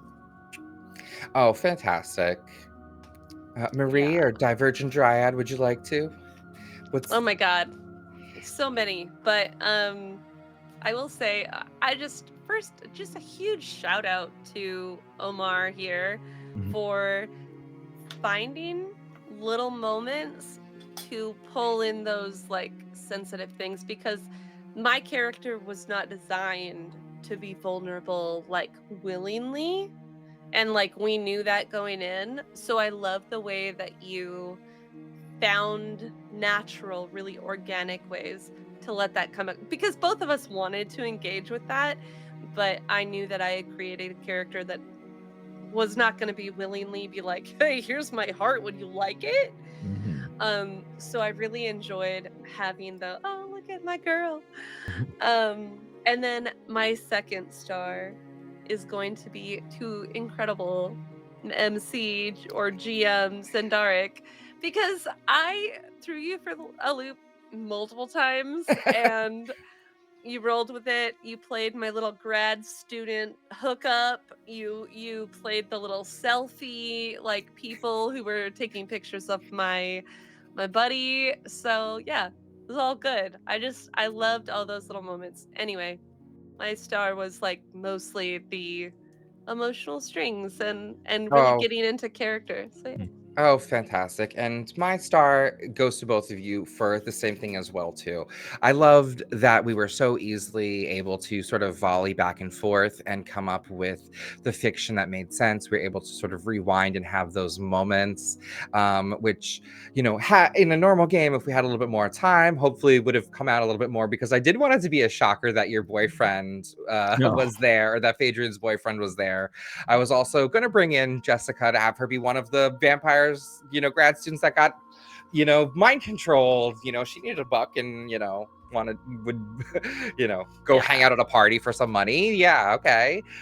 So I thanks for, uh, in this sort of quickened pace, feeling the environment and carrying the verisimilitude of the situation along with me, and really like living in it. And I had so much fun playing with these characters. And my wish would be to continue this story and see what happens. And like Delilah, I had some plans for her, but like changing, what the wish with Titania up did, like that would have been so crazy. So that's where my wish would have been. If you guys were to continue this story, or if your players were to jump into the future, what do you wish would have happened? Or give us a little snippet of how do you what's the future like for Dell and for Phaedrian? Mm. I would love to see these characters again. Like, I think there's so much story here. And yeah, fast paced, like, you don't have enough time to get into all of it. So you have to, like, choose your moments. But I would have really liked, there was one moment that I would have really liked to have um, with Phaedrian about my like offer to help them with their artistic dreams, and sort of Yeah. that dynamic between like Faye promise and a debt, and just being a friend and wanting to help the person that you care about. And so there were some things that I had already plotted out in my head of like, this is how that conversation might go, or what I would say to kind of impress like upon them, like, you don't owe me anything for this. I do this because you gave me something that people don't, I haven't had. Like, you give me that as a friend and as a family kind of person. So it would have been a moment of vulnerability that we didn't have time to get into, but I would love to see more of that play out if we ever got a chance. And of course, finding out what happened to my girl, what happened to my sister. Absolutely. That's spicy. I love it. That was spicy. That was good. That was a great cliffhanger. Thank you. Thanks, Tail Weaver. Really know how to one GM, DM, MC to another. I appreciate that. Help me set up next time and really elevate the stakes. So I appreciate that. So what would Phaedrian do or like to see if the happen in the future?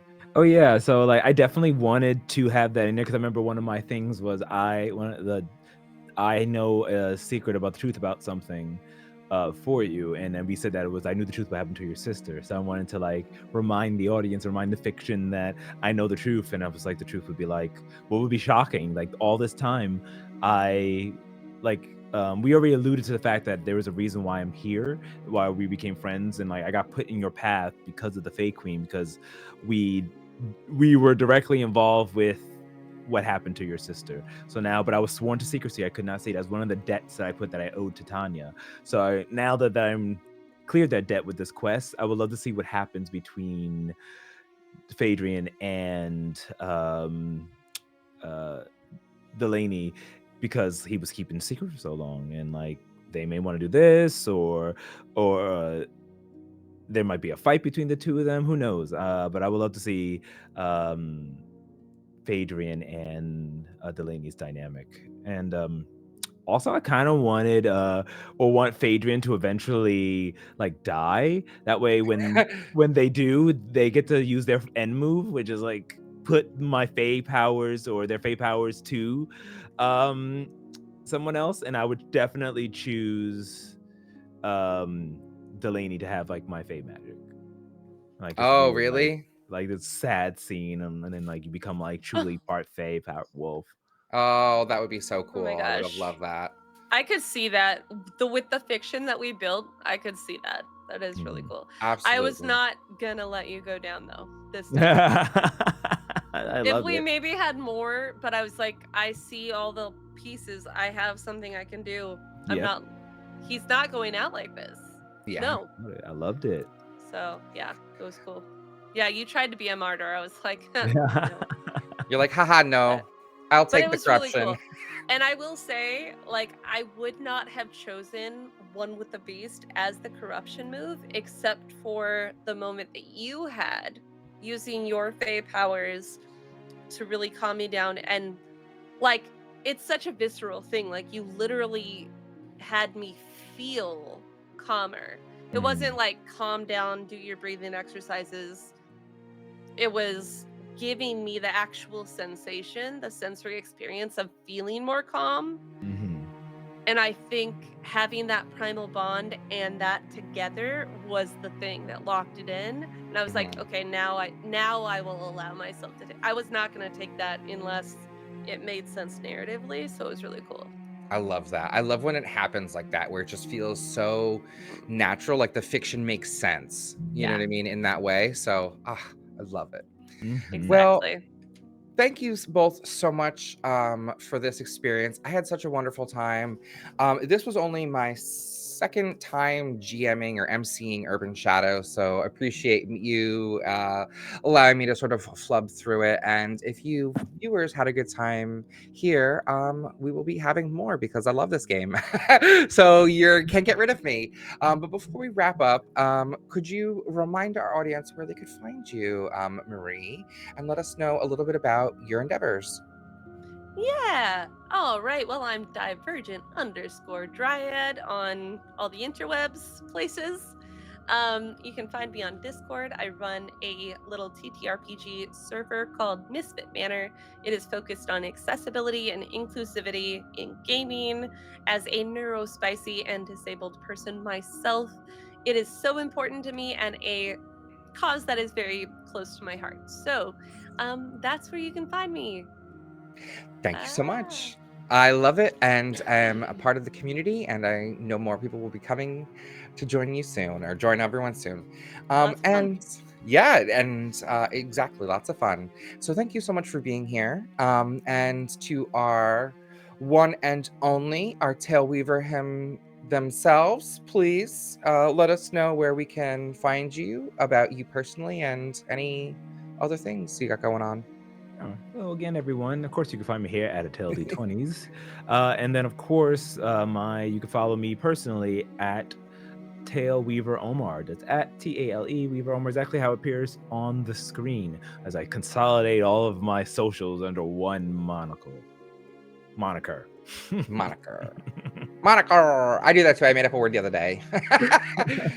One monocle. Awesome. Thank you so much for that. And I am your host, Xendarik, your resident wizard and enchanter here at A Tale of D20s. You can find me on my socials at OMG Travi and on Discord as Xendarik, as my name here. Again, we are doing this for charity, so please donate to the Trevor Project if you can. If not, spread the word. Thank you for all of your donations and kind words. Remember Magpie Madness, 2 separate words to get into the chat. And we will be playing 2 more games. And the last giveaway is on, I was going to say Thanksgiving, on Halloween. So please don't forget to check us out as we have a few more games to wrap up this month. And I think that's everything. So thank you all, everyone, for being here. And as we like to sign off here at A Tale of D20s, from the first chapter to the last page, be kind, everyone, spread love, and we'll see you next time. Goodbye, everyone. Hey.